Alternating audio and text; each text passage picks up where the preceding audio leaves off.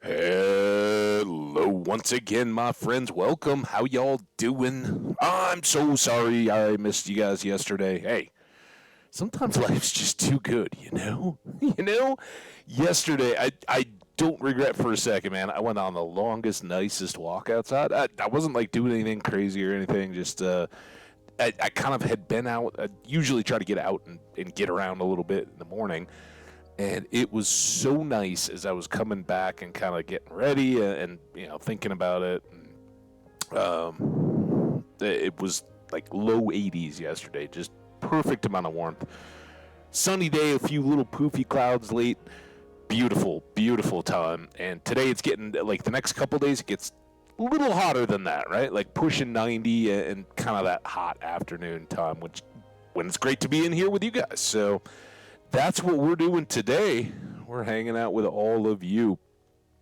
As you know, we are we're at the Creeper Farm, I think. We're gonna settle in here. Hey, Mel, how you doing? Welcome. That's a good-looking emote you're using there, and that's why I was a couple minutes late getting started today. Exciting news on that front. Here, we'll give everybody a little hello of my own. When we since I kind of made all the changes and stuff, one of the things that I want to do is fill out from the purple guy's awesome. It's been fun watching you guys modify the emote. Sometimes he gets run over by trucks. Sometimes somebody gave him like a little gold something or other. It might have been Skash. I don't know, but you guys are awesome, and I totally love it. I have at least one free spot, depending on how many others are. There's like unlocks as you go. You get more and more and more. So hopefully we'll max that going forward. But I definitely want to use the spots that are available. So sometime during the day today, I hope. Well, it may be after stream. I've got a window, but Amazon is going to be delivering me a drawing pad. That's right. It may be a disaster. It may not work, but I definitely want to take like my starting point and go. So here we go. We got the 1 minute warning. Hey, Skash dropping in with Raiders. Oh my gosh, Skash crew. Some of you guys I've been hanging out with. Odium and was it Lasercopter? Sorry, I didn't. Vlex is here. Vlex, I got stuff for you. There he is, Loslercopter. Lolzercopter? Nice. Yeah, everybody's coming in. What's up, folks? How y'all doing? As we were just talking about over in Sketches not too long ago, I don't know what the ad situation is here with the pre-rolls, but we'll figure that out. I think the non-subs are going to take a step away for a couple minutes here so that we can clear the pre-rolls and be good to go for the next hour stream. There's Odium. What's up, dude? How you doing? We'll probably get to go see your pet over in the base here. Good to see you, though. Welcome. How is everybody doing? Man, appreciate the heck out of your Skash. That is fantastic. I hope the end of your stream was great. I really enjoyed hanging out today. Love that Valheim. It's good stuff. And, of course, Mel greeting everybody. All right, guys. See, now we're back to ads starting soon. I don't know, but I'm going to step away. I'm going to go make sure that we're all set up to go. I got to basically, what that really means today is refill my water. I've actually got the coffee, but it's good to go. Enjoy the cats here. We're safe, so we can... Oh, damn it. I was over in the window. We can enjoy the cats, including Finfin. And then this is Gigi in honor of Welsh Jenny 1984. Got a new pet kitty in the last stream. So there we go. An actual, like, real life at her house. It was running around hiding behind curtains and attacking the dog. It's great. But yeah, you'd announced that you got a brand new pet in your place during one of my streams. Yeah, that probably is going to burn a name tag for us. So there you go. All right, guys. Yeah, Skash, I have some good food. Tell us all about it if you are still awake when you come back. Let me step away real quick while these ads are going, and then we'll get after it. We might be doing a wither fight today, so stay tuned for that. Be right back.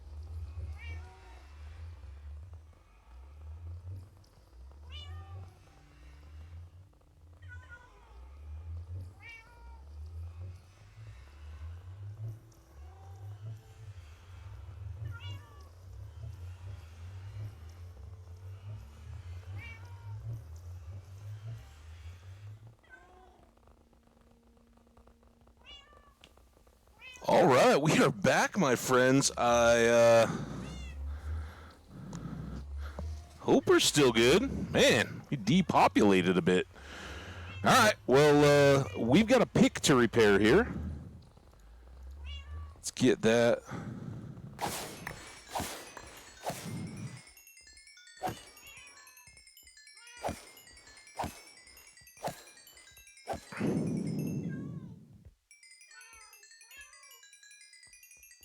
Keep that pick coming back.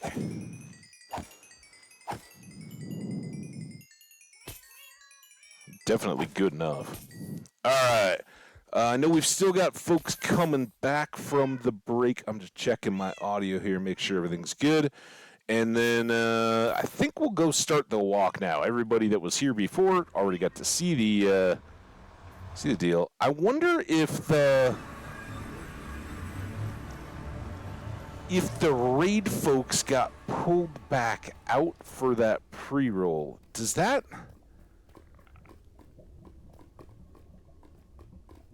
I don't know. I guess we'll find out. If Skash comes back, we'll clarify a bit. Mel's here, though. Oh, my God. Look at that emote. What do we got going on there? Holy smokes. Is that a unicorn heart? I'm kind of afraid of what's popping out there. Is it a bubble blowing unicorn? All right, here we go. Skash, thanks for the raid, dude. You're awesome. Hi, Rick. Hope you're doing good. Odium78. There you are. Yo, what's their noses? They're so pink at the bottom. I'm going to assume those are bubblegum bubbles. And then here, of course, Daisy Bell the dog. Bonk.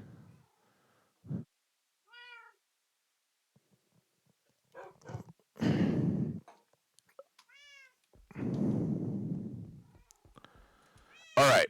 What do we got to do? I think we were still in the midst of it. I think we just keep prepping for our Wither fight. I'm kind of excited. I know I'm still excited about the ancient cities and all that. We've just had terrible RNG, and I don't know. We haven't gotten any of the spell books that I understand are down there, and we haven't gotten any.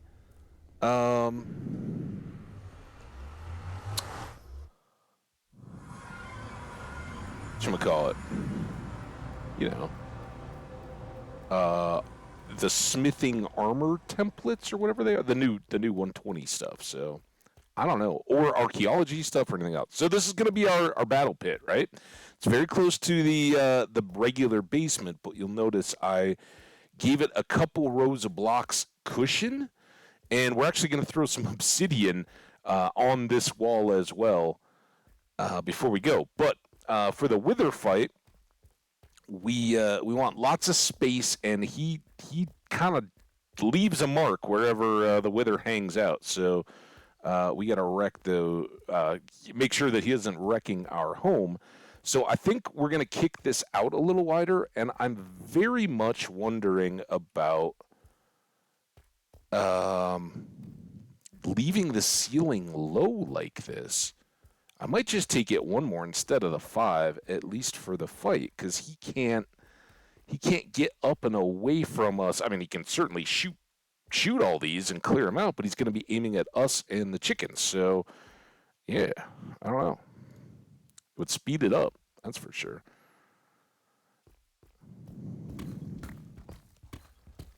So, Mel, how have you been? Sorry, we were kind of getting kicked off there. I was so glad to have you in and a part of our very kickoff there. Still getting adjusted and used to it. YouTubers, the real ones, I thank you guys so much. We are very, very much beyond the back into YouTube boost that they'd been hooking us up with, because it is... I don't think we're getting pushed out to many channels that aren't already aware of us. So spread the word. I'll keep mentioning it here, and for those of you guys who are the YouTubers, trust me, we started in YouTube before we ever got to live streaming, and I appreciate you guys a lot. So keep coming, hanging out, drop those likes, leave those comments. We'll hope to, hit the algorithm if people are out there looking for hardcore vanilla Minecraft playthroughs. They want to watch. There's lots of our material out there for them to enjoy. All right, just like we did it last time, we're going to take these two sections down so we can then cut the long paths. Think that's right. 1, 2, yeah. The coffee's going, but the Minecraft, I took a day off. I didn't even think about it. Well, I did a little. I'll admit it. Well, I'm glad you're here too. By the way, wow. Haven't done it yet, but you've definitely had me thinking about the tin roof ice cream flavor. I haven't been back to the grocery store is one thing, but when I was looking at that Google stuff, the description I got was out of a local manufacturer. It was more like I hadn't been feeling any stress. It wasn't an urge that, oh my gosh, I gotta just take a break. I don't know what I'm gonna do with myself, or with like we were in the prep for this fight, and I love it. I love it. I want to get a beacon. I want to be all fired up in that regard for the world. But I was, there's times in your life when you got to just live in the moment, live the life, right? I can control a lot of things, but I can't control those just few perfect temperature, sunny kind of days when it's not too hot, not too cold, not threatening to rain all over you. Sometimes you just got to be outside, right? At least I do. I don't know about the rest of y'all, but that's the way to do it. So, yeah. And I guess, Skash, I'm kind of learning as we. Oh my! Those are two different pockets of diamonds. I'm kind of learning as I go here, as we were talking about it earlier. I guess the raid folks pop out, and so Odium, we'll go back upstairs. I went and said hi to all the animals, but Skash, you should have been here. Odium, you probably weren't when I said hi to your dog or cat. Cat, it's a cat. Sorry about that. Like the numbers seem to change though while you guys are on the ad break. It's kind of interesting. So again, if you missed all that I've been saying or are just checking in, we're gonna fight the Wither. We're gonna do it here in this arena, which is just kind of an extension of my basement, but removed so that hopefully nothing goes wrong and we don't have a mess of our storage and all that kind of stuff by the time we get done with it. Forget the torches. We'll just go. Oh, ow, ow. That was travel in the dark. Odium. Oh, right on. Cool, man. Oh, good. I'm glad you got to see your cat then. We always check in on it. Mel particularly asks about Daisy Bell, so sometimes even when we're on like far across the world days, we got to go back and check in on all the animals. But, okay. Odium's been doing good. Very well house trained. Way better than Skash. I'm kidding. Skash's cat is impeccable with a litter box. Jenny, what's up? You doing? We did see did go over and see Gigi. Good job. Good game.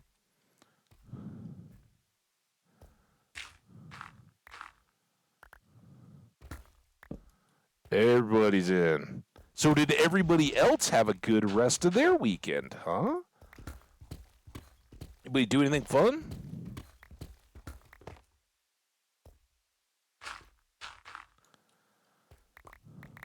So I think what we'll do depending on when this thing actually arrives, if we trust that Amazon's going to get it here today, and if I have any time at that point that I want to test it out, or how quickly I can figure it out, and if there's, I might show you the results regardless. I don't know if they'll be just laughable, probably, but I've got a couple ideas in mind for some early emotes that I'd like to add. I don't want to get rid of Habba High. I love it. That was our first ever, and even though it's a default and we didn't make it, they nailed it. The good fine folks at Twitch. So probably keep Habba High, but then we'll look at some others that might be on our wish list.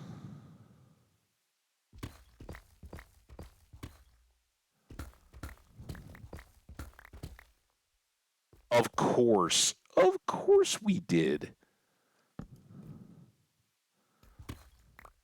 Also, I've had was in Skash's chat, and I resisted the urge, Skash. And the rest of the Raiders. I did not play the Satisfactory song, but I was darn close. It was it's feeling right. But I didn't. I know it gets kind of overplayed, right? But I love it. But the song I've had in my head is the song that is kind of most connected with Jenny, and I don't know. I know none of you guys have really heard it, or it's a less known but Grateful Dead song called "Mr. Charlie." Well, I think the song name is just "Mr. Charlie." The chorus is "Mr. Charlie told me so." It kind of makes me boomer in a lot of your eyes, I'm sure. But I'm pretty excited. Not my top choice for 100% of a live show, but Dead and Company, which is the remaining members. Well, I don't think Phil's coming, but Bobby, Mickey, and then you get Trey coming in. He's been kind of with them since they got going after Jerry's dad. Well after, right? There's a long break, and there's been lots of iterations. But they play every year around July 4th. This year it's going to be a little bit ahead of time. At the stadium where the University of Colorado Buffaloes play, Folsom Field in Boulder, Colorado. And they've been doing this since 2016, maybe, every year. And, depending on the weather, there's been hailstorms, rain, sometimes it's been super hot. It's supposed to be just beautiful. So that'll be, for me, Saturday night. They're playing like 3 days. So expect a little interruption next weekend, too, of some shape or form. I got buddies coming in from California and up, old college buddies up from southern Colorado who we don't see often. And lots of the friends around here and all that. Into all that. So, yeah. But Mr. Charlie...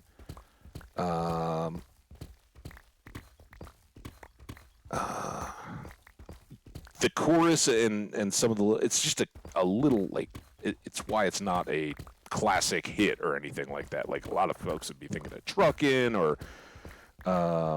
Tennessee Jed or something like that, or I Know You Rider as Grateful Dead songs, and you immediately playing in the band. Oh yeah, I know all that. Mr. Charlie, probably not so much. It was back in the 70s. It hasn't really stuck. But when you know somebody named Charlie, it's kind of one of those that just jumps in. So that's been going in my head.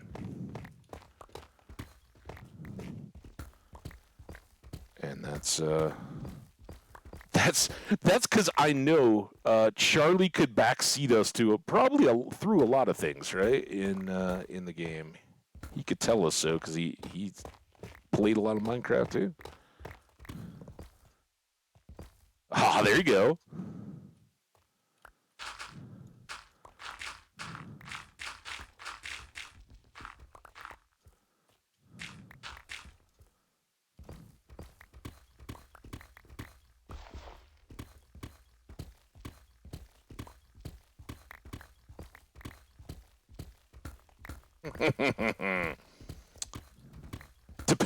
Depends on what you're hearing, and that's the deal with the Grateful Dead. You never like there's they're not particularly or never were particularly studio musicians.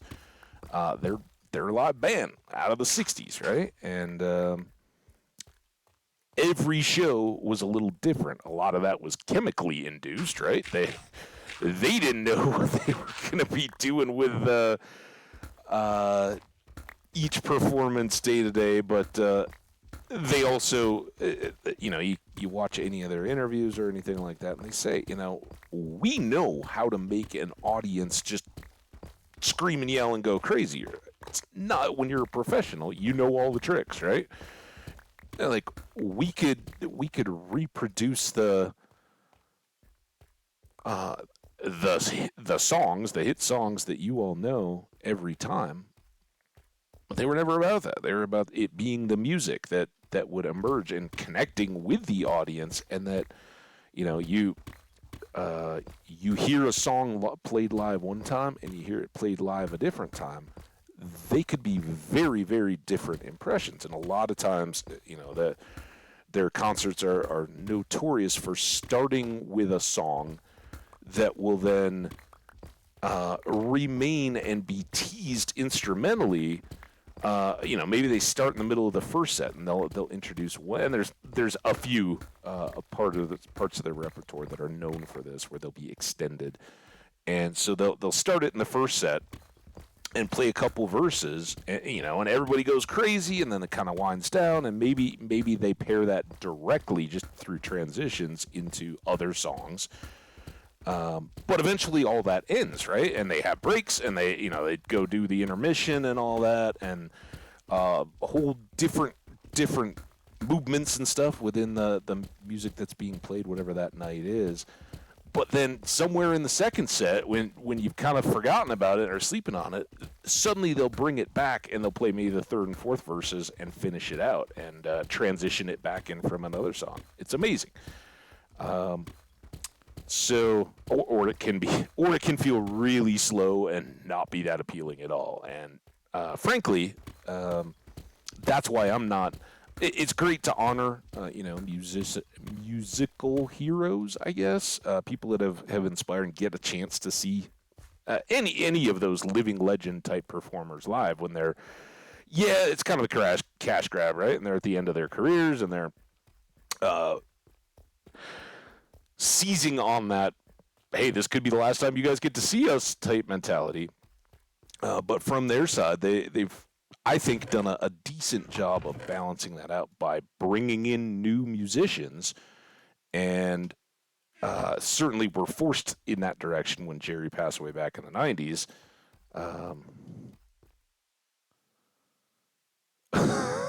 I don't know about line dancing to it, but yeah, you can move. So haven't a version of Spotify gave me is in the Lyceum. Nice, yeah. Oh yeah, they were huge because at that time, Jimmy in particular was living in London, and there was a huge mirrored counterculture here in the U.S. It was very much San Francisco and the Haight Ashbury intersection and kind of neighborhood in San Francisco that all that art and music and the larger counterculture scene was focused on. But a lot of that came from and grew simultaneously in Europe, and a lot of the musicians who were kind of like, dude, we're a part of a bigger world than coming out of the 50s and into the early to mid 60s.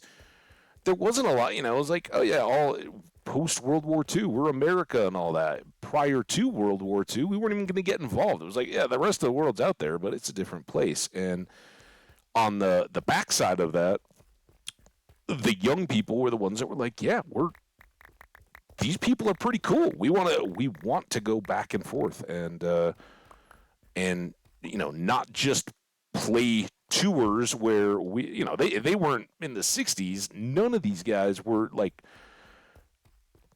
private security and shuttles and jets and all that and whisked away to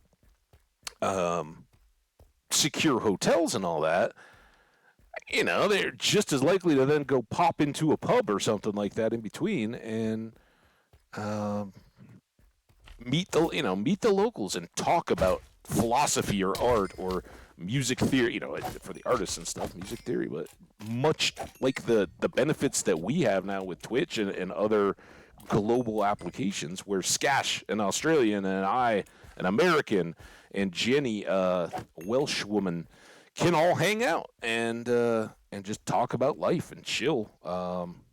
Have a beverage if we're so inclined or whatever. I mean, it's a little early for me. I'll stick to coffee, but you guys help yourselves, right? I love it. I think it's really cool.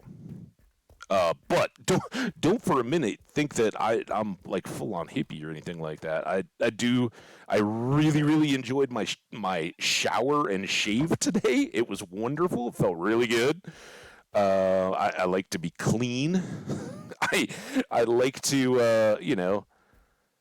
I have worked in intentionally long enough to be secure, to know where I'm going to sleep, and not be sitting with a little tin cup on the side of the street because, the movement passed me by and people aren't quite as idealistic when push comes to shove as, maybe they hoped. Oh, wait, it's the cobbled side. Look at that, though. Yeah, those back. All right. I think that's a big enough room. So the next piece is the piece where we start to kind of wonder about our choices. But I think we're going to do it and do it right. And I just got to remember where we put them.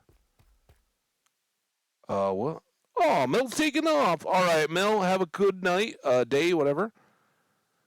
It was so great of you to be here. I'm glad you got to see Daisy Bell, see that she's doing well. Look at the love kitties.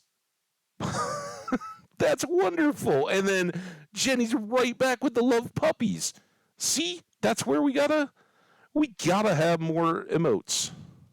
That's all there is to it. Did we talk about the drop pad? We talked about the drop pad, right? It's coming. So it is currently 12:30. According to Amazon, it would be here sometime between 2 p.m. and 6 p.m. We're streaming till 4 at least, so there could be a knock at the door. I could get real excited. I don't think we're going to be up over 100 blocks. I don't think there's any reason to be particularly weird, and we last slept at home, right? So I think we can just go Odium. Yeah. Odium, you've known Melon or Mel for a while, right? On some of the various chats. I think I've seen Mel poking in over at Skash's place a time or two. Obviously hanging out at Omni's off and on. I haven't done it. I didn't do any streams or anything I went the wrong way. Can you blame me? How many times have we gone to the farms of late? So, ironically, after the fight, we will be much more equipped to do this, but we gotta do it once, especially having just decided to do it right under our own home and not far away. I think it's gonna be fine. We're gonna load up on potions and whatnot, so we can hopefully take the wither out very, very quickly. And as we often do, we're gonna hope that the chicken situation takes care of itself. Yeah, I know. Well, it's hard not to notice Mel. So awesome. All right. We are gonna get some obsidian. And without a beacon. This will be the first great win of having a beacon, but it's been so long since we've even been here. All right. That looks like a nice... Oh, that's the one that we set up as a base. All right. Let's go to this one. Nice tall tower. And the main concerns here are going to be the wall between our base and the... Well, that didn't work. All right, fine, we'll do this. Between the base and the Wither Arena, as we're calling it. Hey, don't push me while I'm setting up my scaffolding and talking to my chat, Enderman. It's not cool. All right, step back. We are very much good here.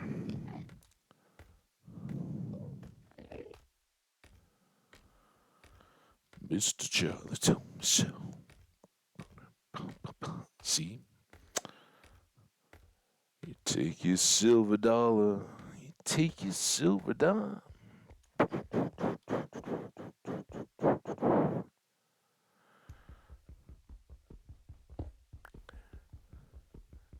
All right, so while we do this, we got I guess, couple pieces there. Do we want, presumably I'll find any time between the end of this stream and the next to do some drawing and actually produce some stuff, and it's looking okay. What kind of attempts would you guys like to see for possible emotes? Hearts are huge. I'm thinking, just in looking at these, we got kitties and puppies. We don't have pigs. We don't have a ham pig, right? And for those who don't know, here, we can do it here very safely, I bet. This is the skin that I made. I'm not a particularly gifted graphical artist, but it's supposed to be like a Tommy Bahama luau shirt with a flower lei and a grass skirt. And, of course, as a habage, I'm a pig man, right? I got my little piggy ears over there and a little snout. So, if I can get something that's not just hideous and look completely like a 2-year-old made it, we'll have a little pig guy to be some of our emotes. And a cabbage head. No, actually, the way that I'd love to get the cabbage in is I would love to have the pig, the luau pig, like juggling cactus cabbage, right? That would, and the best, like the logo or something that I've always thought of would be to have him like chilling hot tub style in a cauldron, like a cooking pot, and he's just chilling there, juggling cabbage, right? Because the whole habage deal, which by the way, I've got one serving left maybe for tonight as my leftovers.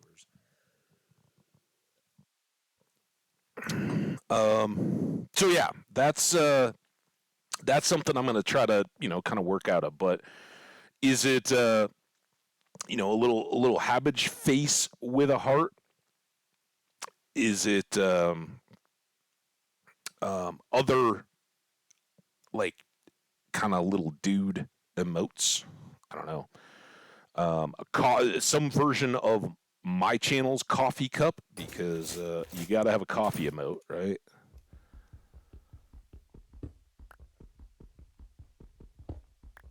Other food types, obviously, like the hello that we've got is great. I like that for welcomes and arriving. Some kind of a hype or a cheer type emote. Some kind of a showing love or welcoming type stuff. Again, things that have applicable roles in other chats too, right? So I'll be like, ooh, who's this habage? Whose awesome emotes are showing up in my chat, right?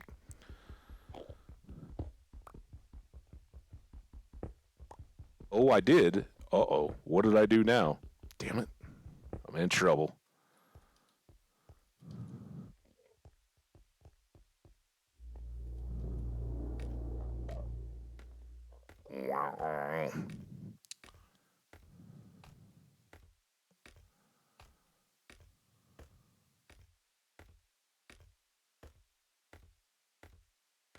What is? Oh my god! I don't know what that is yet. Hang on, odium. That looks like the teacher getting ready to wrap some knuckles. Liquor ruler. Yeah. Oh wow. Woo. You in trouble? Listen. I like that. Vlex. I was gonna ask you if you did show up today. Did you? When you do your stuff, do you do it on like a draw pad, or you just go mouse and like a paint type app or anything like that? You're the guy. So I got to ask you, what am I on the right track? I didn't try to like break the bank or anything. I've always kind of been intrigued and never had a reason to or an excuse to do it.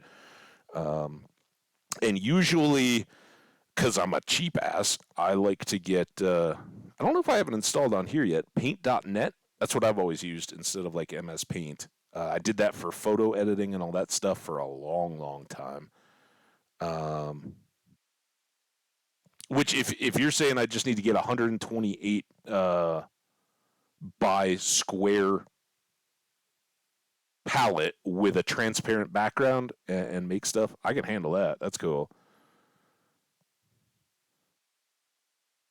It is on a drop pad. Oh, hoo, hoo, look at me. I'm gonna get to hang out with Lexi, and you do Photoshop. Okay. I do have. I see. I don't know if I've installed any of this stuff on this PC. I've looked a little bit at like, is it? It's DaVinci, right? Is the video editing stuff. I've done some of that, but then again, I'm not a student. I know a lot of folks get access to the Adobe stuff as students, right? Because at least when I was a kid, and for a while after, you would get access to all that software. All you had to do was, I'm a student, and I think there's even a little bit of registration. Like you have to register it through an edu email address or whatever, and then they give you basically any access to any of their software for free. It's crazy, awesome stuff.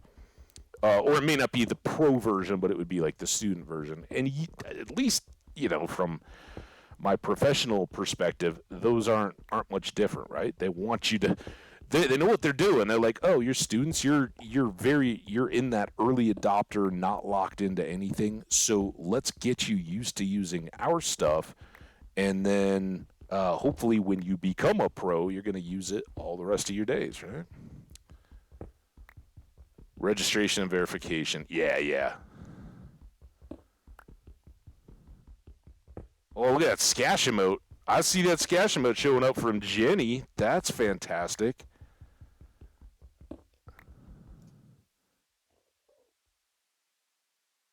Uh, no, I thought you were talking about the emotes. Yeah.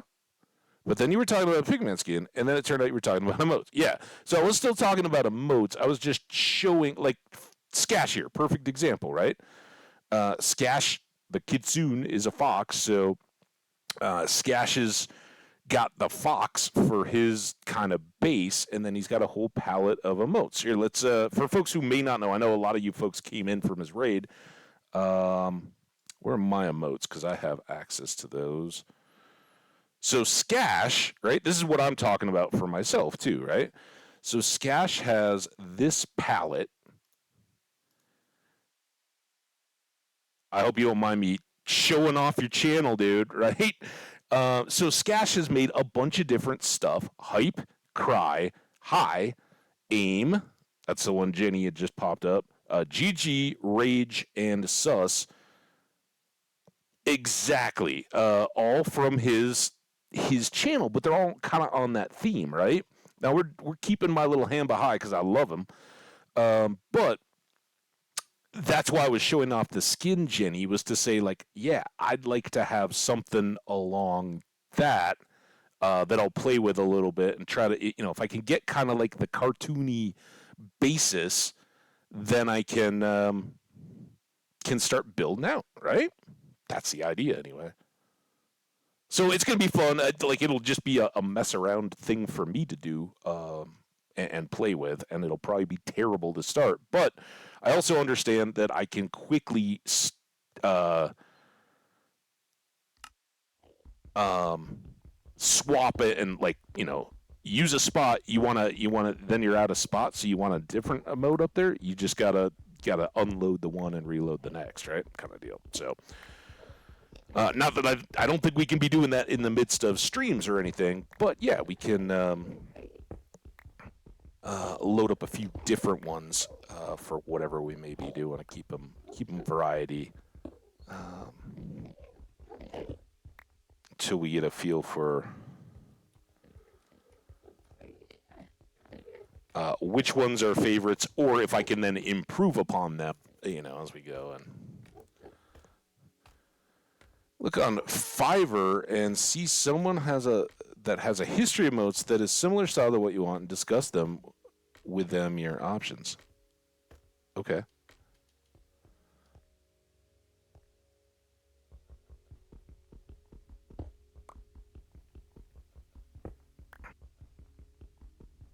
Oh, look at Mel cheering. I didn't even notice the cheer bits.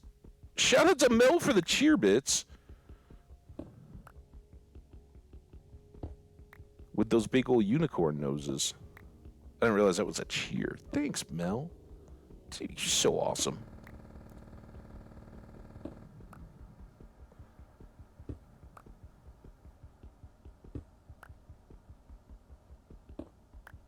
All right. So, based on my calculations, right, I believe our back wall of our arena, or the wall between closest to the basement, is 7 sections wide, and if you didn't count the torch blocks, that's 7 by 5, 35 blocks across, plus another.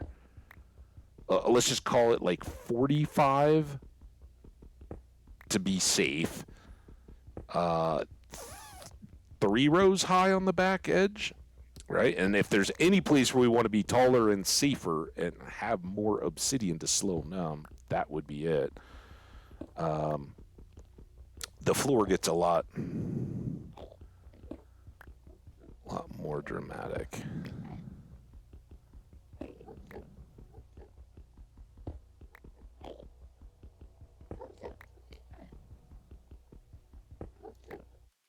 Now Vlex has got stuff. It's Wraith GG, Wraith Rage, and the Listen. I like the Listen, and I like the 100% was kind of cool, but I don't know. We need a different version for that.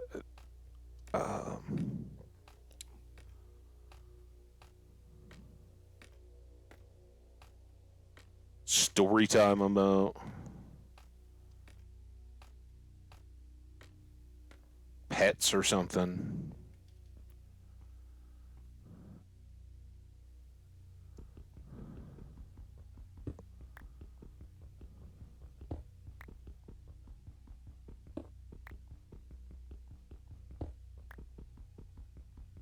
That's what I'm talking, Skash. Yeah. I don't want... Because here's what the pros can do that I'll probably never be able to do, right? Because in fact, I often say never, right? If it became a deal and I was like, yeah, man, that's exactly what I want to be doing, I could be spending equal amount of time to what we actually spend in stream just messing around with that stuff. I bet I could figure it out. Nothing is ever magic, right? You put enough time and enough effort into it, you can do. We could probably all be rocket scientists. There's nothing impossible about anything. You gotta sit and stare at a computer and learn, digest, and actually force your brain to recall a lot of the stuff that you need to know. But it's not impossible to get there. But for the emotes and stuff, yeah. I don't anticipate knowing how to take the characteristics of the little cartoony pig that I envision, or pig man, the Habbage, and then be able to quickly modify, like animate it enough so that you can repose it and just start over. Or, I don't even know. Do those pros, are they just so gifted that they can just knock them out? You like watch the old Disney animators and stuff knocking out Mickeys, right? And they can produce all of the parts of Mickey into a shape drawing that's just lined. It's not colored or anything like that, but lined and ready to go in literally seconds, not even like a full minute, to be like, yep, you can tell that this is Mickey on a surfboard, right? Or whatever the case may be, because they have all the moves of the eyes and the head and the nose and the little gloved hands and the big shoes and all that.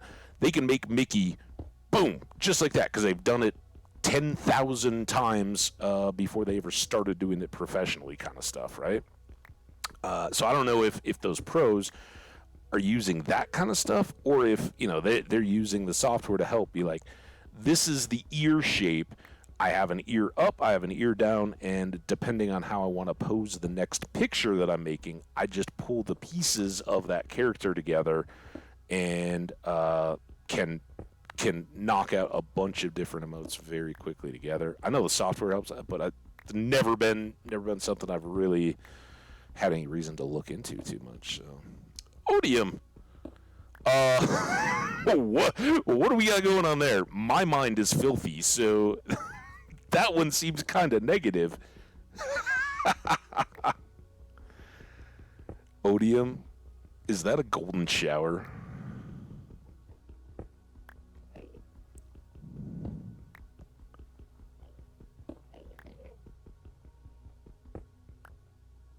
Oh yeah, Sketch. Like the I think it's on Disney Plus or something like that. But they kind of did like a mini documentary of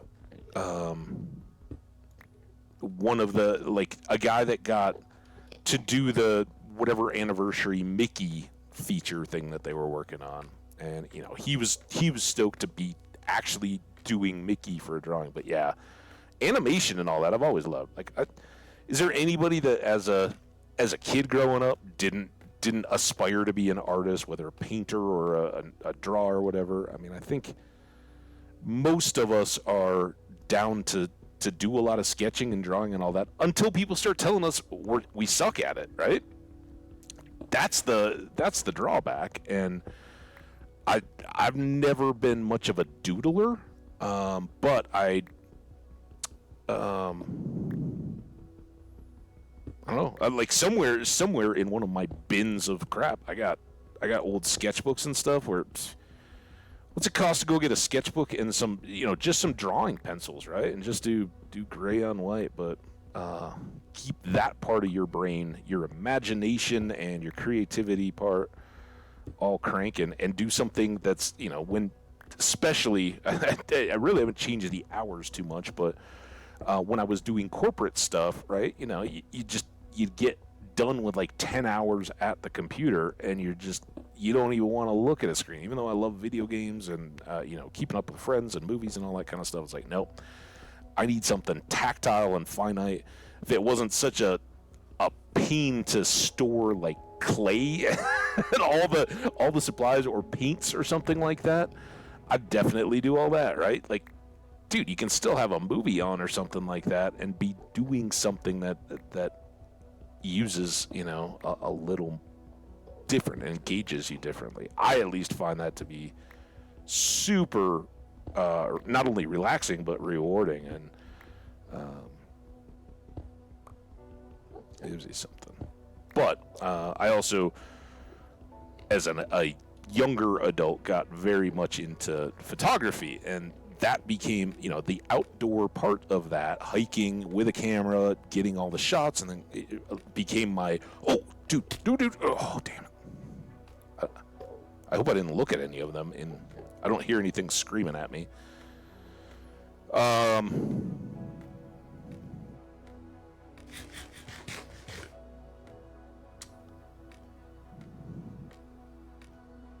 that one seemed like it took so long. Sorry. All right. I had to focus on the game there for a bit.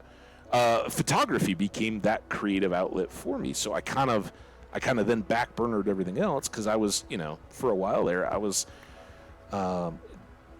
doing it and minorly post-processing a few of my pics and then using those to do things like holiday, holiday gifts. It wouldn't be everything that I gave to people, but I did like a photo calendar for a few years in a row for Christmas gifts. And there was a great little studio, and they had all these like samples in their area, and they had an online deal where you could go through and create a calendar, and they would, they basically had all the template and all that there. You were just loading in each photo and putting in whatever descriptive text or whatever you wanted for that. Like say it's November, right? So you fold up the page and maybe there's a turkey, right?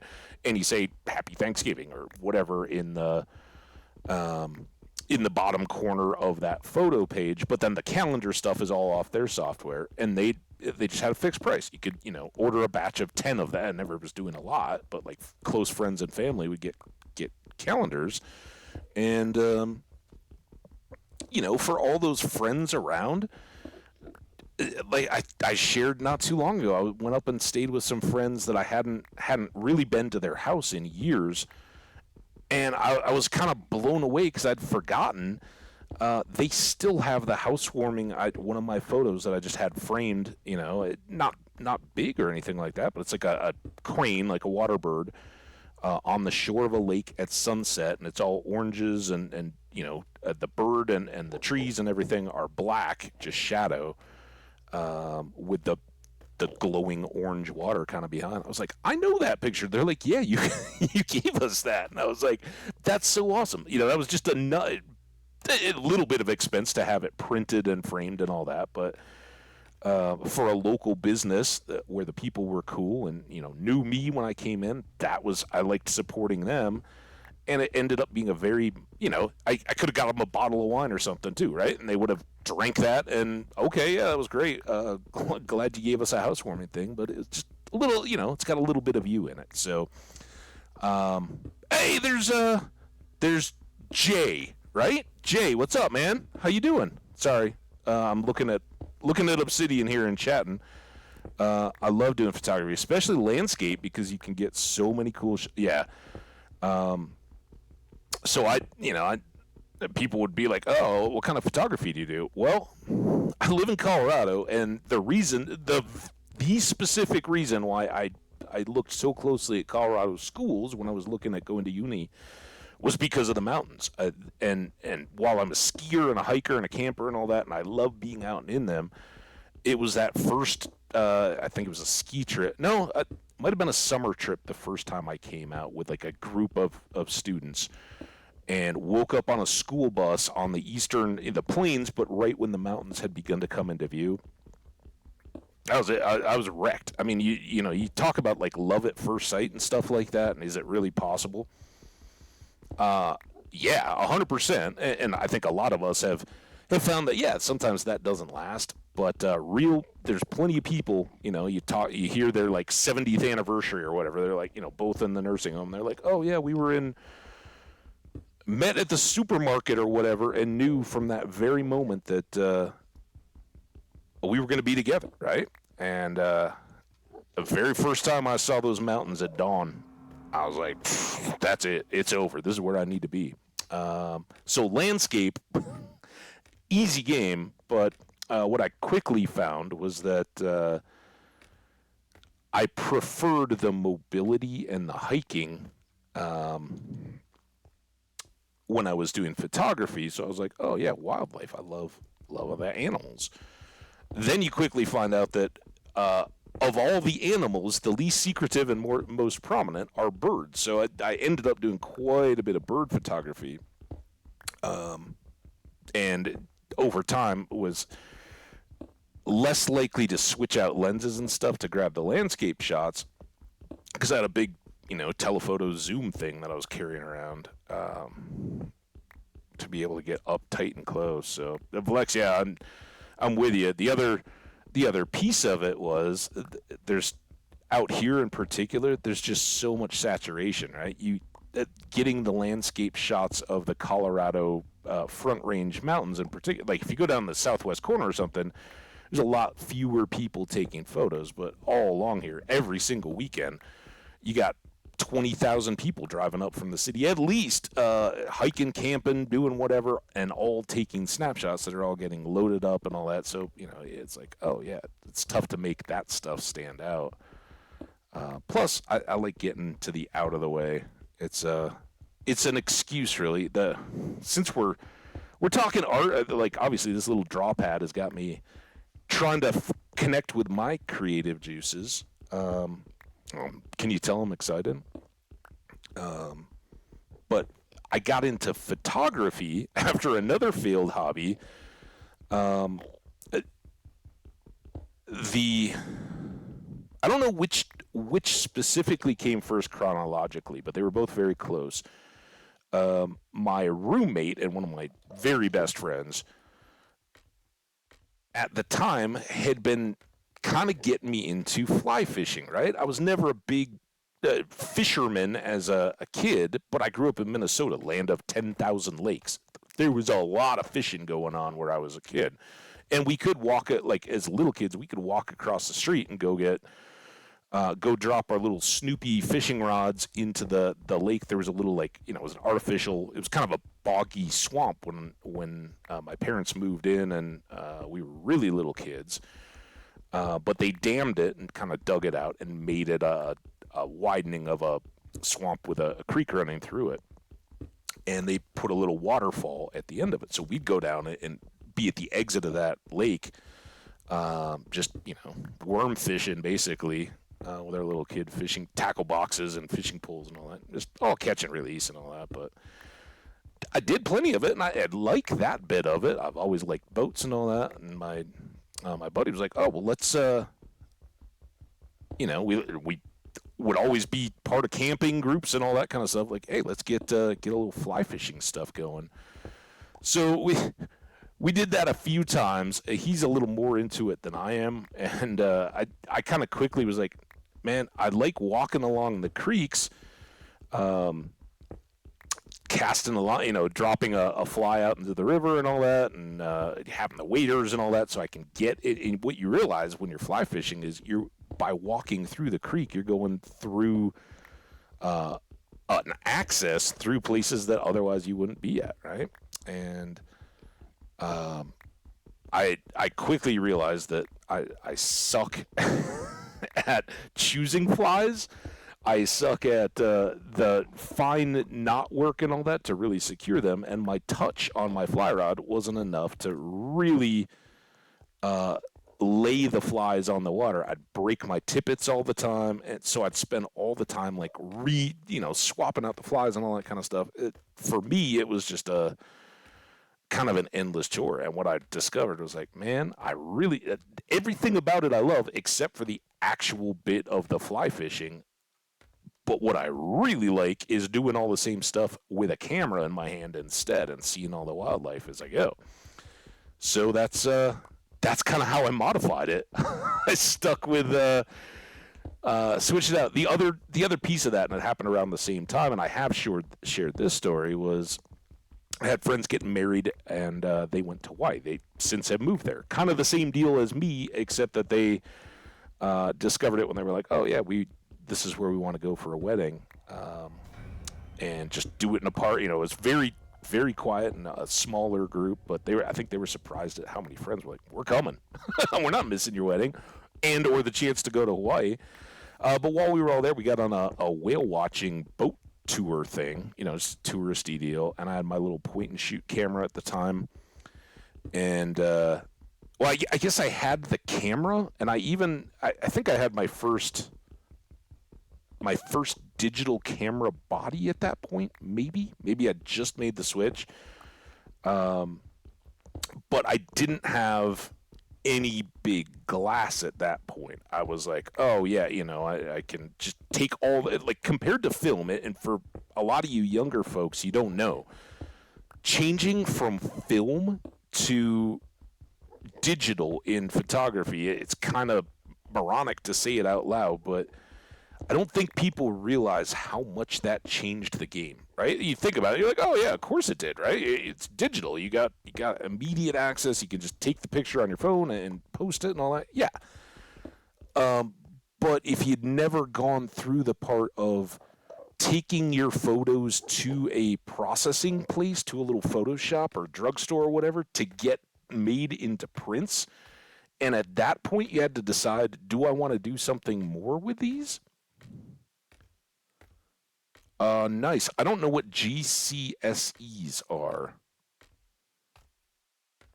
Uh, Graduate Curriculum Scholastic Electives. How'd I do? That's fantastic. Oh, I love it.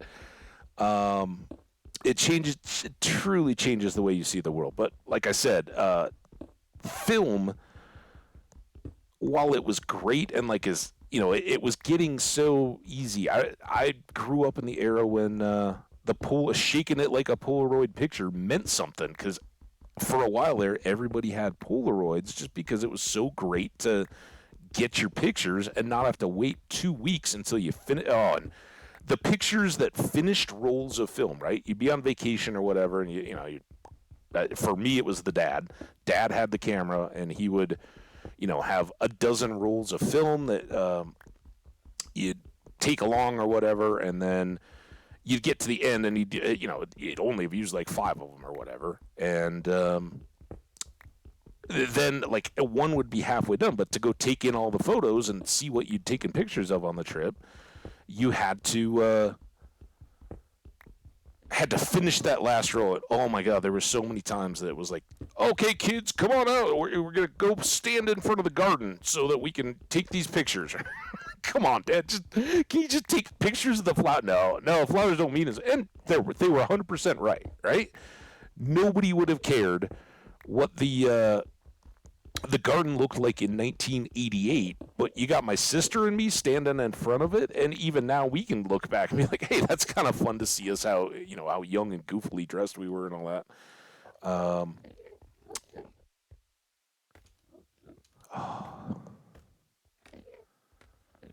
they are the end of high school exams at 16-year-old before you go out. Cool. That's so cool, man. Yeah, I never did any of that. I did much later after I'd started, doing my own. Again, by the time I really got into photography, it was digital. Um, by the time I had a real camera body. I think my first real camera body was film, because at that time when I was out working and all that, and had enough money to go spend a few $100s on a camera, and I went into the shops and they're like, well, digital has all these advantages, right? You can modify all the settings and there's no changes or anything, but the quality's just not quite there yet. So, like a fool, I'm like, well, I want quality. Not even appreciating that, dude, you don't even know how to make this camera work to get the best quality. Like that, the digital at the time, and it was laughable how many megapixels.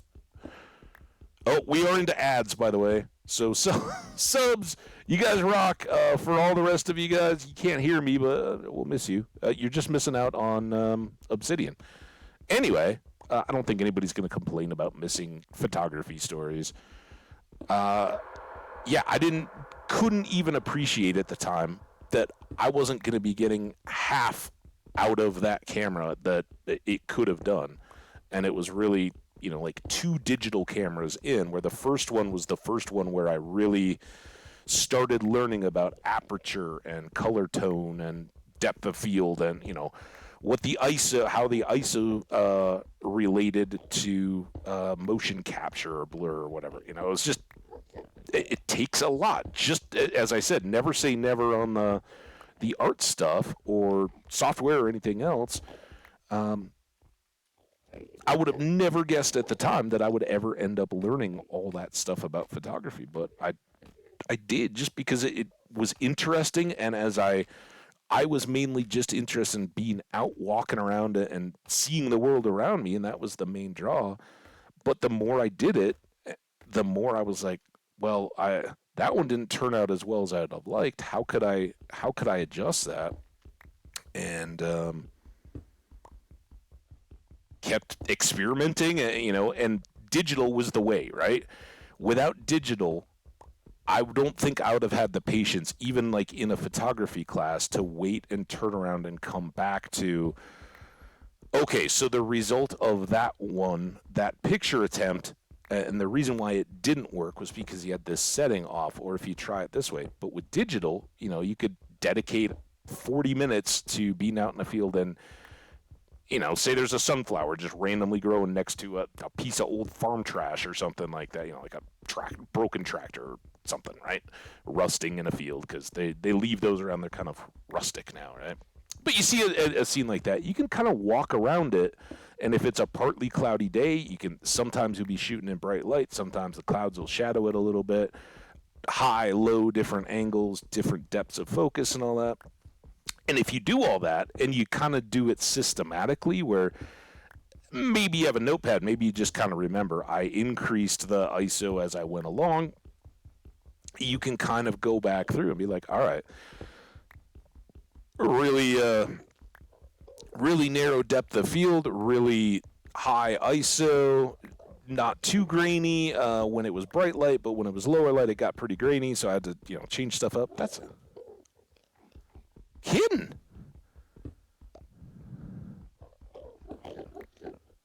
I'm sure they did. Yeah, I've heard some of that.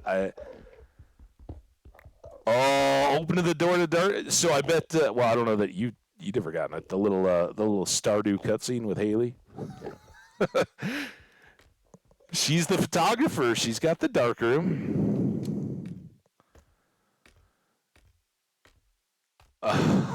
Totally. That's one thing I never made my own exposures or anything like that. That was way beyond the fact, and that was why you went to the drugstore. Get all that done. I had no idea though. That's so cool, Jenny.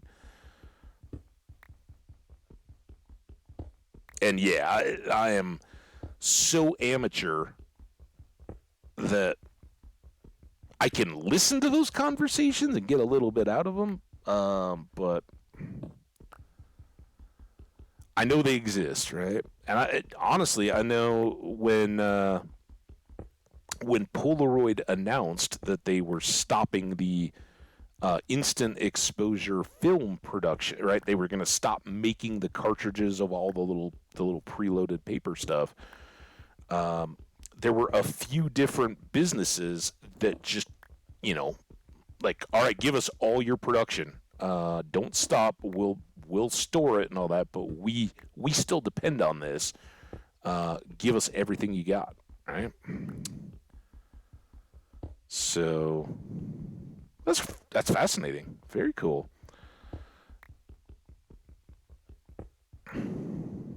Well, I'm glad that makes even more sense then for Charlie to get a grasp, right? What is it that they were working with and on, and anything that helps him better appreciate what his granddad and his father did or are doing. That's good stuff.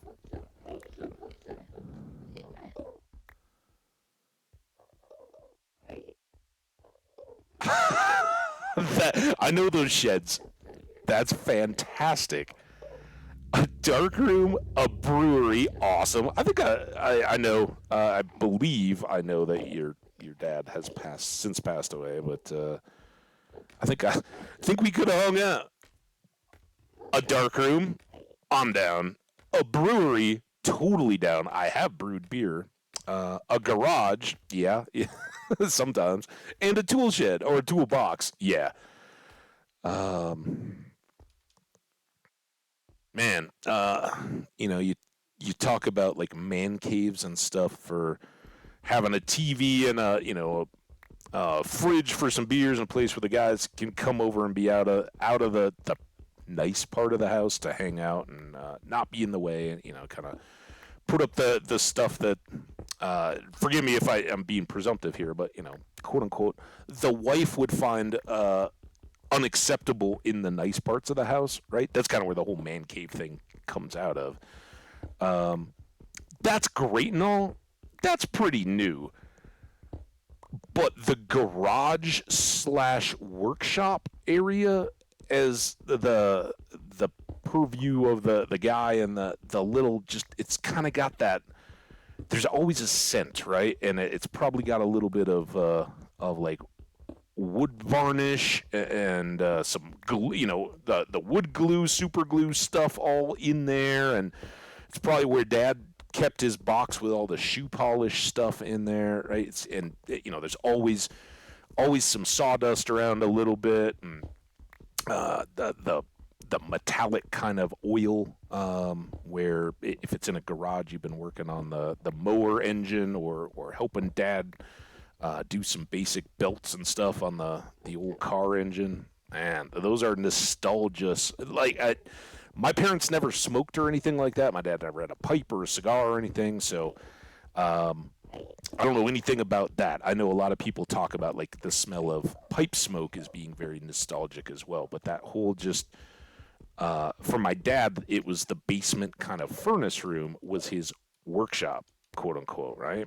And had all the tools and various necessities to keep the house in good shape and around. And then, of course, the garage. He had a garage bench as well. He had a nice workbench with an anvil and everything. In fact, we moved it to the house that they lived in after we both grew up. And then just last year, helped him move it down to their new place in Iowa. So still got his workbench with the vice anvil thing kind of like clamped onto it, so you always had something if you need to saw a piece or do some sanding or whatever. Oh man, good times.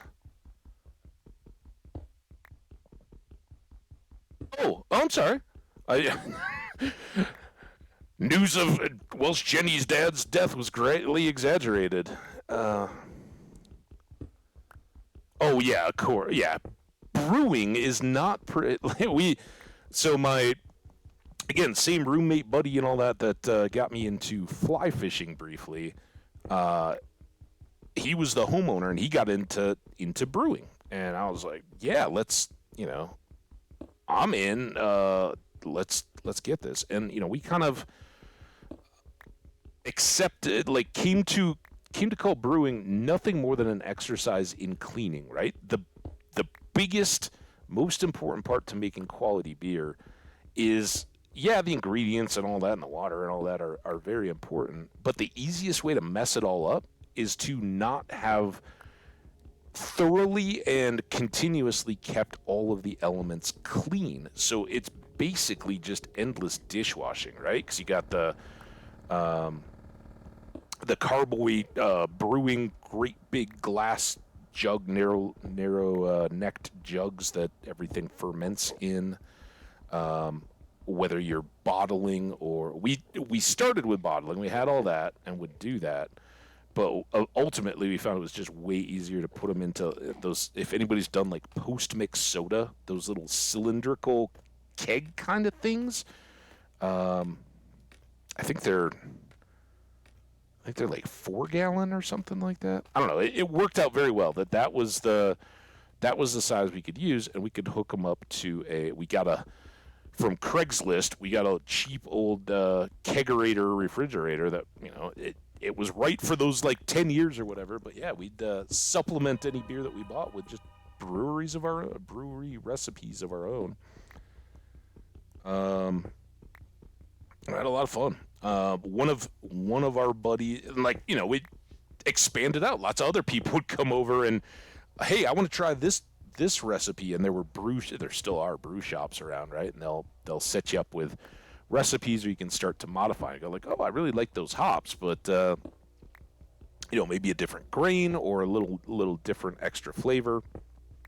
So we'd play around. But one friend did a mead, like fermented honey, at our place, because he had the big kitchen that we could have. It wasn't huge by any means, but it was big enough that you had the stove where you could be doing the initial boil, and then still have room to be washing and prepping stuff and staging it or whatever. Where here, there's no chance I could brew in my apartment. I mean, I guess, again, never say never. You could do it, but it would be hugely inconvenient. Oh, I love what other hobbies we got, chat?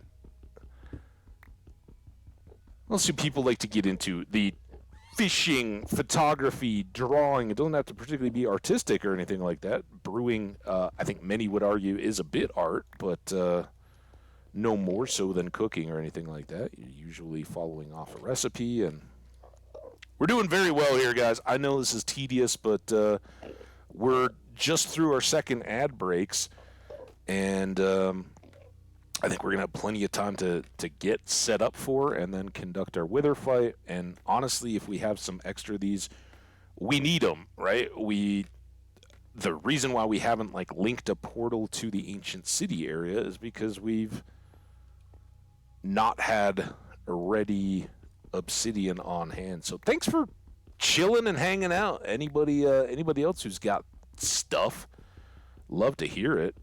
The other day we were talking, was it Affin Man or was it somebody else that was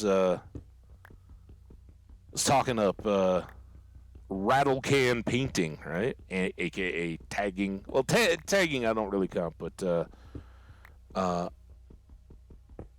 basically graffiti art. And we talked about that one a lot right before my road trip, and I was excited because I saw so much cool stuff on rail stock, as I was passing trains and all that. Just beautiful. A lot of it. Some of it's ugly, and most of it is artfully presented lettering, right? It's a name or a phrase or something like that. So you don't get a lot of murals or things like that on rail cars, but it's endlessly varied, right? That's awesome. Wait, Vlex, was that you that I was talking about with that? I thought it was one of the Euro folks.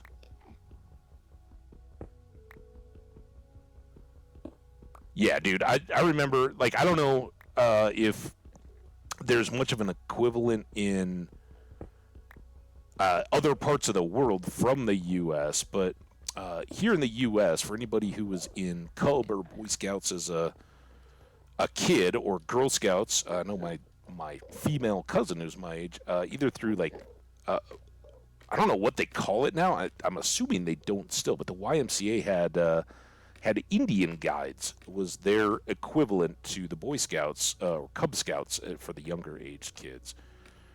We both did separately. We both did a little bit of that as kids. I would imagine it's doesn't pass the PC muster anymore. But it was fun. I did both concurrently, but it was actually I don't think I did. I think I did not do all the Cub Scout stuff to start. I started in Y guides and then switched out. So I was never. What was the one before Cub Scouts? There was a pre. I don't know if anybody here knows. I might just be asking myself, but there's a pre-Cub Scouts kind of deal. I never did that. I did Cub Scouts and then Boy Scouts. But at least for Cub Scouts, and I think in those Y guides, they had what in Boy Scouts is called Pinewood Derby, right? And it's these little wood cars that have little plastic wheels, and it's basically you get a block of wood, 4 nails, and 4 plastic wheels, and you shape the block of wood. You tap the wheels into the little grooves in the bottom to adjust the shape of the car, and to make the block into a car, and then you cut or sand or shave or whatever, and then decorate the block of wood to be the actual car. I hope there's still means, because I don't know how many that Cub Scouts and Boy Scouts, with all the changes in the world since I was a kid, have gone on. I know my my nephew, as I shared, he's an Eagle Scout, made it all the way through, and now in college, he obviously finished up a little bit before all that, but he had done that kind of stuff. But again, he lives in kind of rural Midwest Iowa stuff that's maybe not the same as the big city experience, but yeah, I still remember those projects and that whole workbench area, working with my dad on the cars. But I remember the spray painting. Oh, but that's what it is. Yeah. Graffiti art or straight art. Yeah. I remember then, fast forward to the end of the project, you got this little car, right? And then you're going to decorate it and spray painting it, like hanging it from a like a folded up wire shirt hanger kind of thing in the middle of the garage, and then like doing the spray painting to try to get it all evened out. And of course, you're like 7, if that. And Dad's like, dude, you're getting it all gloppy. Like, always with the corrective feedback that you're just like bristling at, like, dude, leave me alone, I'm gonna do it. And he's like, well, if you just go even and all that, it won't have those big streaks of paint on them. But yeah, I was very streaky and not very proficient with the rattle cans when it came down to trying to make things look good with them. So I don't think I've got a natural aptitude for that. And yeah, I never had much. I had plenty of destructive and troublesome bad activities as a kid, but tagging stuff was never one of them. I don't know, just didn't hit me at all. We would. I don't think any of this is new, but we would go. So I grew up in Minnesota, around the Twin Cities, and on some of all those many bus trips out to the Rocky Mountains, whether it was winter ski trips or summer camping, hiking trips and all that, we would get stops at Wall Drug in South Dakota. Big touristy place. And right next to Wall Drug, because they have all the fast food and all that is there, right? There's not much in the middle of South Dakota, so there's not much miles on either side. And these youth group trips, whatever, whether they were church or school scouts or whatever, they would plan like, all right, we're going to stop there for lunch because they can handle 2 bus loads of a bunch of middle school or high school kids all coming in at once. Whereas if you go to some sleepy farm town kind of deal, they're like, and then it doesn't go well. So yeah, we'd go there and get like an hour to stop for lunch and buy souvenirs and all that stuff at Wall Drug. Well, once you knew what you were doing as a middle school or high school aged boy, you didn't go to Wall Drug anymore to buy T-shirts and postcards and all that stuff. No. You went across the parking lot the other way to the big warehouse that was full of fireworks. That was where I learned what a gross is. You guys all know a gross, right? 12 by 12, 144. You could buy a gross of bottle rockets for not much at all. We had a lot of fun with those.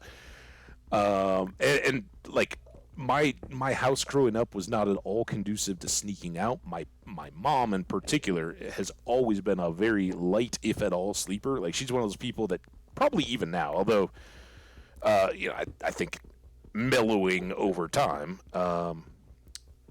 But she could get by on like 3 hours of sleep. I don't know how she did it. I guess it's mom power. But there was no getting out or even coming back in. Even when I was like in college and still, went over the summers, or if I was back at home staying there, they'd always be away, like they'd have their little bedroom door kind of cracked as they were sleeping, and I'd always get the like, "Hello, how are you doing?" as I walked up the stairs to my bedroom. And, that was after I was over 21 and coming back from being out with friends, eating and drinking and all that kind of stuff, and I'd still get the how you doing? What have you been up to? I'm very sober. Good.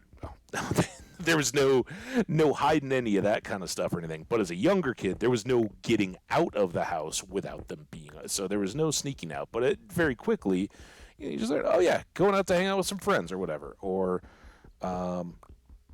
doing this, and we'll be back later. And they weren't overly restrictive. They knew we weren't going out to do a bunch of drugs or anything like that, and we weren't doing anything bad. We were just young kids and out whooping it up, having fun. Yeah, mom power. Um, so no, even had we wanted to, no tagging. But we lived in is suburbia kind of deal, right? But much to my chagrin as a younger kid, we didn't live close to any major like cross streets or anything like that. So it was a good bike ride. It was like a good little bit to even get to like the closest little gas station convenience store area, and a lot longer than that to get anywhere where um, there were like cool stores to want to go to. But there was. Uh,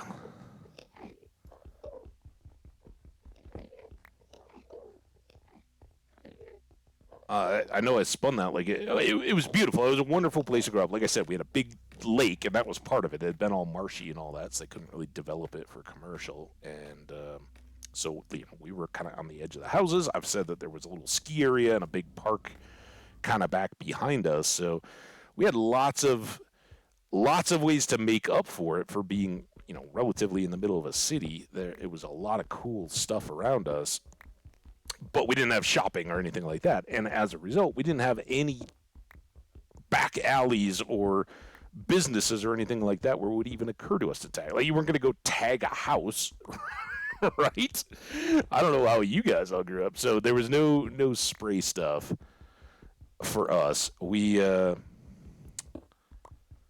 don't know. We'd go primarily older. Like once a couple of us were 16 and could drive. That was when we got a little wilder. We'd have a couple people in the back of a pickup truck with a topper, right? So we could just open up the back a little bit, but be covered. We'd just go driving and like hold, not with a bottle, but we'd like hold a bottle rocket, light it, and then as we're driving along, toss it out the back window of the truck. And a few of them didn't make it out, like they'd hit the fringe, and we'd be like, panicking, rolling around, trying not to get blown up by our own silliness. Um, there's a lot of teepeeing of the, you liked the girl, so you'd go throw rolls and rolls and rolls of toilet paper all up in the trees of their, and parents just love that. Like, oh, that's the way you're gonna tell my daughter you're interested in her, by trashing my yard. The neighbors across the street, the same ones that had the schnauzer, and the friend that was just my age, and an older, like me, he had an older sister that was a little younger than my sister. But when we were still pretty young, she had the boys showing the interest, right? And they came over and teepeed the house, right? And the affectionate teepeeing version was to just throw a bunch of rolls of toilet paper up in the trees, right? And then just leave them. And you wake up in the morning, you go outside, it's the middle of the summer, but the trees are just billowing with white streamers, like it's the middle of the winter, right? And it can actually, like, it's huge, waste and all that, and then kind of a nuisance. But if you do it like that, it's not the worst deal in the world to clean up after it, right? You give a little tug, it breaks somewhere up near the top, and if both sides of the big loop of toilet paper don't just come falling down, you just give them a little tug and they come down. But if it rained or the toilet paper otherwise got wet, it then stuck to the trees and would be a little more permanent show. And I mean, it's toilet paper, right? It very quickly biodegrades and all that. It's, even at its worst, it's not a terrible nuisance, but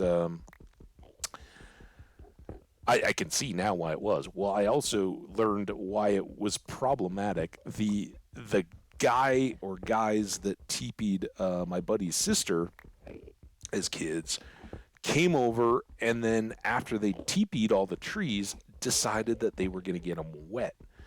So they turned on the hose in the middle of the night to spray the trees after all the toilet paper was hanging from them, right? Kind of next level pranky stuff. All right, good ingenuity and effort. They did all that, but then they either got scared or just didn't care, whatever. They threw the hose down and just bolted, right? Or took off or whatever. And the whole like the hose just ran all night through their lawn, and they were kind of on a hill, and it like totally washed out their whole grass lawn, and like made it like a slump in their hill that was still there, all the years later. There was still like this depression and this nice, when they built all the houses, they kind of landscaped all the fill dirt from the hole the house had made. They kind of made those into little like terraced hills going from one house to the next, and theirs had this big curve where they just like washed out the hillside. And not even to mention the water bill for the parents and all that. It was crazy. All right, I think we're more than good now. So we'll wrap it up when we get down here. The other little bit I just wanted to mention, having thought of it, the Pinewood Derby, or the little wooden race car things. Um, my dad showed his full on engineer chops because he was an electrical engineer by trade, in helping me learn about motion and cars and all that while I was making these, even at a young age, right? And I like, he'd kind of tell me, what kind of car do you want? Like, one year I made like a stock car. One year it was like the old classic, like rounded bullet car thing. Um, just different shapes and all that kind of stuff. And they kind of evolve. You could look back, right? Years later, you had them all lined up on the shelf, and you kind of see, like, the first one he made was just a modification on the block. By the end, I think that was like the 1920s looking old like race car thing where the wheels were bigger than the body and all that. Um, but he taught. Oh, we're done here, right? He taught that you didn't need. Well, you wanted to change the shape so that you could, because there was a weight limit, right? Like, I remember we had to weigh the car because it couldn't be over a certain weight. But the idea was to change the shape, right? Because the shape is this block, and cars for aerodynamics have, it's kind of a wedge shape or whatever you want to have, where the front is smaller than the back, generally speaking, and you want the air to go up and over it. Well, if you cut off the front to kind of give it that nose appearance, you're taking the weight of the block of the car away. And if you just leave it as is, the back of the car is, give any kid the chance to draw a car, it's going to, and you use all the same material, the back's always going to be heavy because it's just got more mass in it, right? In the shape that they make, or where the little driver's seat area is. So you want to move all that weight forward, because the whole race, the derby part of it, is it's like a 6-lane track on this wooden slope, right? All the cars run down track lanes side by side, and it goes across the length of a school gym kind of deal, right? So it starts up maybe like 5 feet high, and then they ride the slope down and then run out as far as they can, and whoever runs with the most speed wins the heats, and you move up through the little tournament, right? Great, that's awesome. But they if you're in that kind of a race, you want all your weight forward, right? If you're going downhill, instead of being wheelie kind of power with all the weight on the back, you want it over the front wheels and dragging you down the hill as fast as possible. So he taught me through that like we drilled out the nose, and this was all a part of it, right? You could they said in there you could balance the weight of the car uh using like fishing weights, right? Like the line weights that you'd put to sink a bobber or sink the bait down below the bobber. Um, so we'd use fishing weights, and drill out the nose of the car and put all the weight forward. So, if you were holding it in the middle, you'd have to put your finger way back towards the back way towards the front to balance the weight of the car. And then the other piece, this one, I don't know if it was quite as official or not, but for one thing, we sanded the wheels because the wheels came off like a little plastic die. They were just cheap little plastic hollowed out wheels, right? He had me sand those so that they ran smooth and true, right? There weren't like flat spots or anything like that. And then we graphited the nail and the piece where the wheels spun in it so there wouldn't be any friction. So that was our secret advantage, was the weight distribution of the car and then having the graphite so that the wheels would spin as efficiently as possible on the little nails that attached onto the car. Yeah, I had some trophies as a kid, but that was, I mean, many decades ago now that I'm remembering, and I can remember each stage. And I had one car that was orange, one car that was silver. I think silver was first, orange was second, and green was the last one. And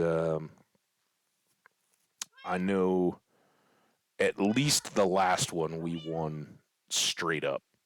No, no deal. It was pretty fun, but it far more than I can remember the actual racing of them. I remember the building, right? Sitting down in the basement at my dad's bench doing the sanding, the spray painting of it. That was how Vlex reminded me of that bit. Just awesome. Wait, why am I just want to be in the basement. Awesome little experience. Oh, so long ago. It was back when you could just sit in a sealed garage and spray paint. Now I'm sure my dad would be like getting a knock on the door for letting his then 7-year-old huff, right? Like spray painting in an enclosed place. It's like kid could be getting high. Do that. All right. So this is where we start to make all this bit pay off, right? Because these are the most durable blocks. They other than like bedrock, which we can't get in place or anything. At least not within the confines of the vanilla game as I play it. I know you can break it to get up through the nether, but I still don't think you get the block.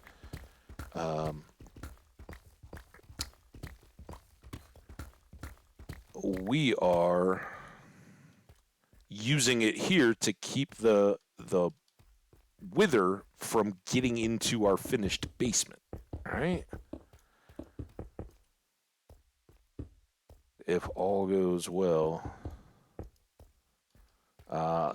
If all goes really well, he'll be busy in in that part and not even coming over here.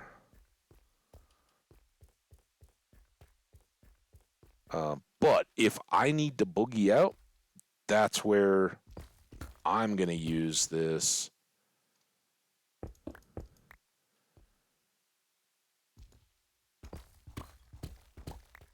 to make a little bug out tunnel.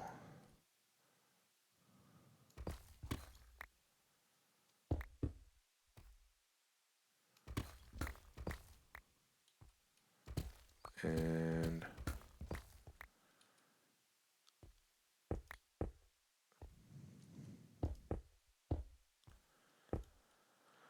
if you want to see me really do this whole thing up as much as I would really normally do, go watch the old YouTubes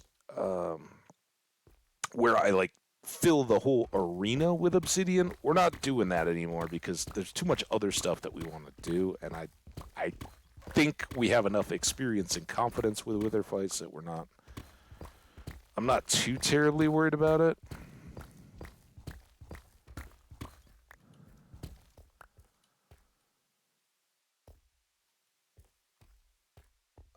That needs to be healed.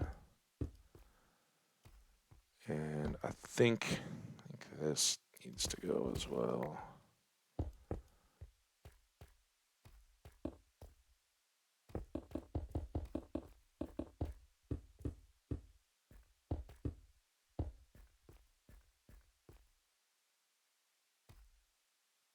No, I don't think you would have, at least not with me, unless you've seen it in other. Well, I don't know. I'm sure we did it in Taco, right? Because we had Fee or somebody showing us how to really do the.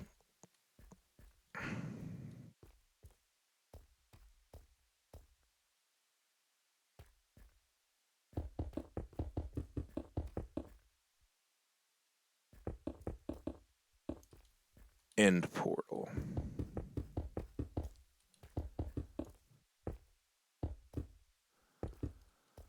Trick thing that I hadn't really done before that. All right, so we'll put a little extra light in here.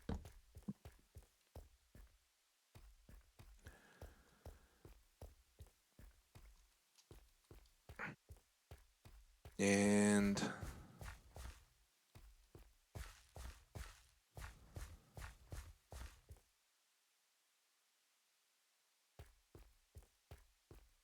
I kind of think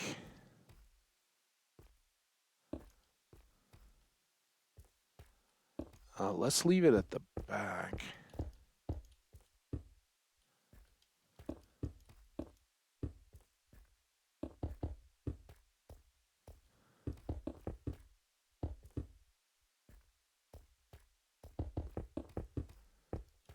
This might give us some ways to like sneak around and get behind him, right?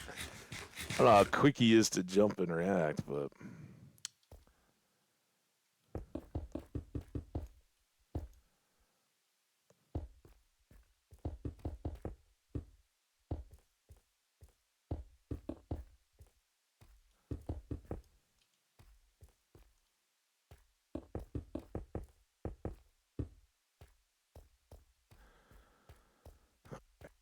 and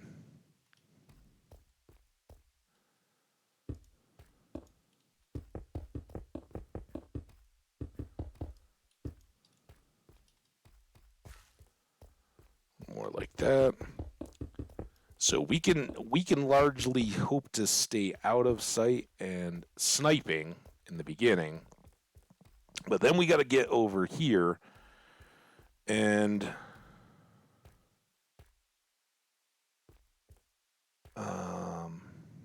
make the pits.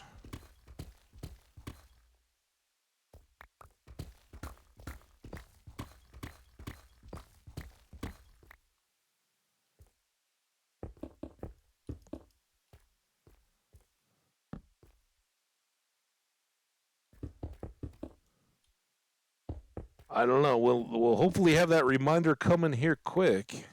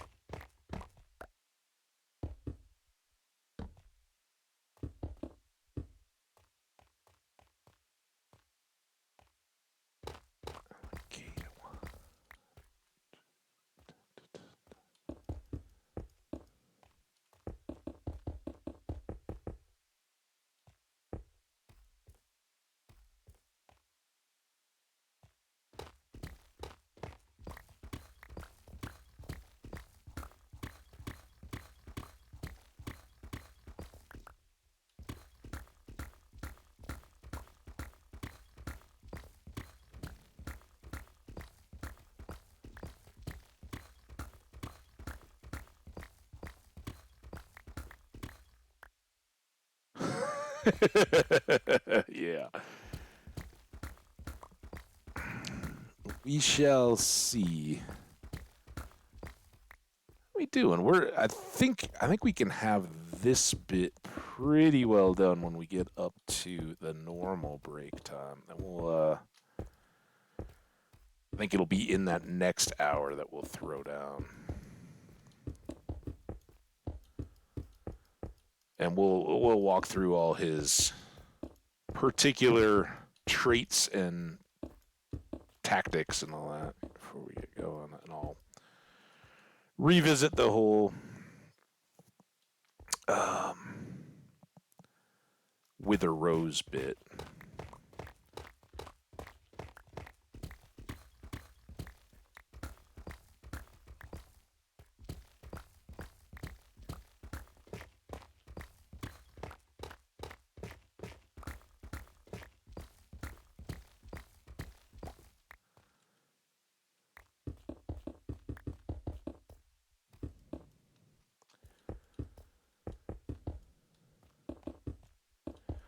So all these torches, they're getting trashed.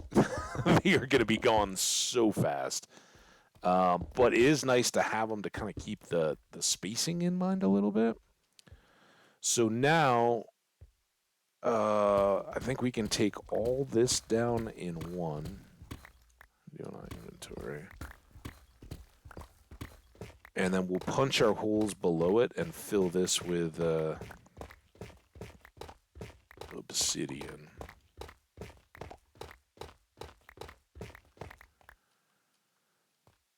So we would go...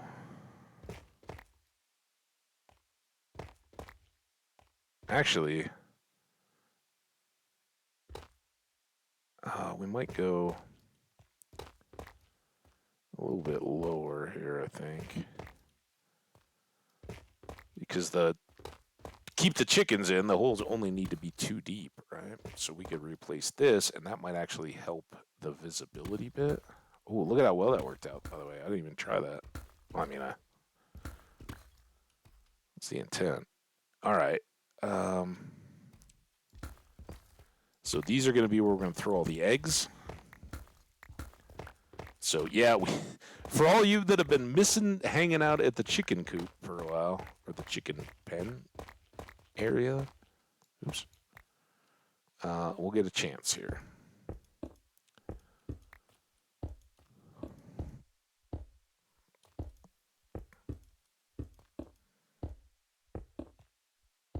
Oh, man, I might have to go before the 148. How close are we to 19 minutes on the pre-roll off, which means that the ads are going. 15 minutes. I can hold it. I gotta pee though. Sorry.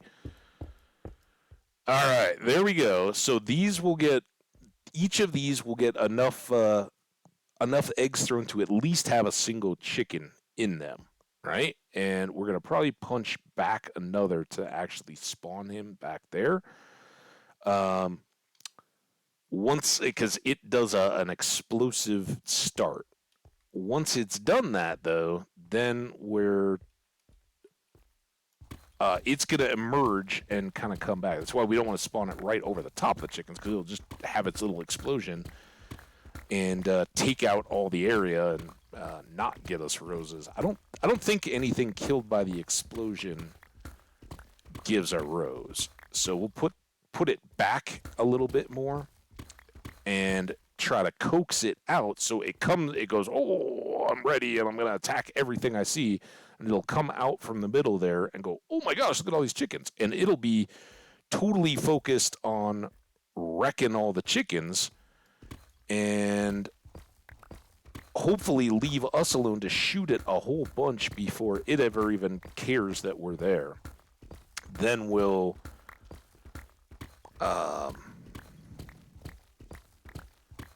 hopefully around that point, we will have it to where it can no longer fly. Not that we're giving it a lot of space to fly around, but it will probably take care of a lot of that by itself.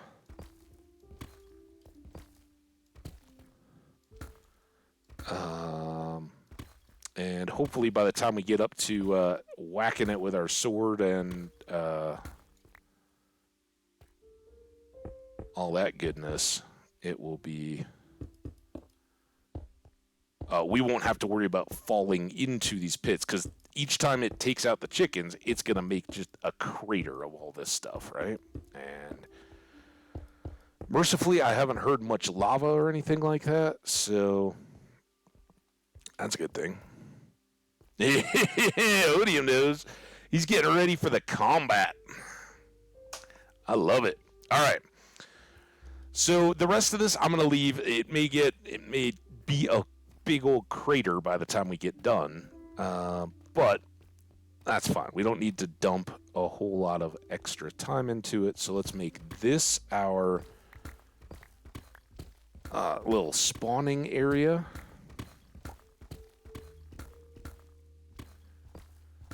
And the only thing we've really got a fingers and toes and eyeballs crossed hope for is that when it spawns and pops, right? It's a little explosion when it first generates. It doesn't open up a cave around this that's full of skeletons and zombies, because it can happen that it's like, oh, look, there's a cave. I'm going to go after that mob, not you. And then you got to try to chase it down as it's running freely in the world. We don't want that. All right, so this will be the space where we set up its little structure or its form and bring it to life.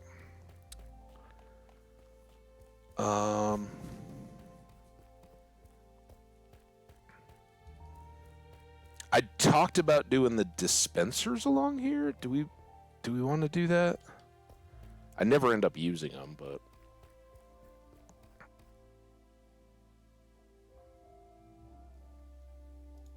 I don't know. I love the chicken wing, dude. The chicken wing is the best. That is fantastic. All right, I know we had some tough. A lot of deep slate, obviously.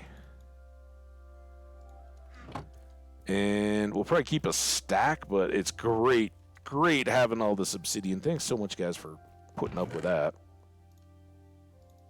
Hope story time was some compensation for that. Don't think we're going to need any scaffolding. We got 10 minutes before the ads roll. Let's go up the stairs for one thing. After pausing to admire the awesome flooded out cavern that's in the middle. Oh yeah, we finally got lights up in there. So good. I know I move it too quick for people who maybe haven't seen, because way back, way up, way back over here. Love it. All right. So we'll go probably feed and harvest chickens. Because I don't know that we've been sitting on eggs. There you are, Odium. I don't know if maybe you were here. Oh, scratch. All right.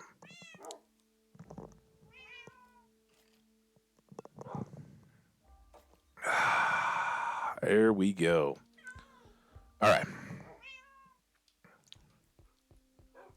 Man, I know we could go take the portals, but we come over here so rarely. Talk about nostalgia. Dude. Made me shoot my own tree.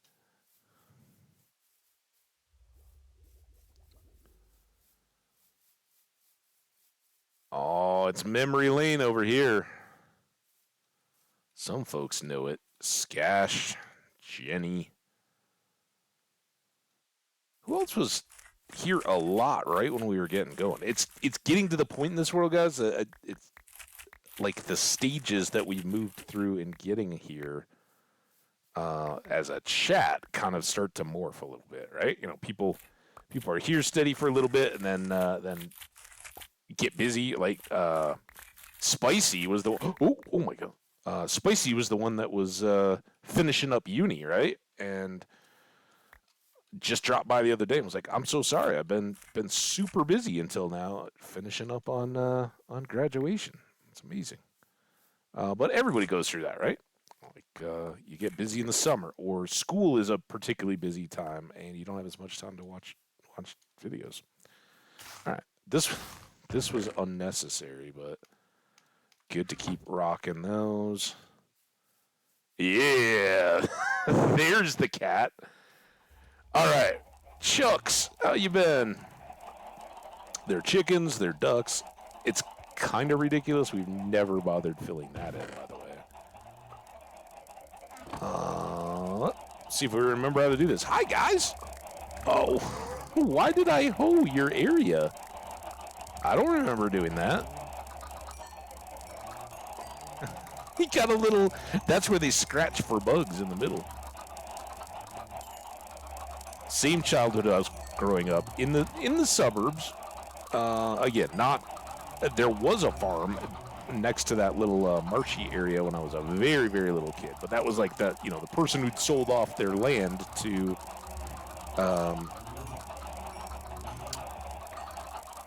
make the development, right? That was all the neighborhood.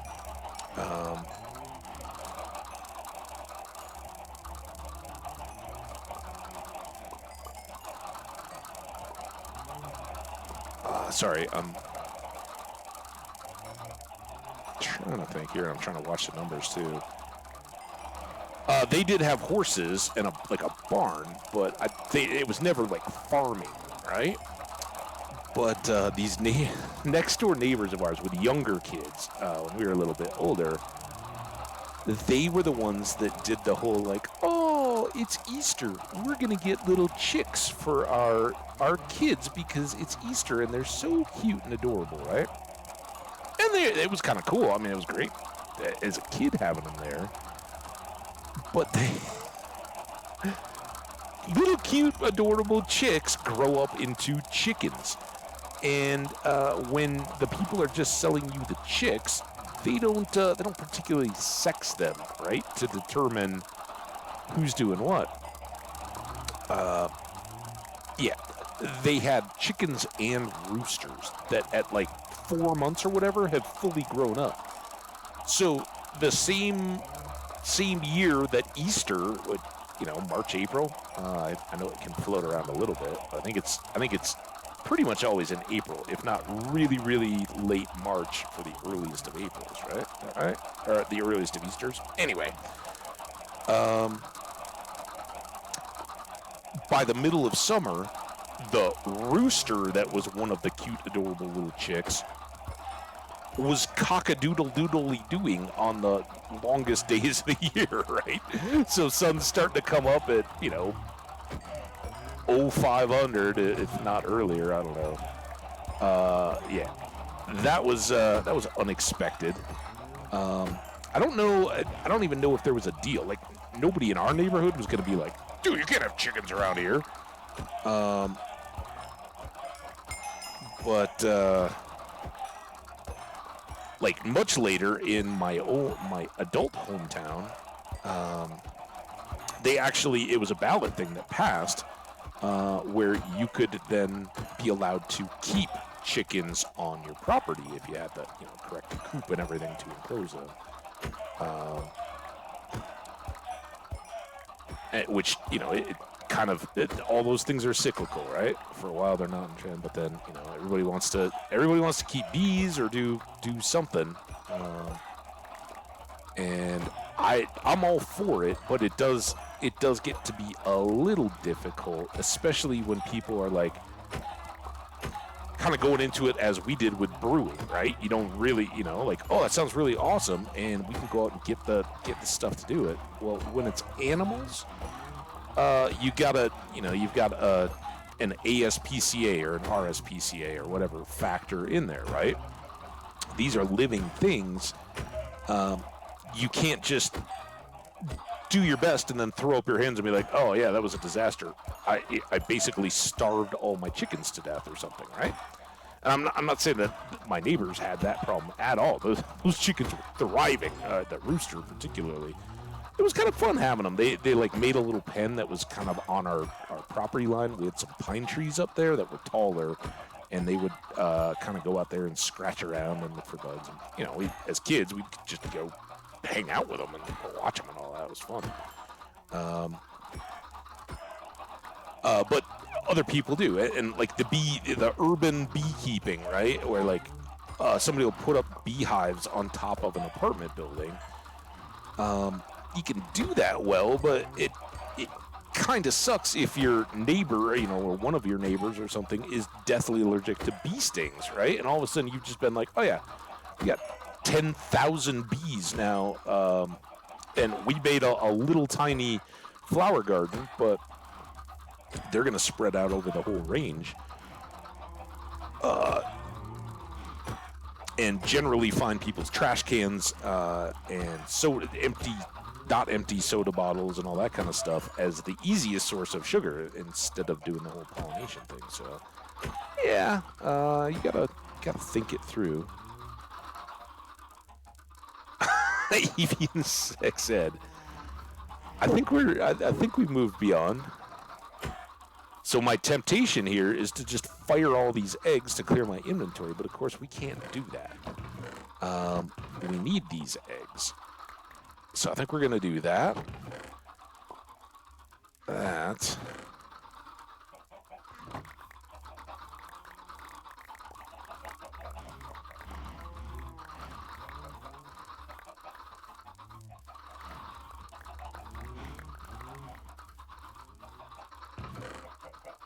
That.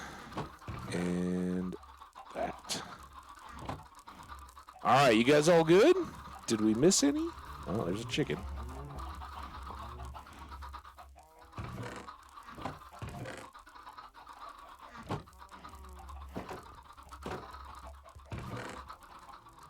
And bonk. Trade you. All right, there we go. You didn't even have to sleep. Look at us. Hi, cows. Maybe next time we'll feed and breed you guys. All right, and we've perfectly done this so that we're coming up on the ad break. We've got about 45 seconds to go. So non-subs, appreciate you guys. The main reason we do it in breaks in these hours is to allow for you or other folks that when you first arrive, you don't have to watch the pre-roll ads. You get to come right in, and then while these are rolling, we're not going to be doing anything super exciting. In fact, we're just going to go park down and we'll throw all the eggs when we get down to the bottom. And this time, I'm going to take a break too, because the restroom is nice, stretching is nice, getting up, moving around. All those are very good things. And I recommend you do the same. Stretch, refill your water glasses if you got them. Get yourselves comfortable. Tell me about your snacks if you go load up on snacks. And next up, we will go hit the egg toss. See, here we are again. We did a minute countdown, and now we're in ad starting soon. I don't know what that means, so bear with us. If it pops off immediately, it'll go. Oh, I'm going to love that. This is the first time I've ever put these little, like, mazy areas, but we got a couple duck out of the ways and a couple layers of pew, pew, pew, duck out of the way, pew, pew, pew. And if he comes up there, then we can maybe pull back to the side, duck through there. He could blast through this, but I'd love to be able to then get back around and have a lot of delay before we ever started trying to panic room dump back in. Oh, that sounds awesome, Odium. All right, escape. Ads are going. Subs, I will be right back. Enjoy.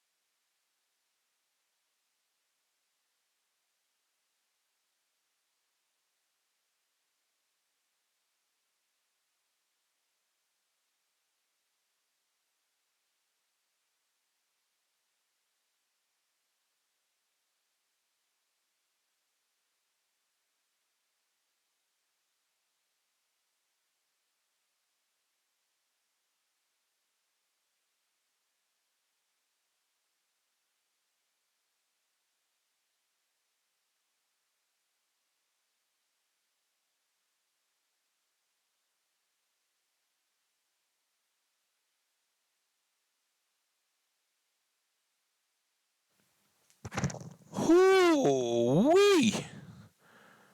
I made it back. 20 seconds of the ad break left. Awesome. Perfect time. I just wish I could do the same thing every 2 hours and be perfect. Jenny's got strawberries. Yeah, that's awesome. I got some blueberries still. I've been still working on. I got apples as snacks around here these days. It occurred to me while I was on break to share and ask on my kind of before my day off, but particularly yesterday, I discovered really dove into for the first time, Terry Pratchett as the author. I don't know if anybody here are big fans. Or fans at all have done any of his work. He was obviously known to me growing up. You go into any like grocery store or newsstand or bookshop of any kind, there's going to be a few. And honestly, as a younger kid, I didn't like fantasy wasn't particularly a genre, and I thought it was all kind of just sorcerer and sword fantasy. And then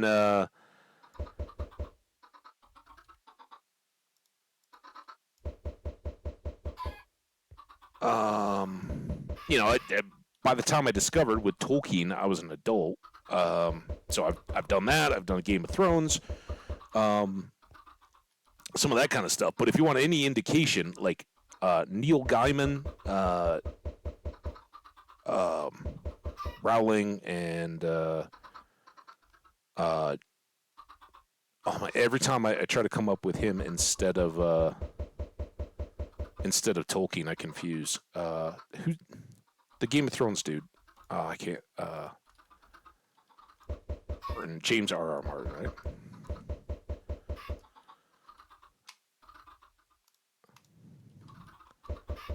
All right. They all are like either like Gaiman collaborated with him. The others all credit him as a major inspiration, right? And these are the people that I absolutely love to read these days. So, yeah, it's fitting that I kind of discovered a long overdue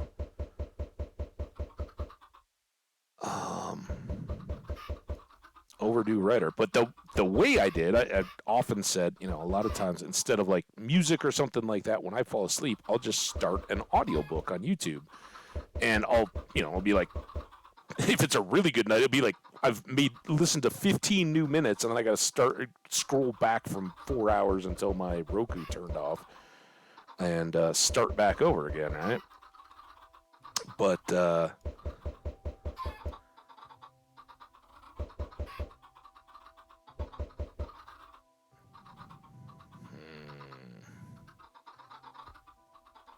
think that's enough, guys? Yeah, George. What did I say, James? James Martin? Yeah, that was who it was. Thank you, Odium. Yeah, I'm like, these are the people I totally love. Yeah, I'm terrible with names. Sorry. So Jenny, who says, would love to read his stuff but don't know where to start. Neither did I. But YouTube had just thrown a random title up, and I was like, I've seen a lot of this stuff. I'm falling asleep anyway. And it was so mind-boggling. I'm like, what the heck is this? I don't even know what I'm listening to. I'm intrigued, but what? And I don't even know what book it was. It was just like this random one, and like they're like, so-and-so lived on the Discworld, and he just like goes off in narrative voice about like, that would only make sense if the world was round, but that's as the scholars at the university all totally know, that's ridiculous. Worlds are discs. what the heck am I listening to? This is intriguing. And I kind of, having done that, I kind of went out and like Wikipedia'd and, rest in peace. I think he passed away in like 2014. It kind of wrote starting in the 70s up through the 80s and 90s, prolifically and into the early 2000s. Um, but yeah, he's got kind of a fantasy inspired sci-fi. You could two sides of the coin, right? And he's just a really niche writer that I absolutely love. Loves vocabulary and old, like the the piece where I absolutely knew I was hooked. And to the question, sorry, Jenny, would love to read his stuff, but don't know where to start. As I understand it, start with The Color of Magic. He's got a whole series of novels that are fairly independent, but he basically wrote chronologically. He was like, "Yeah, I'm just going along." He's like, um, the first novel he wrote was the first one, and he doesn't back up or play games from where he was writing. He's like, "I wrote these. Everything I write after, even if it does play around with time or anything, it builds on that." So there's no prequels that you have to read out of just read them in chronological order. There's tons of stuff out there that says um the Discworld series order, right? But I'd done all that. I haven't read any of it yet, but yesterday afternoon when I came back, I did two things. I started a jigsaw puzzle my parents had given me for Christmas, which is a huge challenge, good challenge. Um, and I threw on instead of the book that I'd just fallen asleep to, which was totally random. I started the first one, and it's called The Color of Magic, and it kind of explains a little bit as it kicks off. I was going. The only drawback that I have had at all so far is the the YouTube that I'm watching is like uh RHG it's not Tokyo, it's like Toki or something. And they do a lot of different audiobooks or whatever. I absolutely love the reader. But it's like a 4-book series, and as far as I've seen so far, there's no marker to indicate like, this is the end of book 1, you're now into book 2, at least for jumping ahead and back and that kind of stuff. Nice. Um, but as they're going through, as we're I'm kind of listening along, he's discussing kind of in the prologue. I think he's laying out this whole idea of these disc worlds and the cosmology, at least of the world where his main characters and all are. I don't know if it expands the universe at all. It kind of fits into Dark Tower Stephen King stuff, um, with the turtle Maturin. No, wait, that was the bad guy. What was the name of the turtle? It's got the Norse name in the park. Sorry, non-Stephen King fans that haven't been through the Dark Tower with me.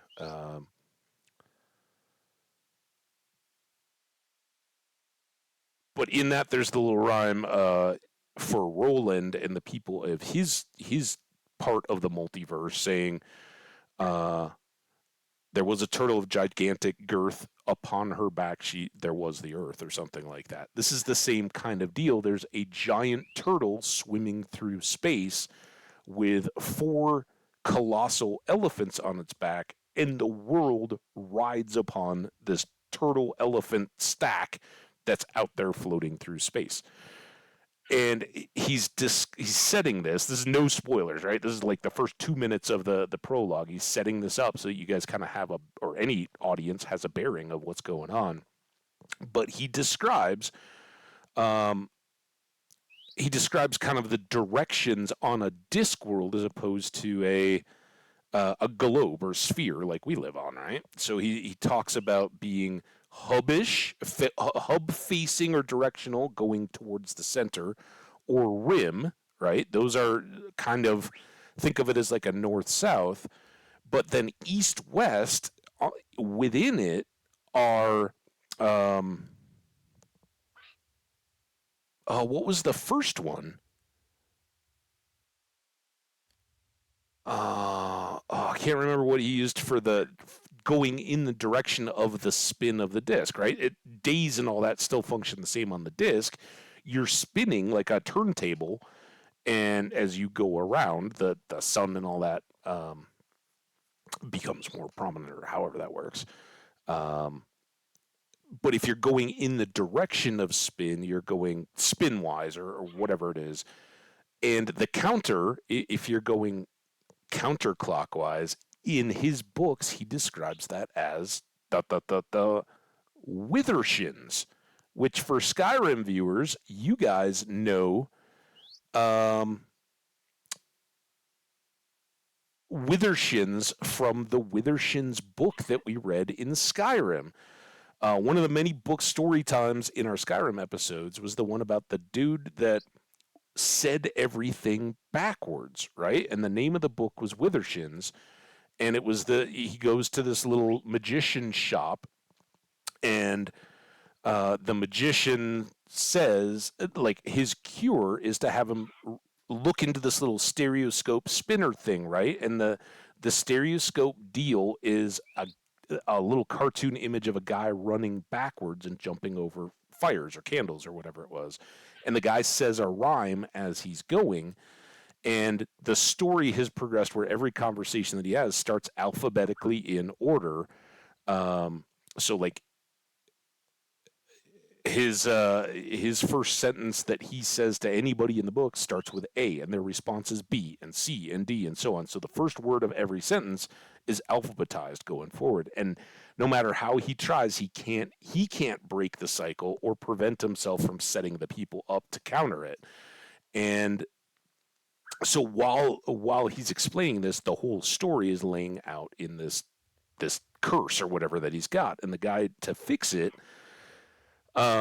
gives him this rhyme of withershins as the cure, and as he's spinning this image backwards, he recites this line that's about withershins, and I was just like, oh, this is just the book and kind of made up stuff. No, withershins comes from German, and it was Vadersin, I think, or Vadersin, Sina, but goes counter path or counter, basically anything that's the anti-course, whether it's counterclockwise. Back in the day when going left-handed or to the left was supposed to be unlucky or bad. And that passed over to the English language, which is sourced out of all the different Germanic and Romance and Nordic languages, came in as withershins, and it's been around and referenced throughout about either going counterclockwise or against the flow, against the grain, all that kind of stuff. Great word. I didn't even know it had a meaning outside of Skyrim, but it does. And he uses it prolifically in its correct and I mean, they were too, but I just, you think it's a spell or whatever. No, it was this totally built-in thing. I love learning stuff like that out of a book, and it was great. Wiedersehen. No, no, this is in German. It's, I think it was Vader, Weddersin, and it might have been ES. I don't have it up in front of me, Odium, but it's not Auf Wiedersehen. It's like Vader, and not Darth Vader, but like, or Vater or anything like that. Like Vader, Wedder, I think, is counter or anti, and then sin, like. Sorry, the Germans. I don't want to. It doesn't matter. Anyway, he's awesome about writing and using obscure, kind of cool language like that in context, and from that moment I was hooked. And I also learned in looking at it, he cited Elder Scrolls V: Oblivion as his favorite game. So I would be very surprised if the good folks over at Bethesda were not throwing a nod to an author shouting out past iterations of their game by then taking something that had already been out there and prolific in his works and building it into a story in Skyrim as kind of an Easter eggy nod. And I haven't even seen any of that stuff, but all that just blew up on me in the first little prologue to the books. I think I might be on a bit of a tear on those for a while. Pretty cool. No! The Thai restaurant can't. Why did it cancel? Did you ask for something really crazy? They run out of food? What happened? I'm sorry, man.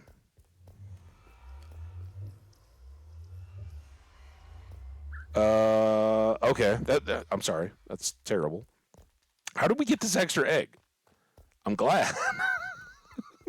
What do we got to do next? We got to do potions. Are we kind of ready to get this cranking?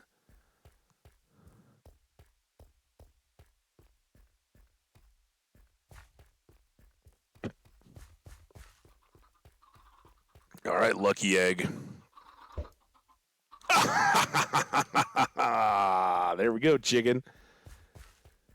That's a huge bummer, man. I'm sorry, Odium.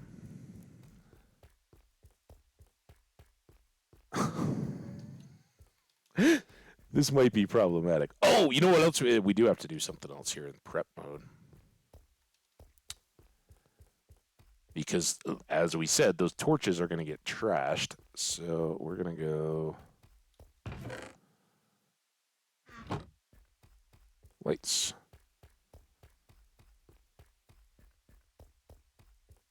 Too close? Oh.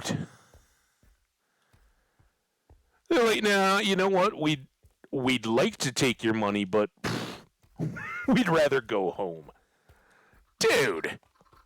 Just cook me up some food. What are you talking about? I'm going to throw a few of these up because I have a feeling that this is our best chance to not have these blown up as well. Like I said, normally I go with a much higher ceiling in the whole room. Oh, we should grab these out, by the way.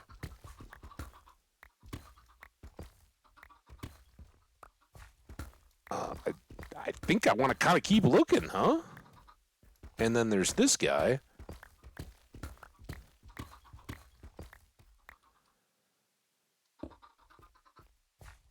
And, yeah, we'll use a little bit of that, and then we'll just go pop some of these in around. Once the devastation starts, it's going to get pretty dark in here. So hopefully with a little bit of recessed lighting, be able to see a little bit. And hopefully he won't just again, like so many other things, the idea is that he's not going to aim up. He's going to be aiming at me or the chickens, so most of the destruction should be below this level, but you never know. Since they are kind of explosive things like the ghasts, how much or how close that blast radius will be. Like, you know, if it hits on the ground right here, is that going to take out that light? Maybe. Probably in a few cases. I think we do a little better by having them up at least a block. And it doesn't have to be like read the label on the back of a soup can light. It's got to be find out which direction is which. Bug out light. I guess we could borrow one of our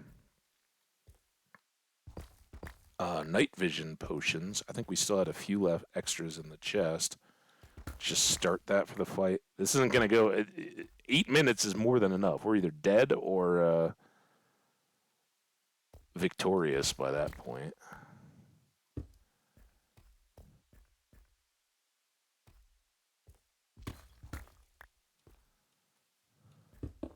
Oop.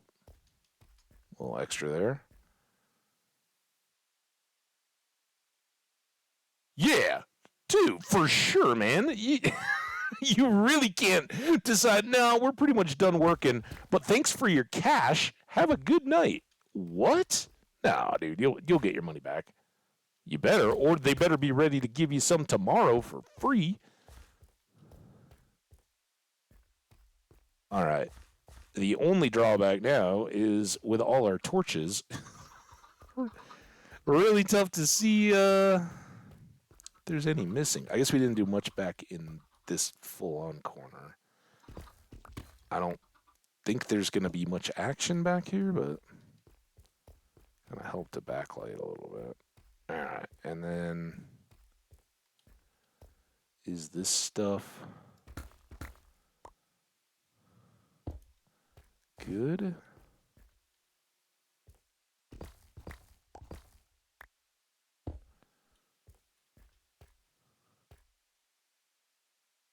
There you go. All right, that's. I mean, look, I get it, right? You know, maybe the main people, you know, some of those shops only have a couple people working. They might all be family too, and they might have a sick kid at home or something. So I'm not hating on. Sorry, we can't fulfill this, but they got to treat you right if it doesn't work out. And generally speaking, if you're a small business like that, you better recognize the fact that you don't want to lose those customers. So do something to make it right.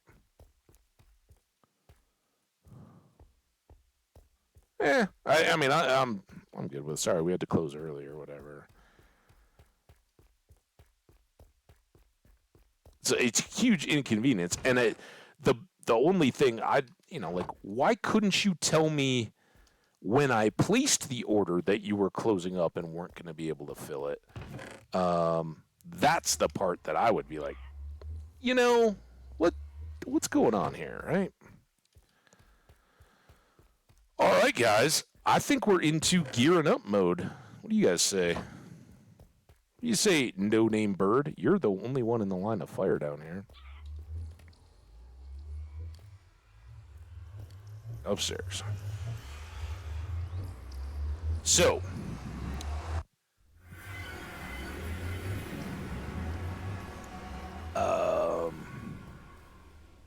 Actually, there's one more thing I want to check. It's kind of silly.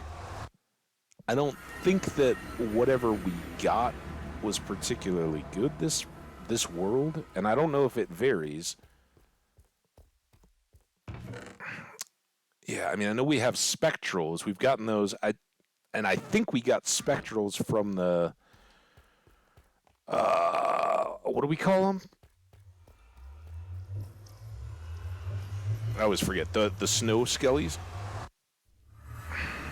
like the skelly equivalent of husks.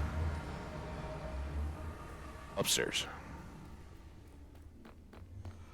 Oh, dude. That's good. So what are you getting? What are you getting from the Thai place? Honestly, for me, like here's the Thai food that I know, because generally speaking, it all gets lumped in America to Chinese, right? So I kind of group it, but you got curry. The best curries are Thai curries, I think. You've got pad Thai, and you've got drunken noodles. As far as I know, those are the three. That's all anybody in Thailand eats. And I know that's totally unfair and inaccurate, but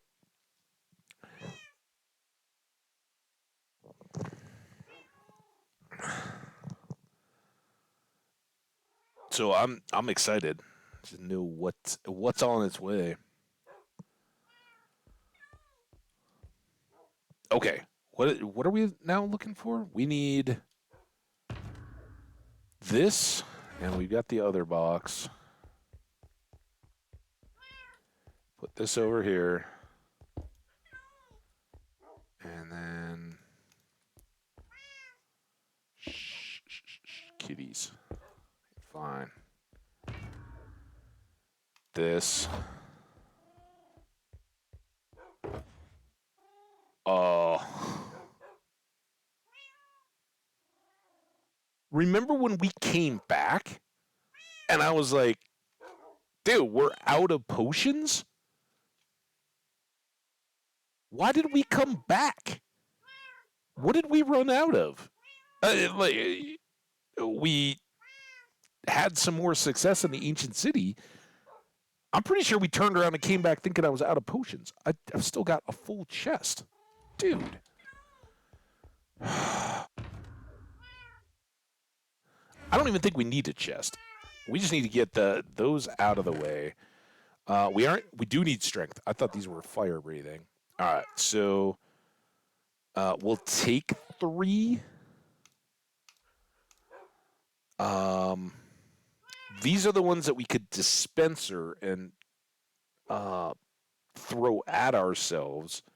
And we got these regens. They're so short.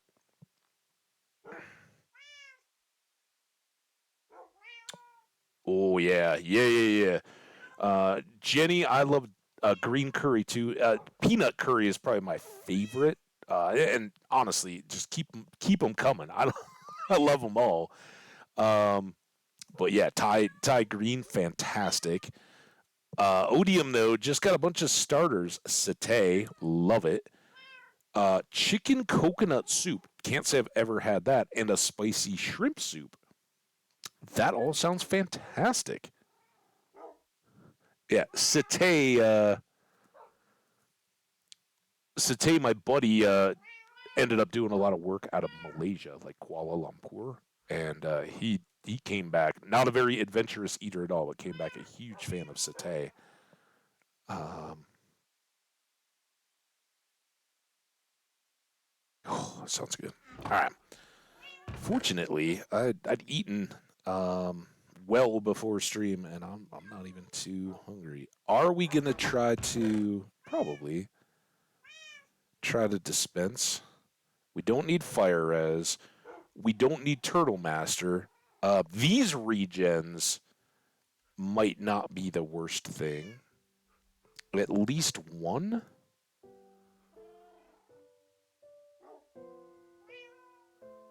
But we're gonna be probably munch. We don't need slow fall for this.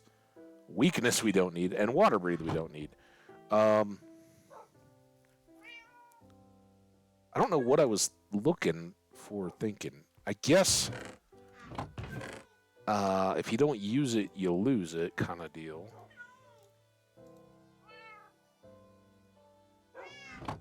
So we'll do that. Do we have a dispenser?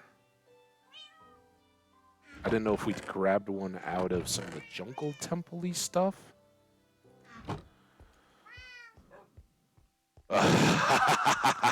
Yeah, I'm so happy I ate well before. That could easily get me going. Dispenser. Cobble, bow, and redstone. Do I have any cobble up here? Oh, damn it. Cobble? Come on, baby. Yeah. Do I have bow? Right over here. Clean bow and redstone.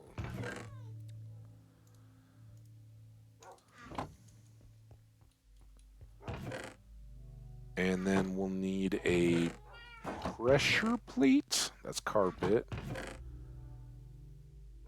Heavy weighted pressure plate. Will that work? Can I? Am I a big boy? Sounds good. Then we'll need some extra redstone.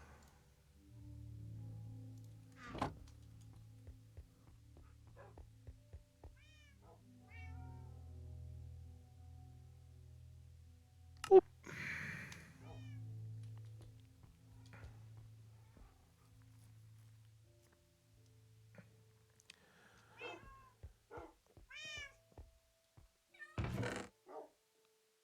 Okay. Got the chicken. Oh, we need space for the stuff. Hang on, let's get. I don't really want to have to come back up here. So let's get the cobble out of the way. We need it. We need it. No, we don't. I don't. Yeah, I think we're gonna have to go downstairs for the soul sand. The skulls are over here.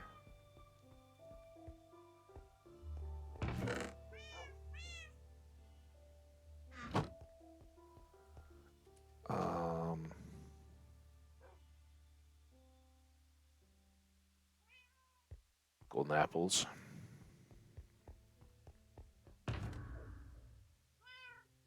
They are in here.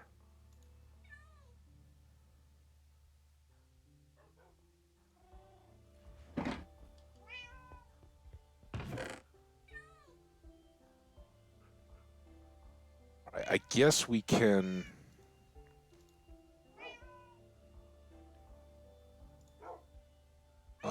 re-up that stuff after if we want. Let's go figure out where we want to set this, do the wiring and all that. The brightness. Oh, also, do we want a night vision just in case? That would probably be wise in case it gets dark. Speaking of brightness.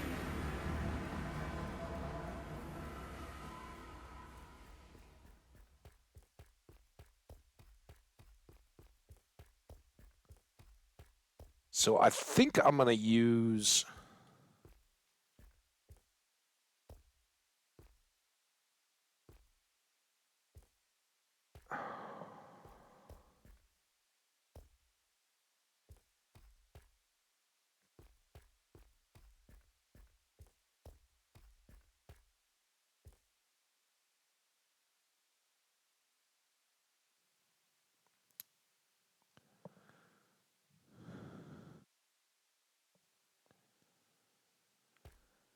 What if I did...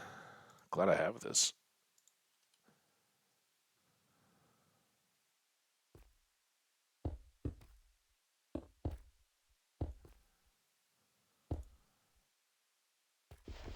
Ooh, this might be really good.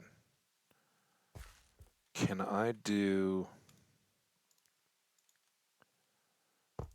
that?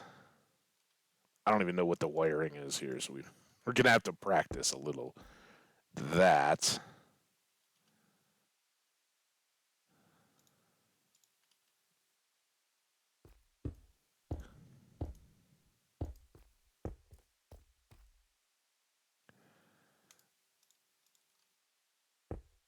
That. Now, do we think that's... Here, we can test. Test using a few of these.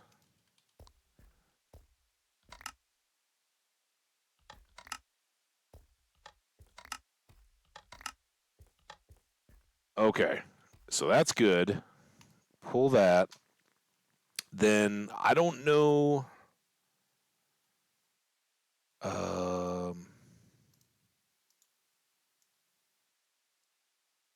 I don't know what order things come out of here. Lower, okay. So I'm going to put a regen. And then let's do this and this. Oh, damn it!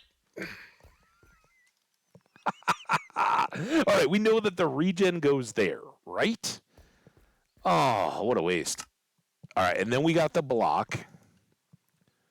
So it goes that way. I guess we can just keep doing this. What?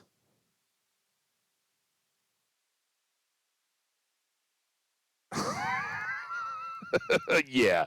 Not the, if that's our mistake of the day, we're good. Is it the same pattern? Oh my, it's random. That's not good. It certainly wasn't when I threw in that that splash potion, though. It instantly grabbed it. Well, what I was hoping was to load it so that the first thing out would be a regen potion, and then we would have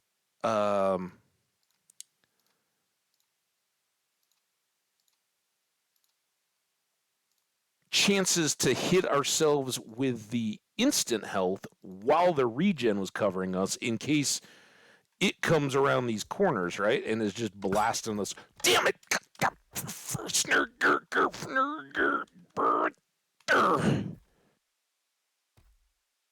At least that was an instant health. Damn it. All right. Don't go over there anymore. It's all good. right? We should. I want to be able to reload it, but we should cover this a bit, right? Because the worst thing is we come around here looking for help, and he blasts us, and the whole system gets broken, right? That wouldn't be very good. In fact, might be worth doing this.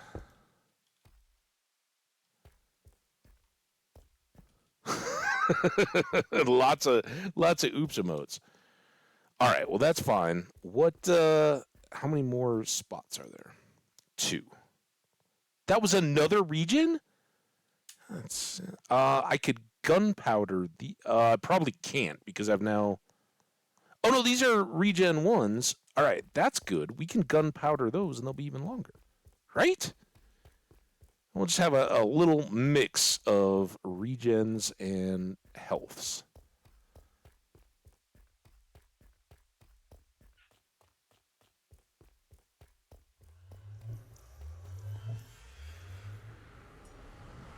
Oh, yeah. Okay.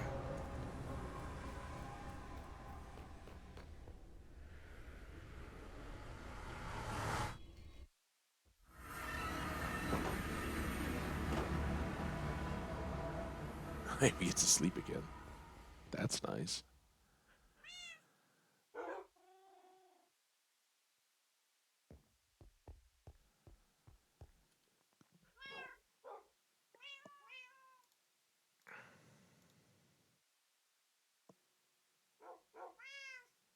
Wow. I almost messed this up too.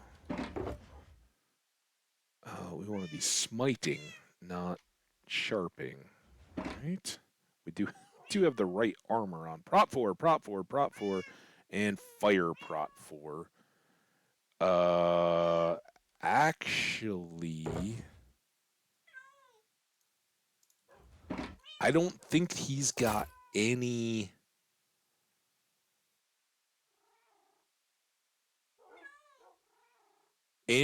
fiery bit. So let's try to max the prot, not the fire prot on this particular one. I don't want tridents. I think they do less damage overall than our smite sword and all that, especially once we have the strength cranking. So those won't be a deal. Can we gunpowder some regens? Are you? Oh, see, this is why you never go ahead. We got lots of health.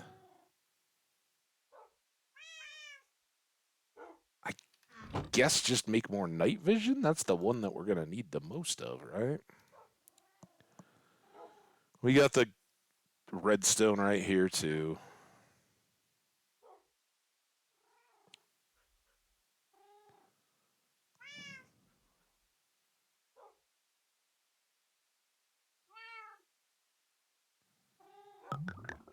Okay. And then we want to extend that.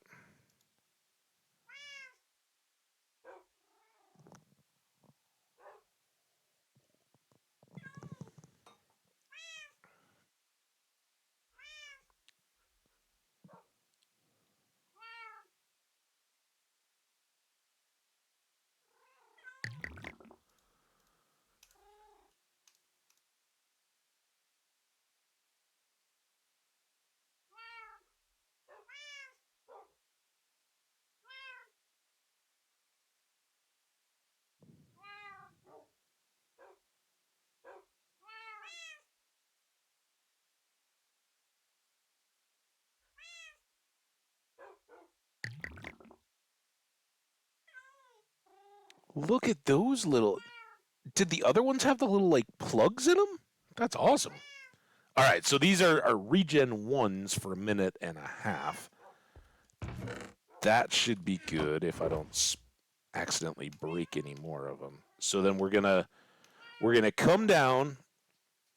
We're gonna chug a strength and a well, actually, we're gonna go build the guy.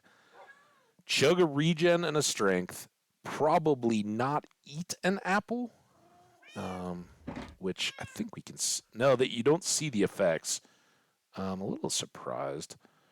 This gives us absorption and regen. That's why they're the god apples, right? So it will absorb energy that it's or damage that it's thrown our way, and let us regen at the same time. And if we've got that wither effect, that's pretty handy. Um, Strength is going to improve both our archery and our melee attacks. So once we are on these strengths, and that's going to last for 8 minutes, we're just doing max tier damage to the wither, while hopefully most of the time it's attacking the chickens first. So we do all that. We've got regen running. We'll be shooting, and hopefully it hasn't immediately focused on us. But whenever it has, if we start getting in trouble, we boogie on back and take cover behind the obsidian walls while chugging apples as quickly as we can. And they get advantage of just even regular golden apples. Here, let's do a carrot first, just because. So here, normally we can't eat anything else because our food is topped off. But with golden apples, we can continue to eat. And you see here we get a little bit of regen and a little bit of absorption just from eating that golden apple. So from there, see those 2 gold hearts? Those will get consumed just like our red hearts, but they'll absorb those 2 hearts worth of damage. So whether that's wither effect or anything else, continuously chugging the apples will keep that those gold hearts being the ones that are getting damaged. And it will still roll down. That's why we got a totem. We should have our spare totem, just in case. Kind of wish we had extra. We're not going to need these. Probably not going to need torches. Right. I'm a full metal alchemist.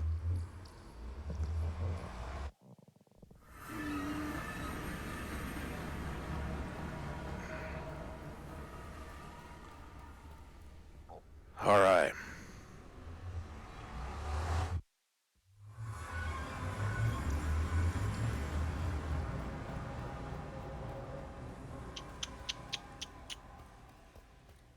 Here.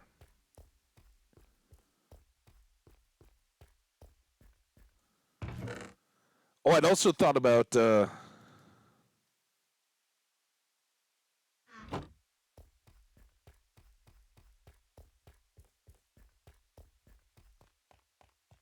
got something else to set up though. we can do. I'm a little leery, right? We've got about 16 minutes, or however all that plays out with the break, and what I don't want is the ads to roll in the middle of our fight, or in any way distract me from fighting. So I'm okay with kind of lingering, but well, I don't particularly care one way or another for the help. I think using an ally could be kind of fun. Never have. It's a little cheaty for this first head-to-head fight. Oh, there's our frosty boots. But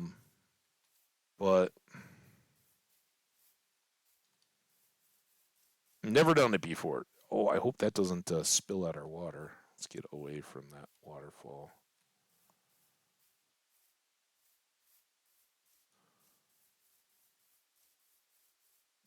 And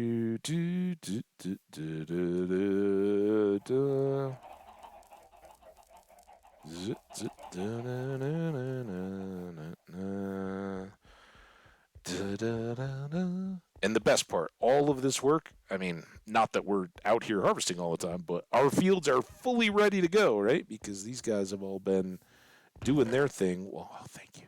Glad I don't have to harvest. Let's take a stack of pumpkins. Have fun, bees. Be good. Get it? Be good. We could have just come here directly, I guess.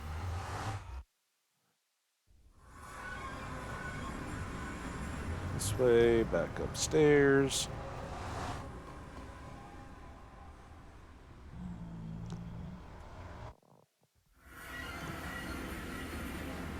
Yeah, this is a bit when I wish I could just pop an ad early. Like, yeah, I know it's only been 50 minutes instead of an hour. But we'll just go early. Oh, what do we got? What did you do? Oh, is that a bee? What is the blue part of the bee? Hang on, I gotta check. Frutch, be real. Go Frutch, dude. That is fantastic. Um, it's like a demon bee though, or something when it changes. That's awesome, man. Love it. Do we need a bee emote, guys? I don't think it's a starter, but we do love our bees around here. All right. We need iron.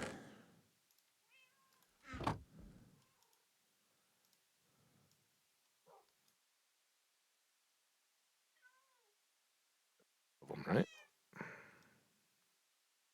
And then do I need it to be carved or just this is stupid. There's so I for all the reasons I should have grabbed all those shears back, right? If not for this, then for the ancient cities.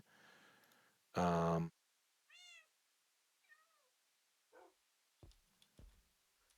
okay, listen. Fine. We'll make two. Jink. Jink.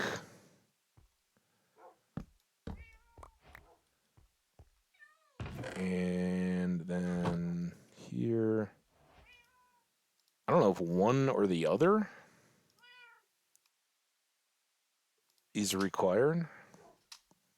Can it just be the carved? Whatever. You go away. You guys go away. You go away. Oh, maybe a whoosh one or a where did I put it emote? Do we just make that the horse whistle? I think that was the first and best where did it go? Lost item moment.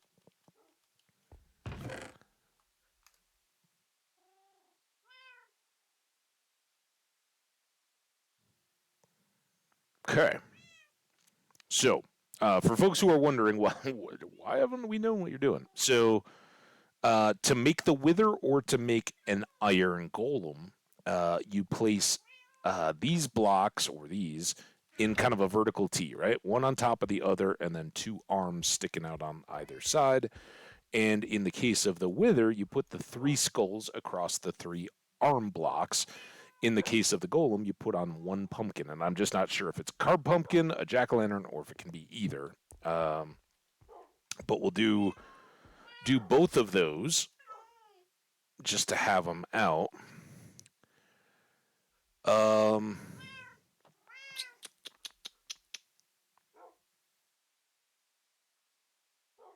Anything else that we need to do? Man, I want to push the button right now. Yeah. Instead, we get to just hang out with you guys. I guess we can go over. Let's go over and hit the farm. Not the farm. We were just there. Oh, dude. I think I'm okay here now, though, right? We'll just have to break the ice on our way back out. Or go barefoot. I don't think barefoot in bamboo is a really good idea. It's kind of pokey, isn't it? Is it naturally pokey? Or is that only when, it's like been sharpened into booby traps?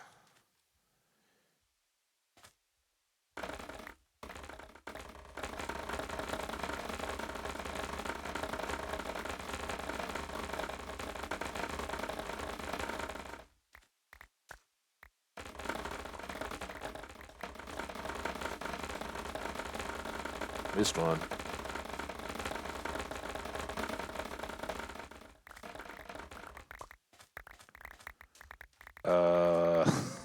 Do we have a bamboo chest? I might not have planned this very well. How much room do we have over here? I think this is where we were just dumping. We got more shears.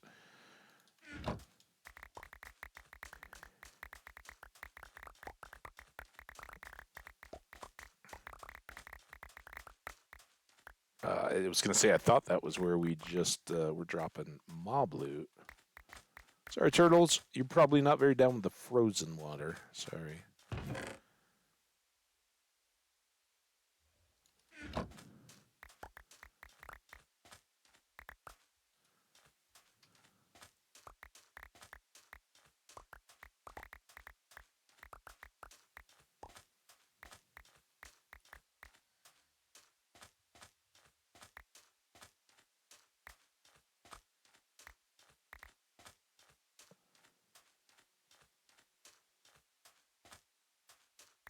Yeah, I need it. I would hands down take a galaxy sword. My current little just nothing play, right? It's already, if it's not with you guys or anything like that, man, you get through the first year, it's kind of like okay. But in this one, and that game very much sets up for me. Stardew Valley, by the way, I often just switch back and forth, and people are like, "What are you talking about?"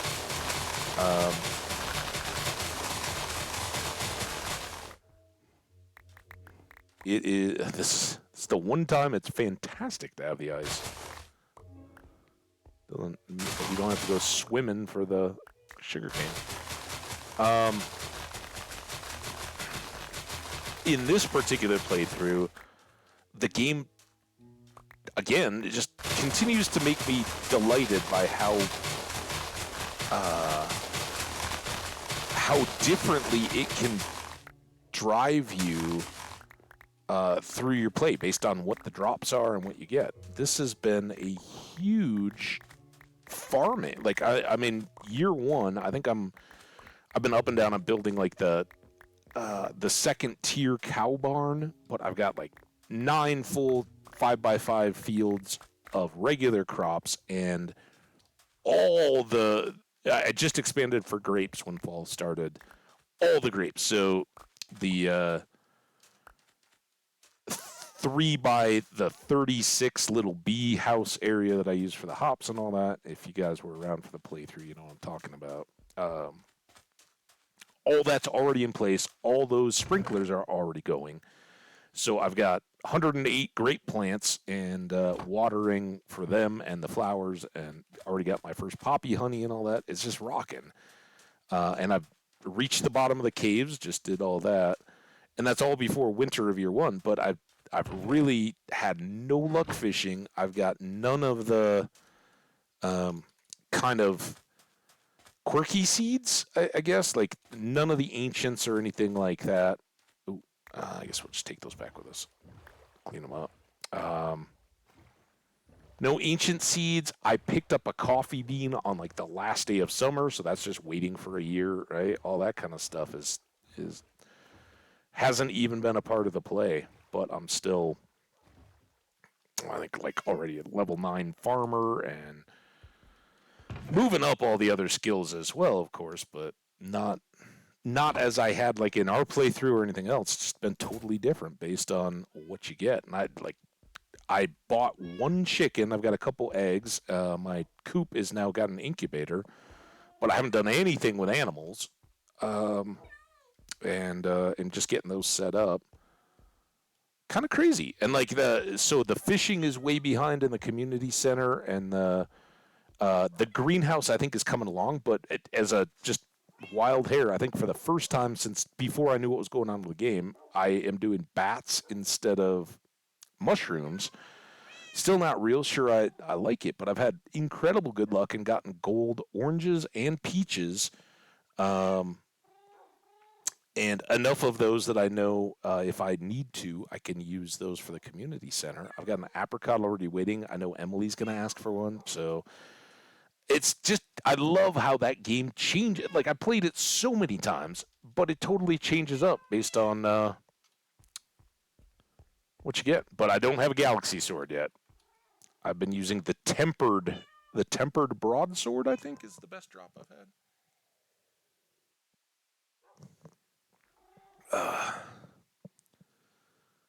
Odium. Hey, dude, thank you so. I'm sorry to leave you short of the deal. All right, we are down to well, at least the countdown to a minute, and then it's going to be more. So we're getting close to the break. We've killed our time. Odium, sorry, I didn't get the fight in time for you. Um, thank you guys all, everybody that's hung out, especially like Odium. I know you're obviously you got a cat, right? Everybody's friends around here, and that goes to speak for anybody who might have come in with Skash and been lurking ever since. You guys are all always welcome. I appreciate that support so much, and try to return the favor as much as I can when I see folks online. Dude, I love that. Is that like a little fire hydrant? What's that, dude? Ads. It says Wyvern bits. Nice. Ads starting soon. This is the bit. I don't like not knowing, but we're gonna chill out here. I am gonna make sure that I'm all good to go, independent of the the loadout and stuff. But me personally, I'm gonna go check my door, make sure that Prime hasn't dropped off the recent purchase, and then when we get done, we will kick it off. This is the bit though. I don't know. I don't know. I'm guessing 20 or so seconds. I've got ads starting soon after a minute countdown.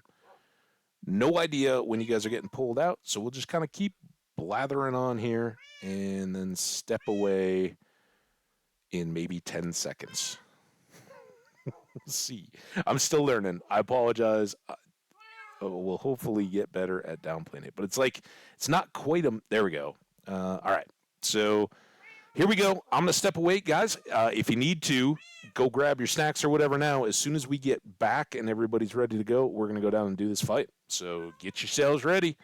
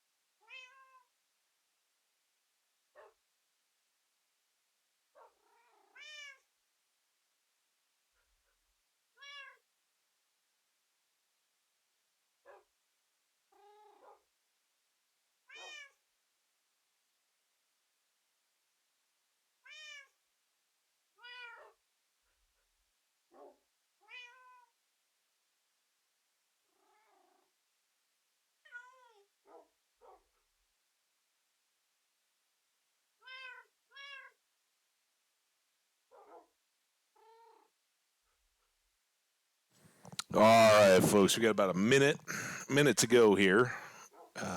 There was no package. We got loads of apples. Oh, let's sleep. We can do that. And again, we're not doing it. Oh, let's shout out the Nuggets, right? Back far enough you guys can read it. Yeah. We're not doing anything that I would consider anybody's missing out on until everybody gets back. I don't want our people that are hanging out and supporting us by watching those ads to feel any setbacks. So we will endure.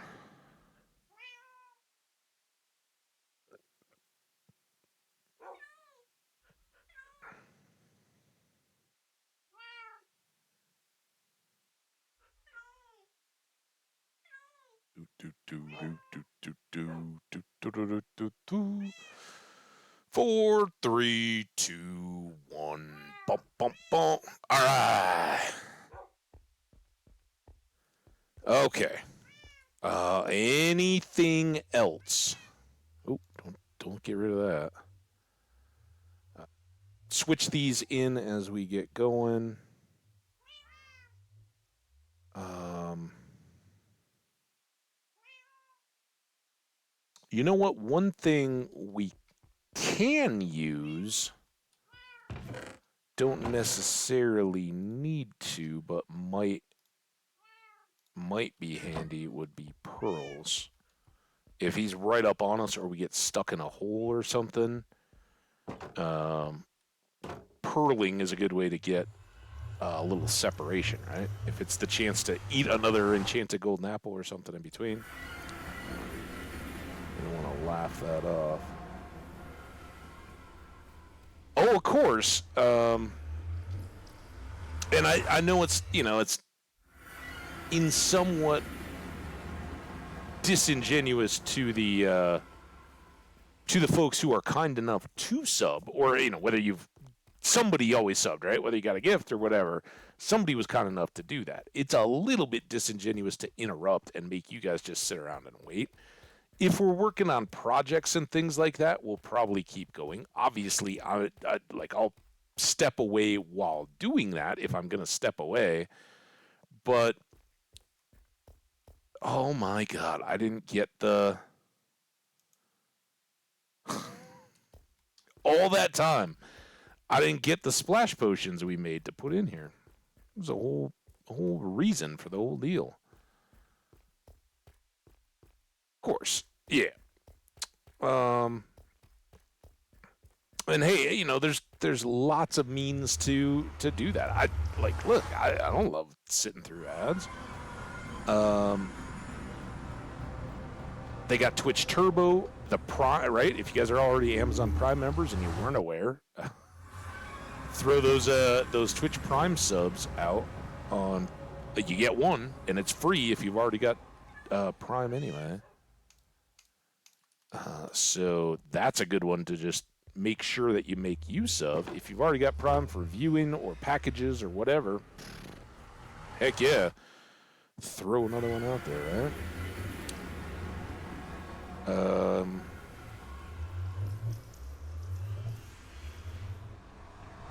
Yeah, that's kind of my deal.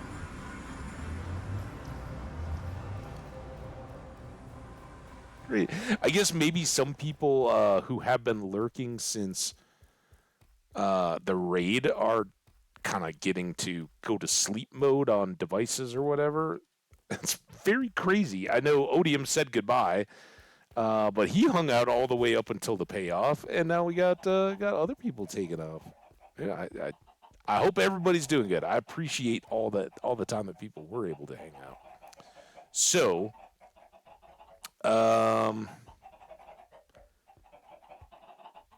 let's do.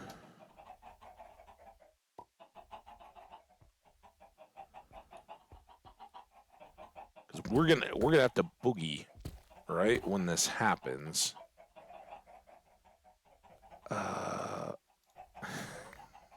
Get my inventory all set, and then all this trash comes along. All right, let's. Oh, I didn't put those in the deal either. So I'm gonna set up the golem so that I can throw the pumpkin on and bring it to life as we run by and get the heck out. Where did that go? This is totally gonna work flawlessly, right? How about like that? um. Okay.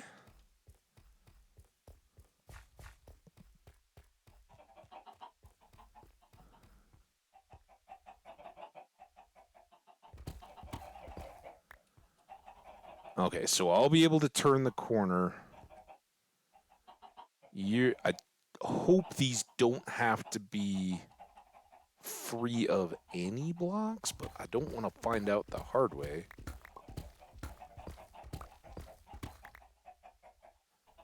So let's just put them... Damn it.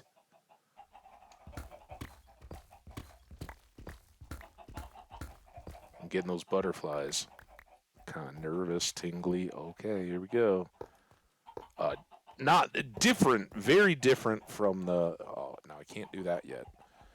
Very, very different from what we experience in the ancient city, because that's... This, at least I know what's coming. I know it's going to be a big, crazy fight. Okay,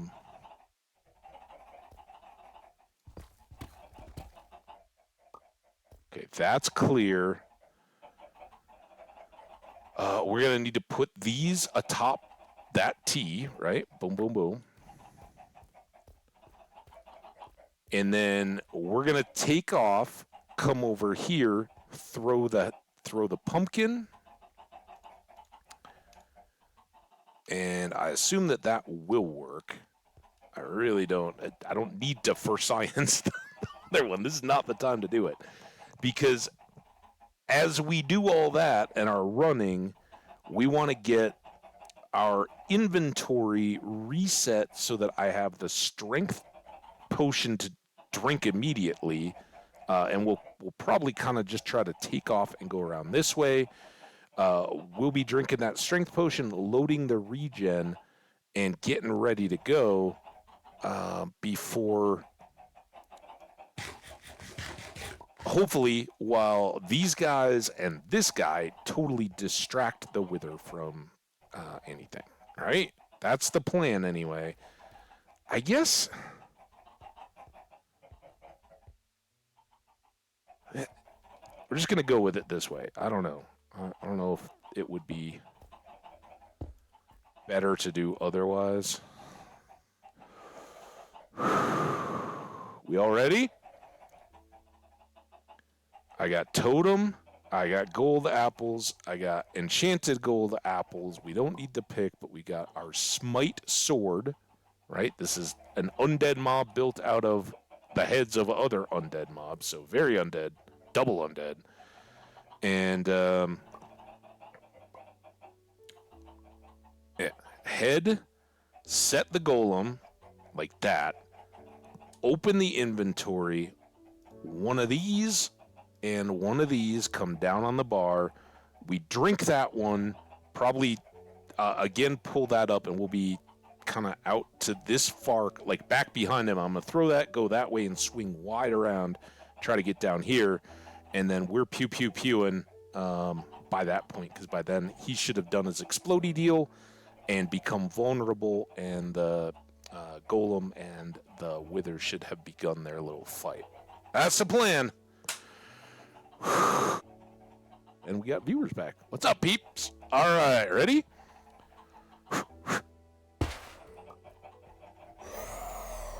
Where? All right, there's him, and then bonk. Bonk. Oh, okay, he just popped. What happened? Wither?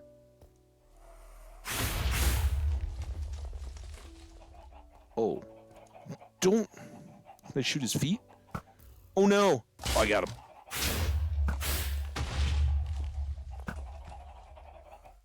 Oh, this is not good. I think he did exactly what I didn't want him to do, and that is hit a cave. Okay, here he goes. Go get him! Go get him, buddy! All right, now.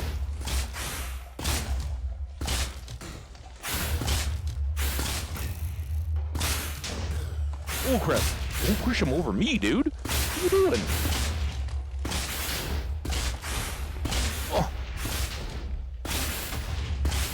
I don't want to hit him.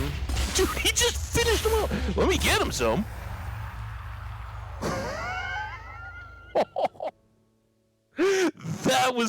That ended up being kind of lame, dude. Well, if they go head to head, I don't... Did he get any of the chickens? They're all just very confused but safe.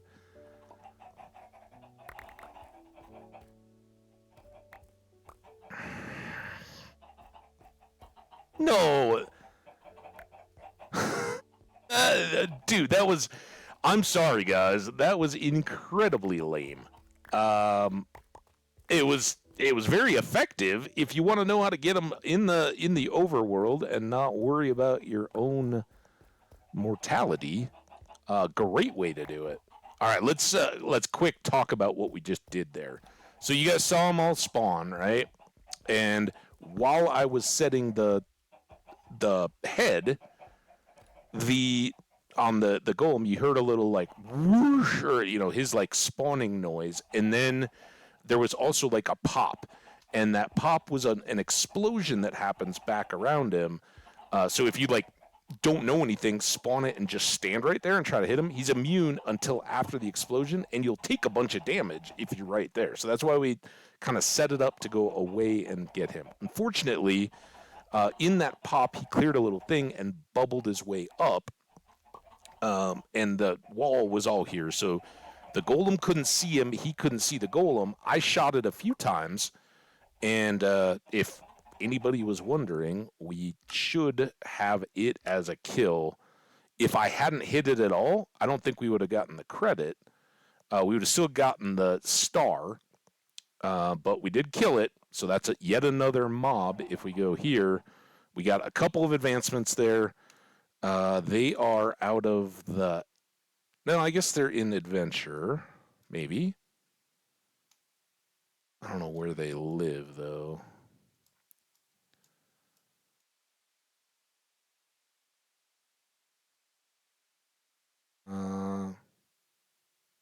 Lytra, Mint. We should the... Is it in the Nether? Oh, here we go. Yeah, because we had to get the skulls out of the... I always think of it as an end because of the star. Creating the new respawning the dragon stuff. Spooky, scary skeleton. That was when we got the Wither Skelly's skull. We've had that one for a while now, right? And then Summon the Wither. That popped as we were running over to set up the Iron Golem. He was getting summoned and built up. And then now that flows into construct and place a beacon. And we've certainly talked about that a lot. And then bringing the beacon to full power, which we've talked about a lot. In order to make the beacon itself, we need to use this, the Nether Star. And we also got a single Wither Rose because ultimately the Wither killed the Iron Golem, which then gave us iron bars and dropped a poppy. So, it's okay. I just wish I'd been I figured the Iron Golem hits him like a couple times, gets him at least out of the flight mode, but then the Wither quickly just eradicates him, and we're on to finishing up the battle ourselves. I did not know that the Iron Golem would take him out that much. But there'll be other worlds. Right? We can battle it up. We did get some more cobbled deep slate. So all these blocks, 2 stacks and a third, that was all him, right? If we'd broken any of them, it would have been silk touch, the regular cobble. So there you go. I do feel bad. Look at how many eggs they've laid down there. I feel bad that we didn't get more Wither Roses. That is a bit of a bummer.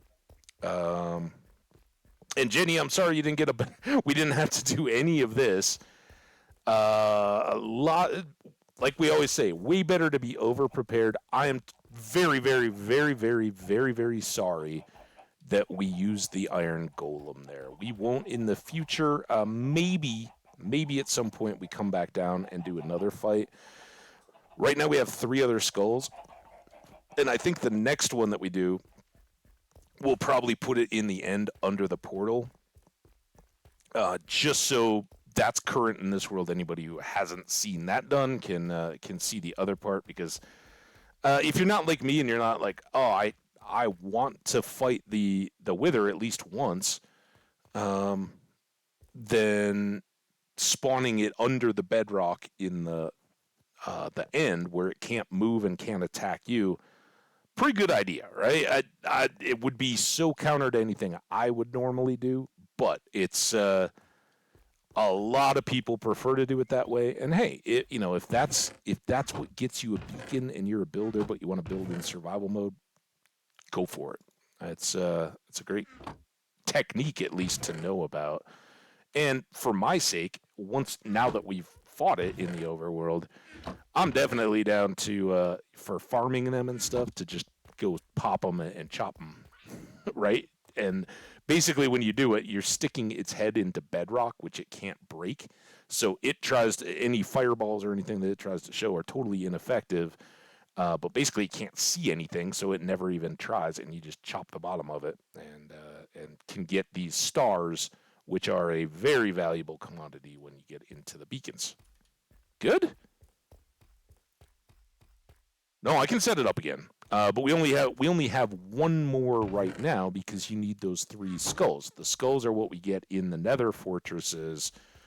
In this world we got them early, right? When we were setting up that blaze farm and scared and running around. We got very fortunate very early on and got a bunch of them, and we've gotten a few more since. So it's good to have those. Let's go upstairs.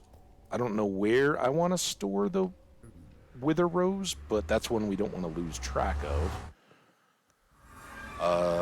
And again, my chicken system didn't even get a chance to run, right? The wither should have come out. My strength potion is still going.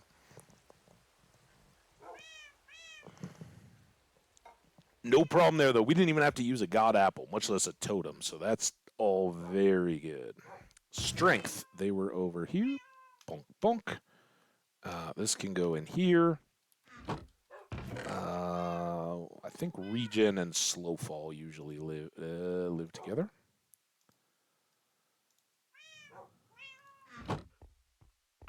Ocean model here.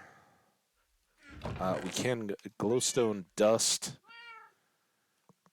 I think that's all we need there. For lack of a better place at the moment, we'll put the wither rose in here.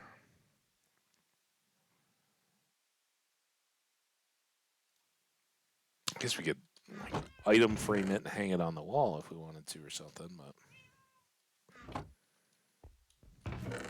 lapis. Put the pearls back. Shovel back in our hand. Switch all these back out. We can top both of those off. Wrong chest. There and there. All right, beacon. What do we need here?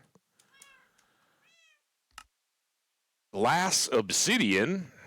Like how I got a bunch of that, and the star.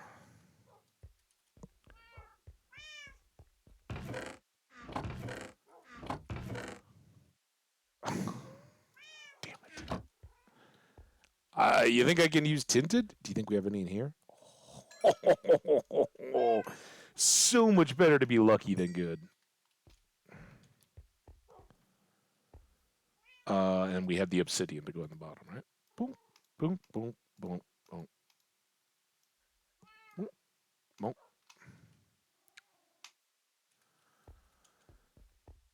Beacon.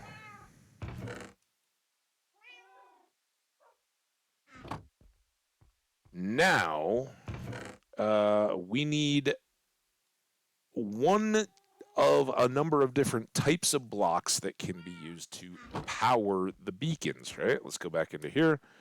So, construct and place a beacon.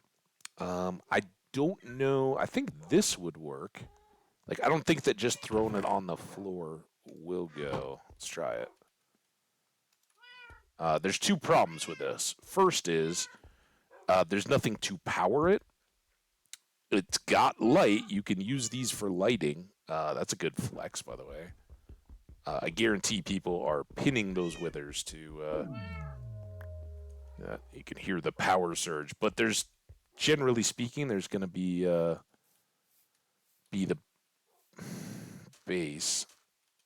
Sorry, fishies. So all you really need to make a beacon is this 9 blocks, and there we go. It took a minute to turn on. So we got a beacon. It has to be exposed to the sky, and it has to be powered, which is what these are doing. Now, I don't think I have... we could do this just to show. And quick lesson, folks. Have probably already seen this in their own games or experienced it, but some folks don't know Minecraft as well. So if I do this, it breaks it, right? And so you can't put these indoors. If you want to use them like down at the bottom of a cave or something, you got to carve the hole all the way above it up to the surface so that it can shoot up to the sky. But doing that is very beneficial, and I don't know what the options are here. So there's a primary power, and you can see this is the level that we built, right? It has a 9x9, or a 3x3 underneath the top single beacon block, and we can get speed or haste in addition because we've got those two. So just this, getting haste when you're using your pick or anything like that, big bonus. It speeds things up quite a bit. Next up, if we then add a 5x5 square, the level down from this, we can then get resistance or jump boost, and you can select one of these powers and then use an iron ingot or any of these, throw that in, and it will activate it. So anytime you come within range, like 50 blocks of the beacon, you'll just automatically have that effect, constantly reloading when you're here. So if you wanted to make it, like we could, I think in the nether, they just have to be clear up to the bedrock. Is that right? Somebody might know. But if, like by our blaze farm that we have set up in that fortress, or the wither, just trying to gather wither skulls, we could ultimately just set up a beacon in the midst of that, so that no matter what activities we were doing in that little fortress, kind of right above us when we bounce back and forth between our portals, we could either be fast, we could be resistant, or we could have bigger jumps. And then finally, if we make it a 7x7 pyramid at the base, we can add strength. Just like we did with the potions, we could run around with strength 1 just off the beacon, so our attacks would be better. And then if we added a potion, we'd be running around fighting with strength 2 anytime that we were within range of the beacon, right? Pretty cool. And all that is accessible right now and good. Then finally, if we make the last or 9x9 base, so we've moved up each of those, then not only could we select regeneration, we could also select, I think you get any of these, but the primary use of beacons, I would say probably like 85%? I don't know. You guys tell me, I guess. At least in the channels that I watch, the main use of beacons is to get haste 2, right? So you're going to get 1 haste out of the primary power, and then you're going to apply it again as the secondary power with a full pyramid, and you've got double bonus speed on top of the pick. And for folks that remember Necrophagia Taco World, we set up a beacon near our farm and made it haste, right? And then we could run up and down and harvest our fields super, super fast. And that was, again, because of this beacon power that we had. So that might help put in context for some of the folks. It's a blast, though, and very much helps bigger projects and things like that when we can. But the bottom line is we need to designate a chest that we're going to carry around all of our beacon supplies in. So, you know.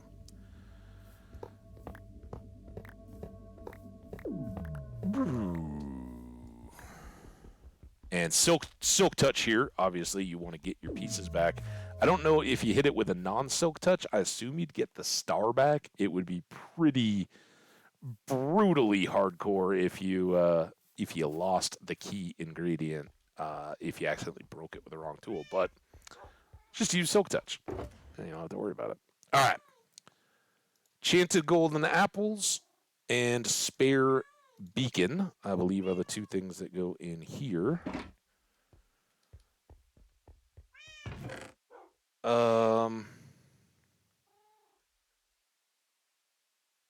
Should we do... I know we need diamonds so bad, but I kind of feel like...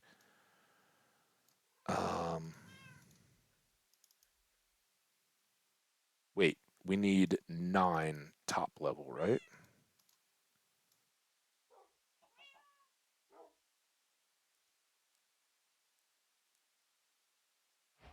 If we did that...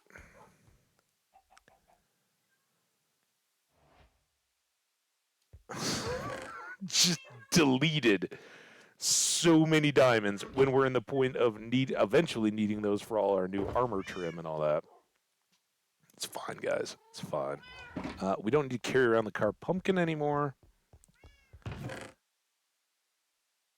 And then the other ones...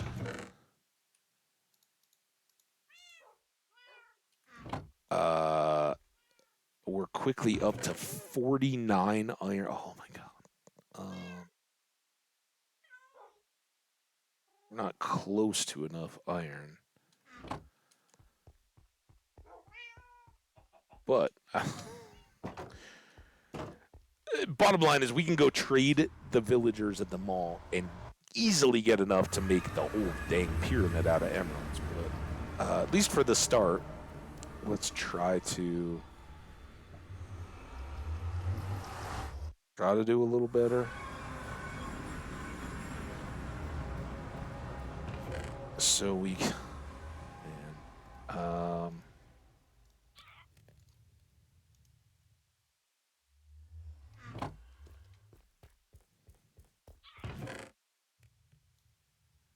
Those are our walking around diamonds, by the way. Or emeralds. I should probably grab those.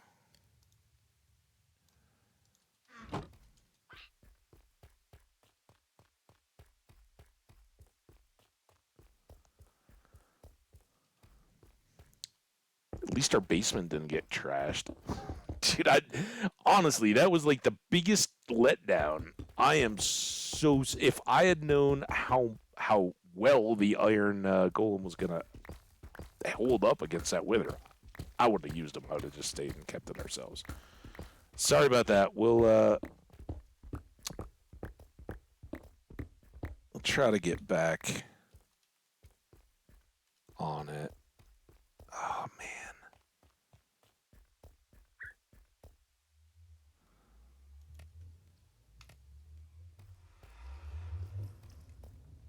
Oh, no, I do have the iron. All right, so at least we can... So few. That's 14. We're going to make 21.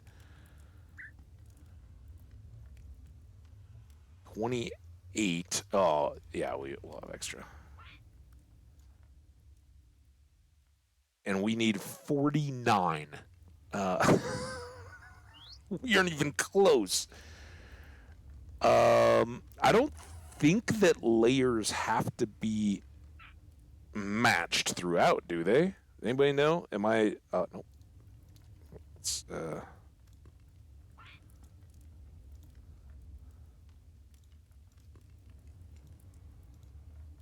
we'll get a few more here, but we can basically just hide the middle under as emeralds underneath.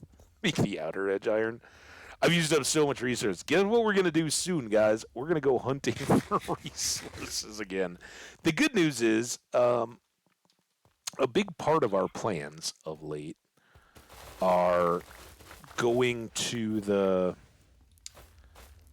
ancient city, right? We want to continue to work on that. We want to try to get that sneaky, speedy thing enchantment, and we need armor templates too, or archaeology stuff, or any of the rest of that new 120 stuff out of the ancient cities. I think it was Affenman that told us that there's 2 trims. Somebody told us that there were 2. I was kind of like, oh, no, don't ruin it all. But I've heard it. I can't pretend I haven't. But I don't know if we could like find an archaeological dig site alongside all that stuff to use our brushes on or not.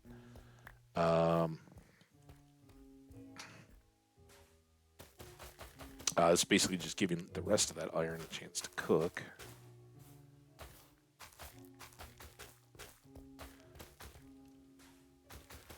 This here's the main reason why people set up iron farms, though, is to be like once you have a golem farm going and can just get endless iron, then you can not use the more quote unquote precious ores for your beacons. You just basically go to your iron farm, grab a bunch of enough ingots to make all the blocks you need, and you can lather, rinse, repeat that endlessly and have beacons everywhere. For us, it's almost a toss-up. You can also... I don't know that the old, like, move the piglins through the portals for the eggs stuff works anymore. It probably would to some extent, but not very efficiently. I think there's just better gold farms, right? And the whole, like, deep in the world base of the nether, or base of the overworld, pulling from the nether gets higher spawn rates, I think. So I don't know. I don't know what the latest, greatest gold farm models are. The ones I remember are the ones where you, like, bookcase up, kind of, you know, think much larger and wow, wider. But you stack up a bunch of full-sized portals as close together as you can, and then you jerk. Set them up for the max distance, like side by side by side, again, very tight. So you got like portal space, portal space, portal space, and you go as far as you can from a trench where, like upstairs behind our fences, if zombie pigmen come out, they then sense the turtle eggs that you line all the way along your water chute kind of area, just like all our other farms. And they go, oh, I want that turtle egg. And they go walk in, and they walk right through the portals, but they don't stay there. So they go through without getting whooshed. And they'll stay in the overworld, end up in the chute, all go down to a drop, and you can kill them like the creepers or anything else. It used to be a really good way of you'd get gold nuggets, but at least back in the day, those would run in spawn continuously, even if you weren't there. So you could go check on your farm, and it would just be full. I think like 117 or whenever it was, mob spawning rules changed, and that stopped working, which is too bad. But all things change, and I'd say on the whole, not having gold farm, but having all the awesome stuff that we've gotten in the game since, totally worth it. Great trade. So I'm not one to complain when farms break, but then I'm not the most farmiest of guy. As long as I have an XP source like our creepers and can get some of the stuff that we need in the game, and we'll keep working towards that. But I'd rather be out doing stuff than just standing around looking at a farm. Okay, waiting on this guy. It appears to be done. All right. 6 more. So now we need 15 more emerald blocks, and then we need 9x9, 81. So 96 emerald blocks are what we're looking for now.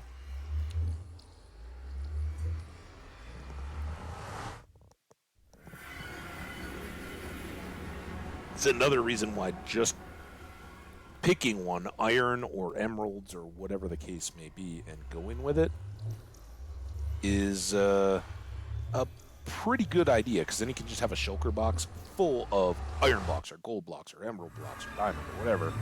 Netherite. Damn it. And, sleep in our purple bed. I don't think we have all day. Look at all those new Withering Heights, hired help. Oh, we did make the golem. I thought you had to be in the village to do that. But we did make one, so that was another one. And then the Beaconator, right? Or wait, we placed the beacon. I don't even remember which. Bring home the beacon, not the beacon. That was totally Wendy's. I don't know if another place in the world. I don't even know if you guys have Wendy's, but if you have Wendy's, then you probably know about the Baconator, which is their like bacon cheeseburger. But they were one of the early ones back in the day when they just made, there's the Beaconator, made it absolutely ridiculous, right? They were like, yeah, you can get it however you want. We'll stack one up like 3 layers deep of patties and baked like fast food bacon and cheese. Oh my, it's so America. It's just so ridiculous. Still got it though. It's still out there. People must still be getting it. All right. Now, oh shoot. It didn't matter that we slept here because all of our stuff is back at the base. We got to flip the farms, right? We got to go trade. We got all those beefs. I don't think they want chickens. But the berries can go. We can trade up as much stuff as possible for emeralds, right? And we got emeralds here, there, and everywhere. So let's do... This is what we need immediately. Man, we got a lot to do. All right, let's go ahead. This stands out, right? All these others we don't have. Well, no, let's use light blue, because these more quickly could become full rotational shulkers. So this will be our light blue beacon, right? Blue beacon. But so for the time being, we can do all that. This can stay. Let's make some blocks.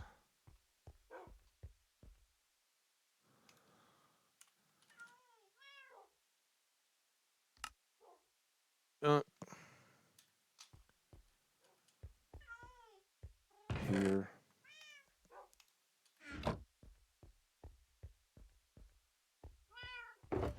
So at least we got the 15.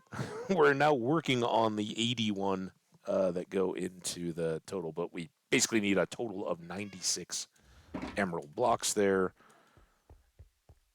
I kind of feel like we should just go to the farm and check, but I also kind of feel like we've used a ton of resources, so maybe we should just go stock up on the stuff to trade with them.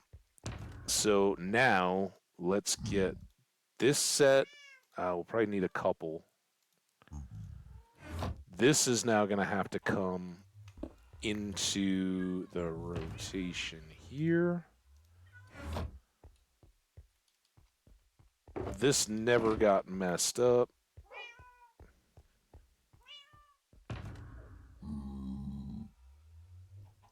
I don't like those up there. This is the downstairs fortune pick. We've got the hoe. Oh my goodness. See, this guy, right? So had he never really existed in the nether. When you have a portal, it just goes, oh yeah, with random chance, one of these dudes will appear in the portal and walk out. That's why we have the fence and everything, so he doesn't cause any trouble. You can do max dimensions, which is something like 27 blocks wide and 8 tall or something. They're pretty big. Whatever the big portals are, you can make one of those, and you basically make a space in between where they can walk out to, but then you put in another one and another one and another one. So they're massive frames, all stacked up in a row. And and then you like the very back one you make solid, so nothing can, but he comes out, can only walk out to here, and at that point he comes close enough to an egg that you got out this way that he'll walk through all the other portals, and with that much space, there will be a whole lot more of them, and they'll just kind of all go, oh, turtle eggs, and march in like lemmings to fall into the chute and then go down and get chopped. But as I recall, there was something that it's not the rage to go build those at spawn anymore, and I don't know if it's bartering that became more efficient or what. Somebody can answer in the chat. All right, fortune pick down. That was what we were going to do when I got distracted, and then farms and farms and harvesting, and just in anticipation for any of you folks that may catch an ad break in the next it's like 20 minutes, this will be one where we'll just continue to either farm or trade or whatever we're in the midst of. There's no reason not to. All right, Silk Touch Axe. And again, we'd never use like a primary, our original beacon. There's much better projects in keeping it mobile, and it's not worth it in the time that you have to go setting it all up and activating the haste just to turn your farm, right? But when you've got enough beacons and resources around, setting one up at full power in the midst of your farms isn't a bad idea, so you can move around within them very quickly. Basically, each of these little passes goes much, much faster.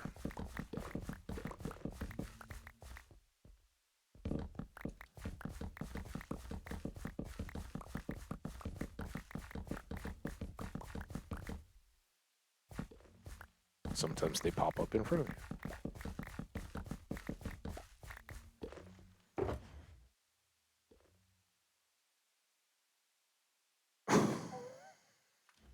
I didn't even notice. We do still have some ancient city supplies in there. That's a good reminder. That's what we still got going. Anybody who doesn't know, any raiders still hanging out who didn't know, we've really been in the midst of a visit to the ancient city, which is new to me, and oh, damn it, has been really fun. But kind of slow, and that was what I was talking about with the potions. I somehow got in my head we were out of night vision, and so we came back to resupply and kind of got diverted into fighting the Wither. So this is just a sidetrack from doing a lot of the 120 stuff, but we like to keep things mixed up, right? We've done a few days in the ancient city. I've kind of figured out using the wool to pad out around the various blocks so I can break them. I still don't know, am I collecting shriekers for any purpose? Affenman didn't seem to think so, but who knows? I've got some of each, though. Catalysts and shriekers and just the... and skulk sensors. And somehow some of those are used in conjunction with frogs, which came in the same update, to make frog lights, which I've heard tell of, and Fairy, I think, was the one that was going to get us all set up with that worlds and worlds ago, and we just kind of lost the world and haven't gotten back to a point where we could mess around with that. And now we got new 120 stuff. So always new stuff that we want to do.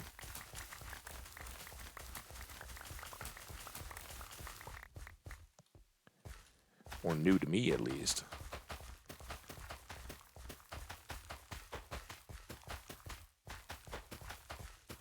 And welcome back.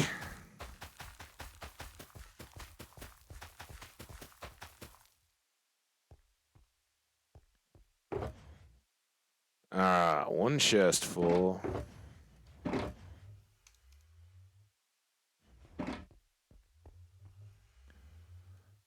All good here.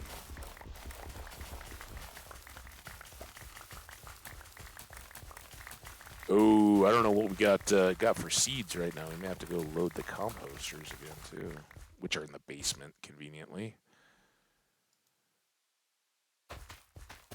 I remember whatever we were doing the last time, was it getting wheat for the? Oh, it was wheat for the sheep, right? We were checking on where we could dump wheat seeds.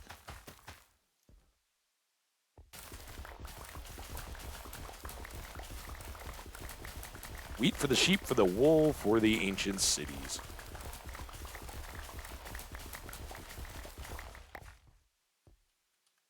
You know, it would be really cool if I remembered to center mouse on a little mini beets here so I could get some more seeds in my hand.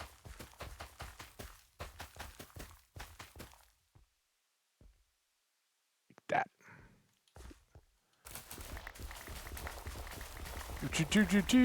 Oh, we are going to have to sleep on this venture.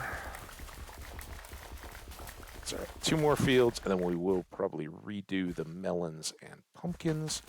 Pumpkins we honestly don't need very bad. We've been working through such a big surplus of them that I think we've still got a couple rows in the chest back there. But we'll keep grabbing them because on the random times that we swing by the mall when we're over at the lake,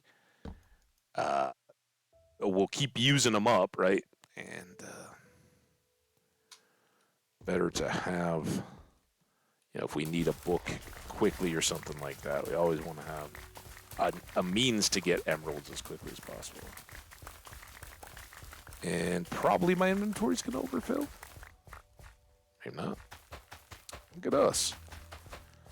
But now the big question of the seeds. Can we store them all and kick the compost can down the road?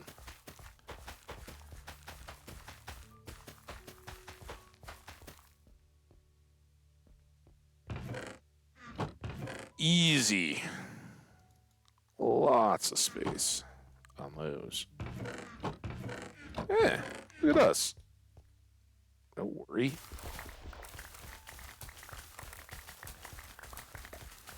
Da, da, da, da, da, da, da, da, da, da.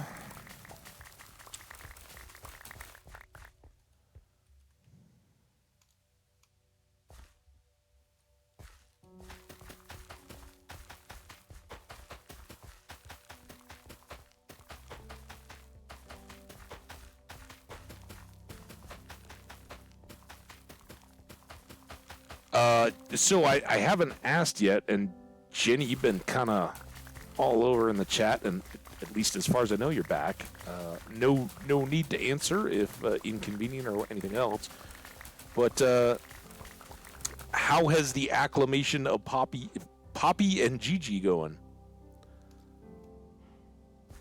They getting a little cooler with each other, or is it just we're figuring out our comfort distance and learning how what is the attack radius of the cat for the dog?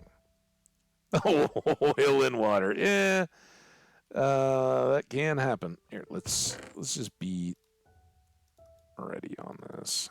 Yeah, we'll do that.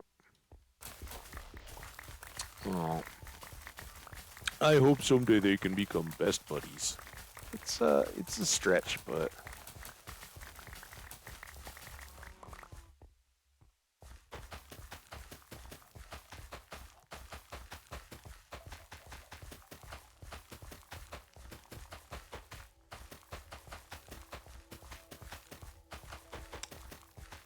it's just not that bad. Like you said, the dog is testing the attack rate. Yeah. That's always been my experience, is that at the very least initially, that's what they do. They kind of like, okay, I'm not I'm not threatening you if I give you 4, 5, 10, 12, whatever the amount of feet is, that the animal doesn't begin to feel threatened or attacked and doesn't, put their hackles up. And from there, it really does depend on the personalities of the animals, how they're gonna decide to either continue to work on that or not. Like some animals are just like, all right, cool. You get that amount of space, and they figure out like the favorite. Cat really likes it on top of the bookcase or whatever, right? Or behind the curtains, whatever the case may be, right? And they figure it out, and they just kind of detente, stay away from each other, and it's all good and never evolves. Others, whether it's the cat or the dog or anybody, their quote unquote personalities are such that they're like, no, dude, I'm not cool with us not being buddies, and I'm gonna either treat it as a game when you get all upset and hiss and all that, and take it as play, until you realize that, hey, this never goes any further. This is just a game, and then it kind of settles down. Or, in the case of some cats that I've known, they just never have that kind of hiss and spit reaction beyond the very first. Like, oh, okay, this is a part of my environment now. It just happens to be a dog, but it's a companion, and particularly, like you work a 9-to-5 type job where you're in the office or shops or whatever, and not there with your pets, and they're spending more time with each other than with their human counterparts. Yeah, they'll kind of go, yeah, this is my companion. It's not these silly humans that show up every once in a while. We spend like 12, 15 hours a day together, and they're just like, probably, I don't know, I'd be fascinated. That's why, for one thing, I don't have pets, but now that like the home camera systems and all that are much more common, I'd be fascinated by the pet cams. Like how do the interactions really go down between the animals? Like what was the movie about the animals when all the adults were away, or the humans were away? I don't think it was Zootopia, was it? Or was it? Maybe it was. One of those movies, though. Or like it was kind of the Toy Story, but with pets, right? Yeah, Poppy definitely wants to be friends, but she's just like, nah, and they are working around each other, though, so I guess they are both realizing this is how it is now. No, not Milo and Otis sketch. But that's a classic. I remember some Milo and Otis. It was a cartoon. And it was like well after I was an adult. I don't know. That's why I don't know it as well as maybe more Milo and Otis vintage movies. All right. I don't think we have to waste time with the extra shulker. We'll just grab up these extras. And to be. Ciao, man.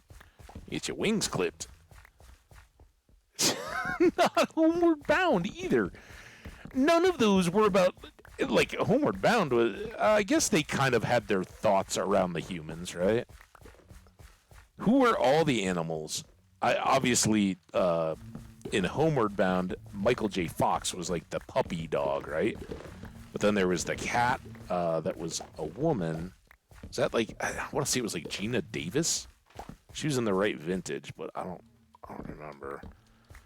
And then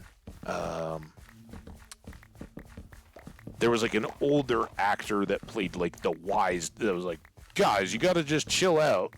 Come on, we're doing this. But it was kind of like the older, wiser dog, right? The not going to teach him new tricks dog character. All right, we're good?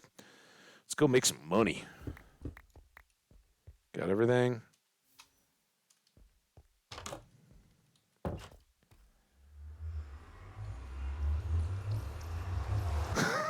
The wah-wah wither battle. Well, I'm really reconsidering that. We may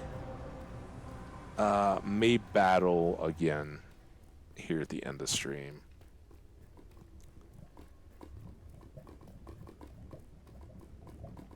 That was real. Like, I'm disappointed. I can't imagine what. Dude, you spent all that time making an arena, harvesting all those stacks of obsidian, doing this and that, and then you're not even gonna. I mean, it keeps the water out of our boots, right?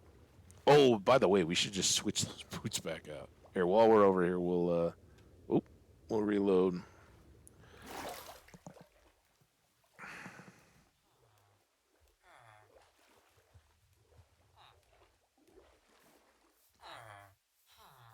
Hey, Welsh. Like the Welsh.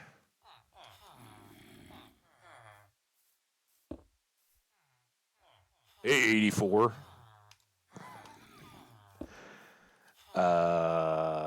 Here. Oh. Dude, I had them. God, I gotta pay attention. There. This can go away. These go on. Uh-oh. These go on. Oh, the hiccups.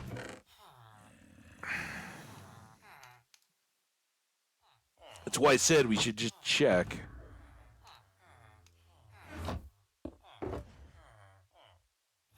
All right, well, that'll be plenty.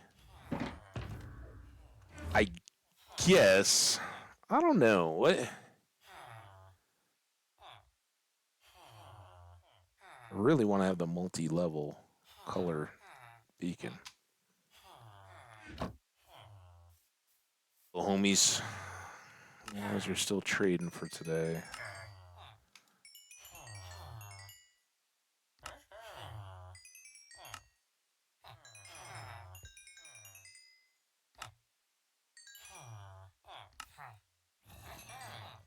It's too locked in, I guess. I got like the total crick in the neck today. Normally, I'm very posture conscious, but I was not today.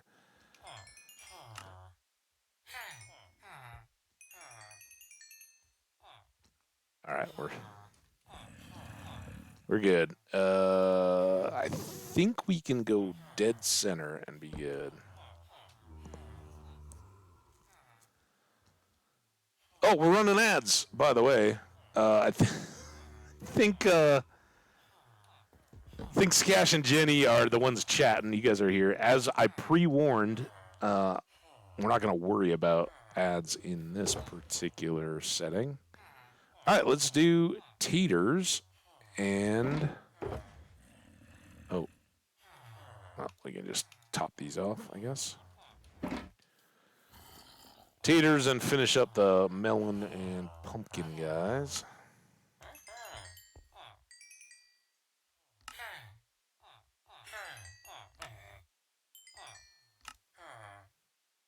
Uh-oh. Oh, boy. We threw you some change for a second. I want those back, though.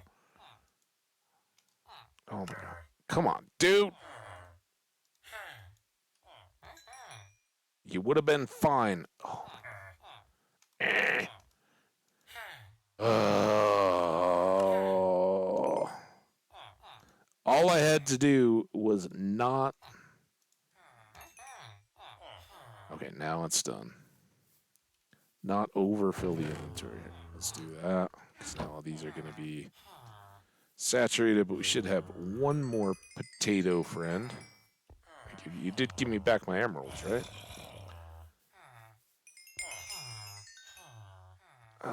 And for all you folks who have seen the Drowned Farm or the Creeper Farm or any of them, let's see, this is by far our best repair next week. Speaking of repair, we should repair.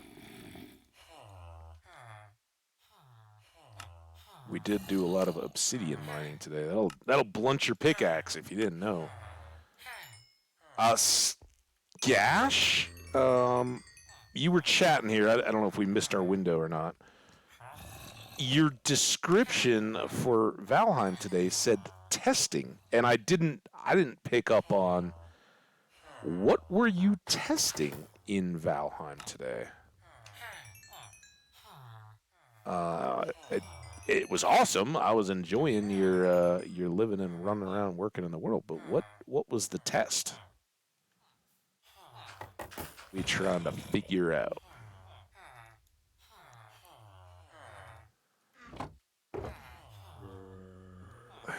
There, and there. And then we got Carls. Yeah, might have missed Skash. Probably up to grab a glass of water or something in the midst of his sleepy time. Maybe. I don't know.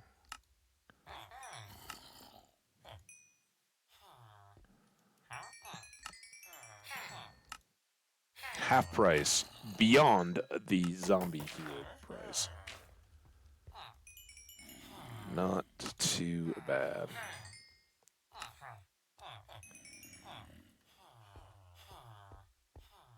I know you guys got more XP for me.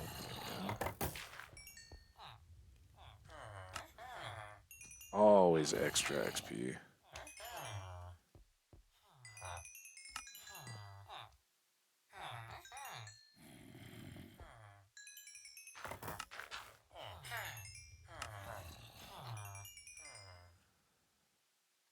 And then was there Carrot? Yeah, Carrot Dude. He's already down to 10.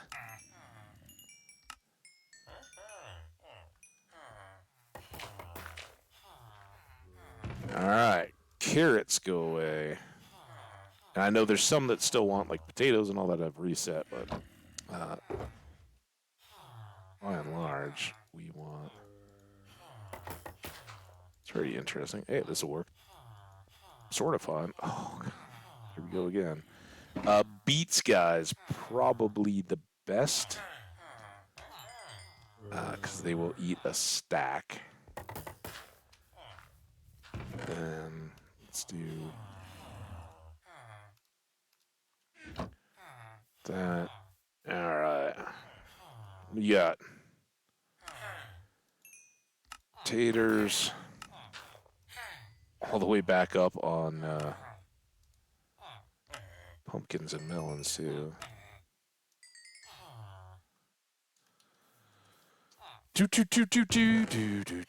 Now none of the are we fully out of melons?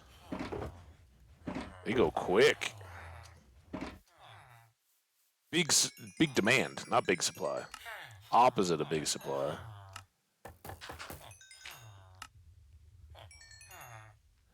There's all those.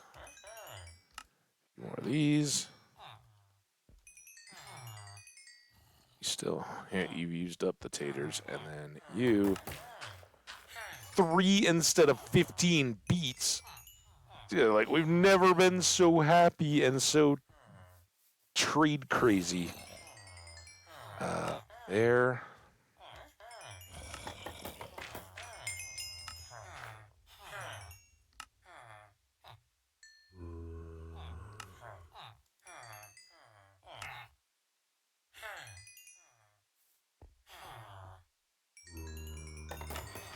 No.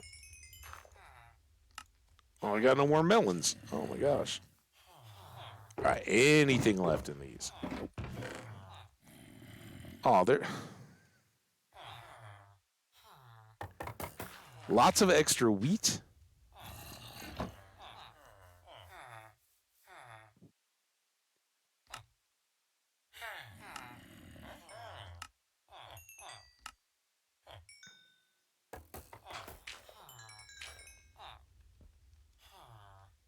Oh, wheat guy, come on, man. I'm waiting on you.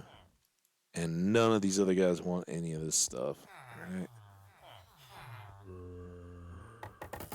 You're not down for beets yet.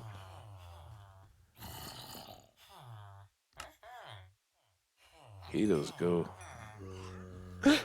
He's like, just a couple. Just a couple. I got no more room for potatoes. I'm so full. I'm not saying they eat everything, guys. Done. Don't have melons.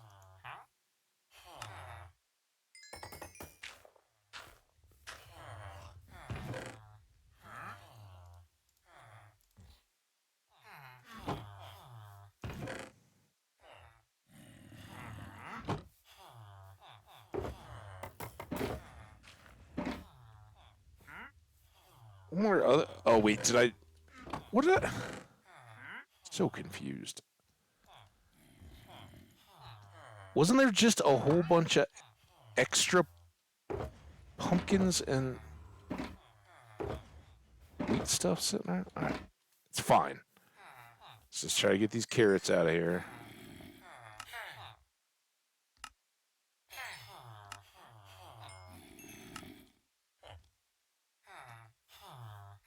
Carrots down here. I love that he's like, dude, can I get in on your trading action? I wandered all over this world. I got nothing. It's because your stuff is kind of awful. 4 emeralds for a slime ball? You kidding me? A tube coral? Whew. Alright, let's dump the rest of this. We did pretty darn well, I think.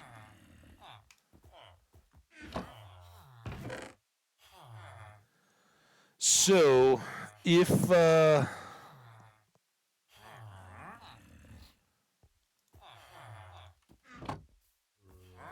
outside of trading, if we wanted second beacon... Wow, that was quicker than expected. How close are we?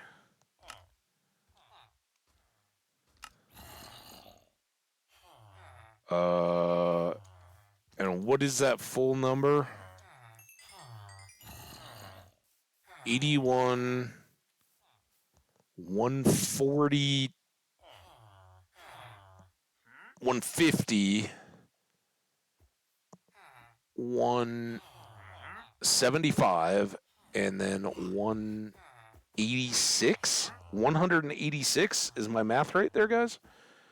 186 extra emerald blocks to do a full beacon. So, obviously 128, 196. So you need less than 3 full stacks for a complete beacon. And I think we're just a bit short yet on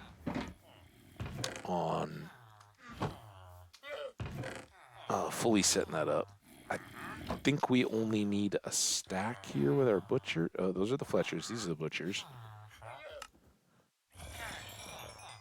Yeah, doesn't take them many. I should have done butchers first, but because our inventory was all jammed up. They do want raw chickens, each of them.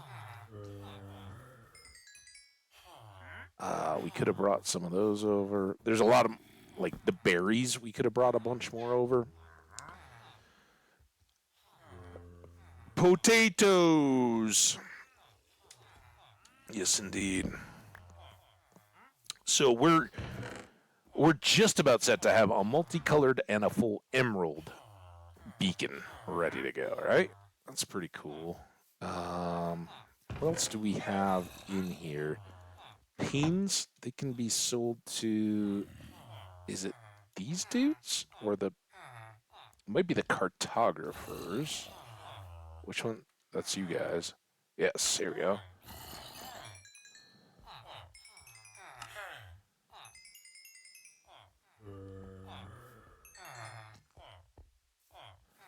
Okay. None of that's gonna go. But with that much messing around time, we might get stray XP hitting us from all over the place. Love it. No. Oh, come on, guys. I was counting on you. Makes sense, though. They're all pretty dialed up. Oh, you're not.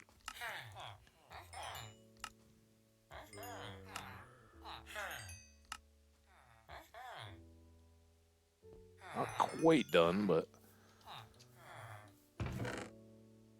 clears up a little of our storage. Now what do we do? I guess we pick these up. That freaked me out for a bit. Oh, I never put the pick back in all that time in the basement. I think we're good here for a bit. That's empty. That's empty. This has our travel-y stuff. Our ancient city stuff. And I don't know, maybe we're going to have to do... Let's do this. Here, we'll do that. That. That.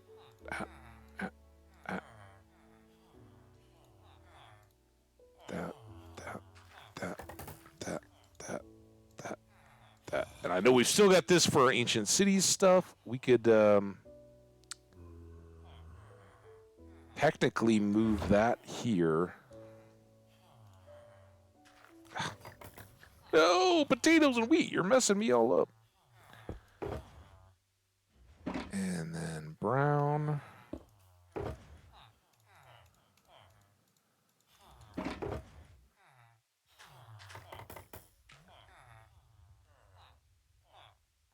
There.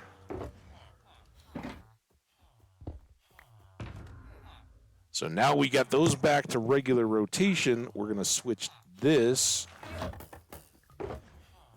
with this, and I don't think I am missing anything else that's just ancient city specific, am I? All the rest of this is trade, so pop that. This will go in here. So we've expanded. We've got 2 doubles, small pack stuff, right? And if in the future, you know, we had a bunch of stuff to go onto a build or whatever, we could use these smaller than going out gathering and being like, these are all the nether stuff, and these are all the mob loots, and these are whatever, right? Good, good. Everybody following? Don't need that. I think we're good here. All right, you guys ready? Yeah, boy. Let's go.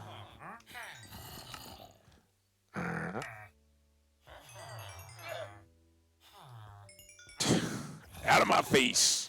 No carrots, but pumpkins. Beets.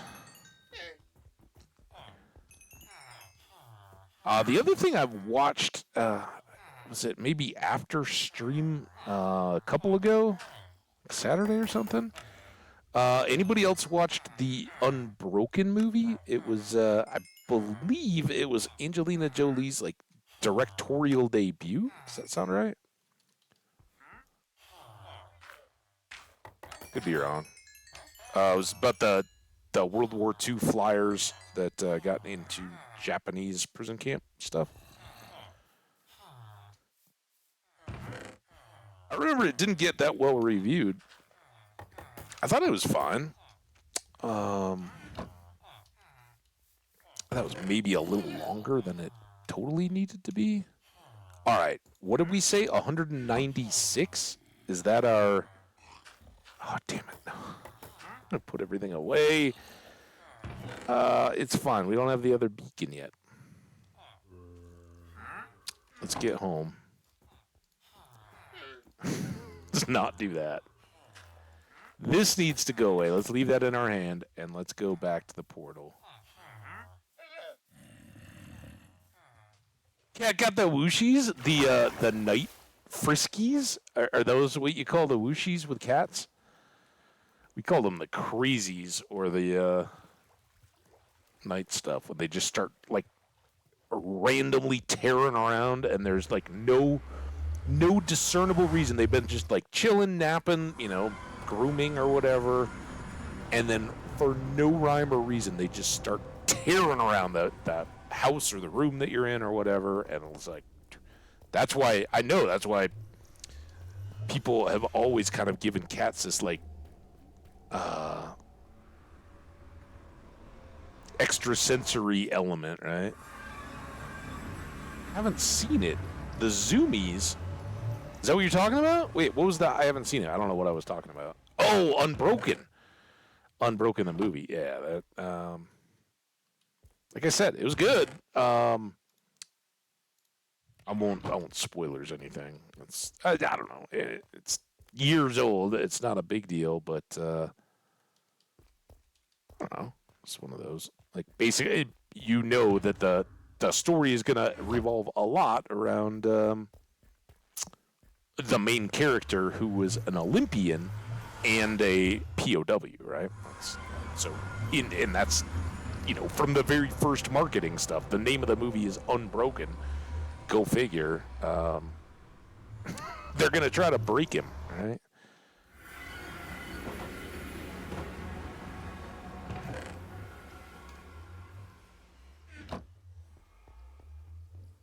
There were so many good ones that popped up whenever that night was, and I was just like, yeah, maybe I'll just go see what's on. And I think I went into Netflix, and there were so many, like, I could have repeat watched stuff that some of just the wheelhouse. Number one that popped that I was sorely tempted to watch, 1977 classic. Even I'm not that old, but the movie's always been a classic. Slapshot. I think it was certainly directed and produced and starred Paul Newman. I know that somebody else wrote like a sequel to it that wasn't Paul Newman. I don't know that he initially wrote Slapshot, but I think it just kind of evolved and happened. The movie, absolute classic. What are the other ones that I was thinking about watching? Man, I don't know. I shouldn't even bother. They're elusive.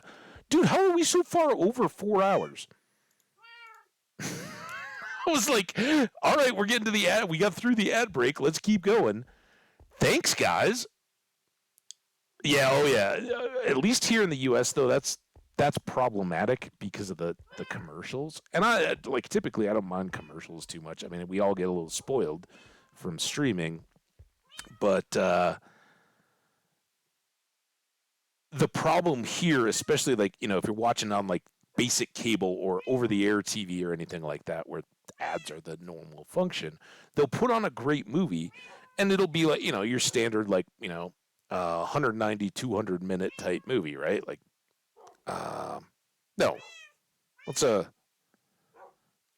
120 to 100, like 2.5 hour movie kind of deal, right?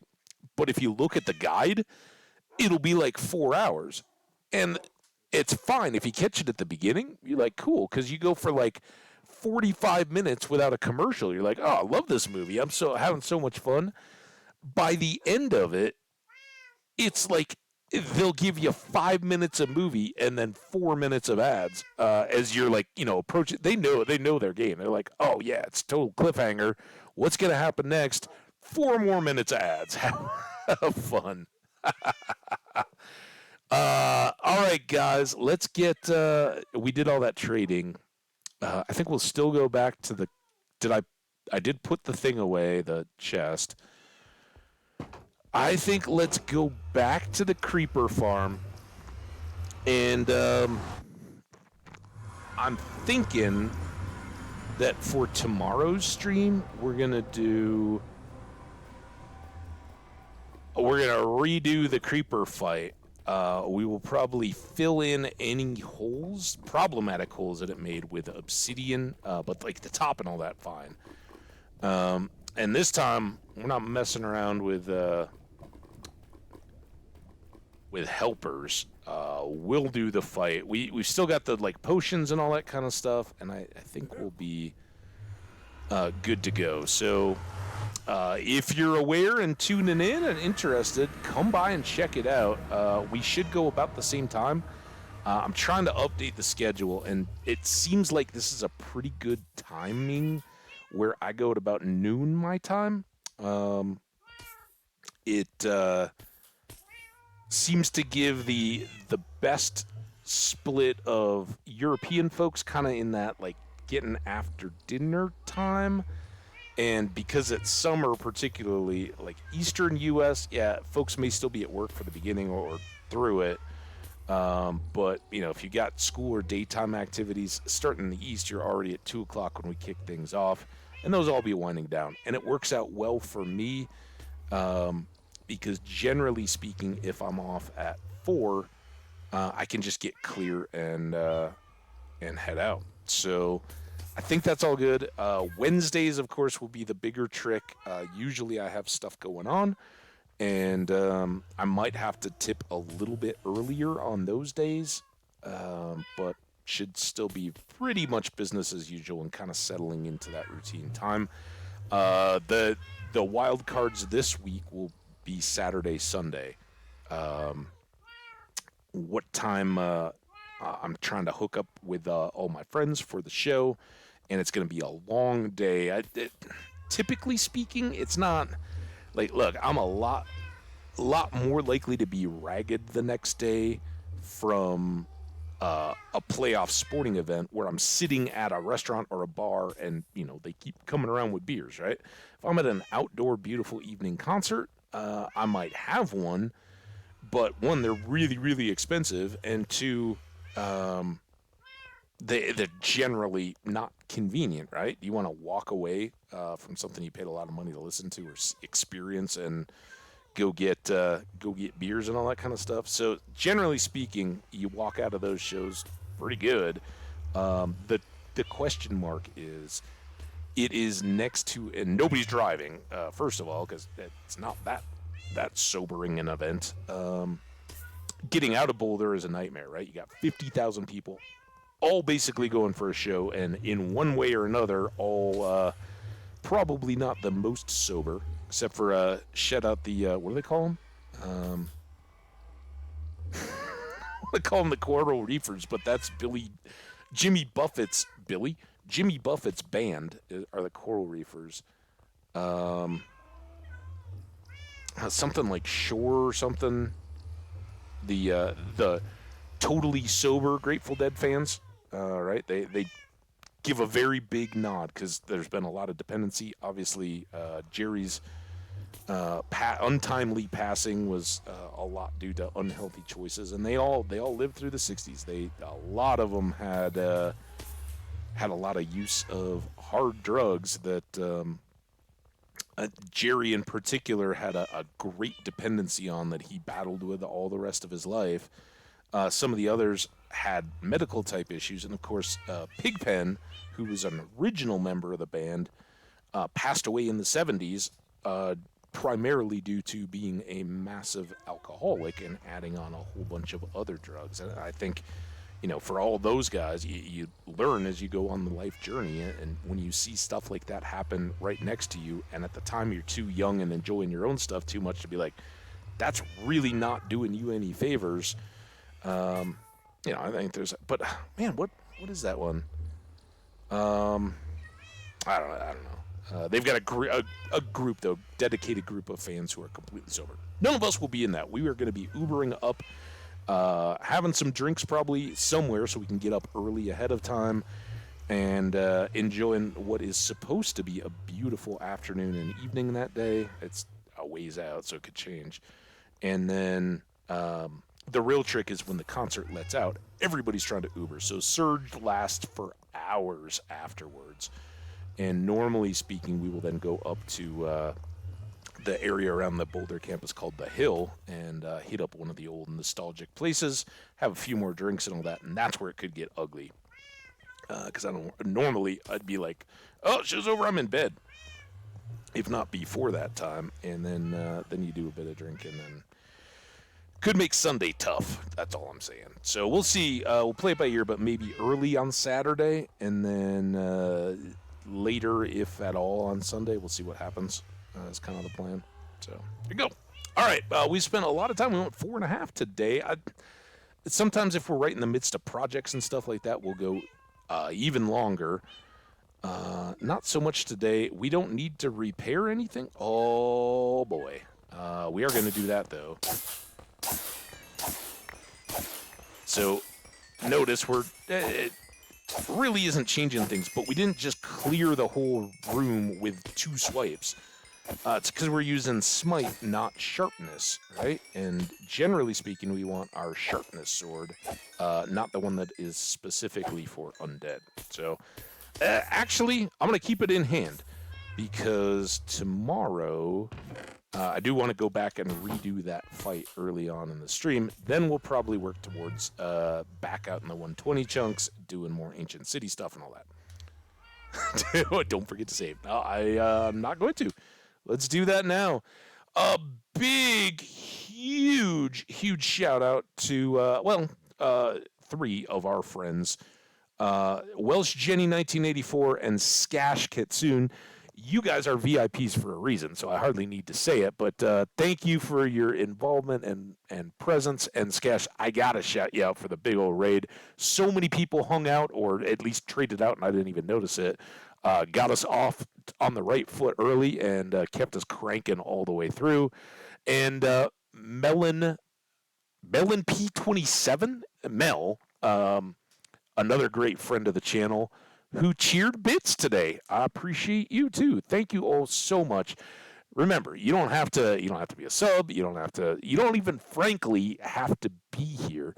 If you're catching this on a VOD and hearing me wrap up right now over on the YouTube side, a week, a month, 10 years in the future, hey, dude, you can still say hi and leave me a comment. Hit that like button. I appreciate you whenever. And I haven't forgotten. Folks enjoying the VODs that are on a different schedule could never see this live. Don't worry about it, man. I appreciate you, and that content will be there. For you Twitch viewers, dude, come in and lurk, hang out. Drop in when you can, enjoy a little bit of the content. That's all you ever got to do. You don't even have to say hi, but I'd love it if you did.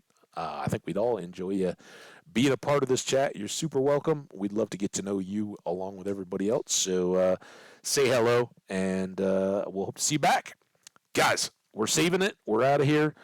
Have a wonderful afternoon, evening, nighttime, whatever you got. I'm going to go see if I've got a drawing pad now. And Tales from the Adventure coming up tomorrow. You guys, you're awesome. Take her pillow. You know what that means? I don't know what that's from. Sounds awful though. Now I'm not married. I haven't been, but I've certainly been in a few relationships. And generally speaking, that's gonna not work well for you. I don't recommend taking anybody's pillow, much less hers, whoever she is. All right, guys, you rock. We'll see you next time. Thanks so much. Bye now.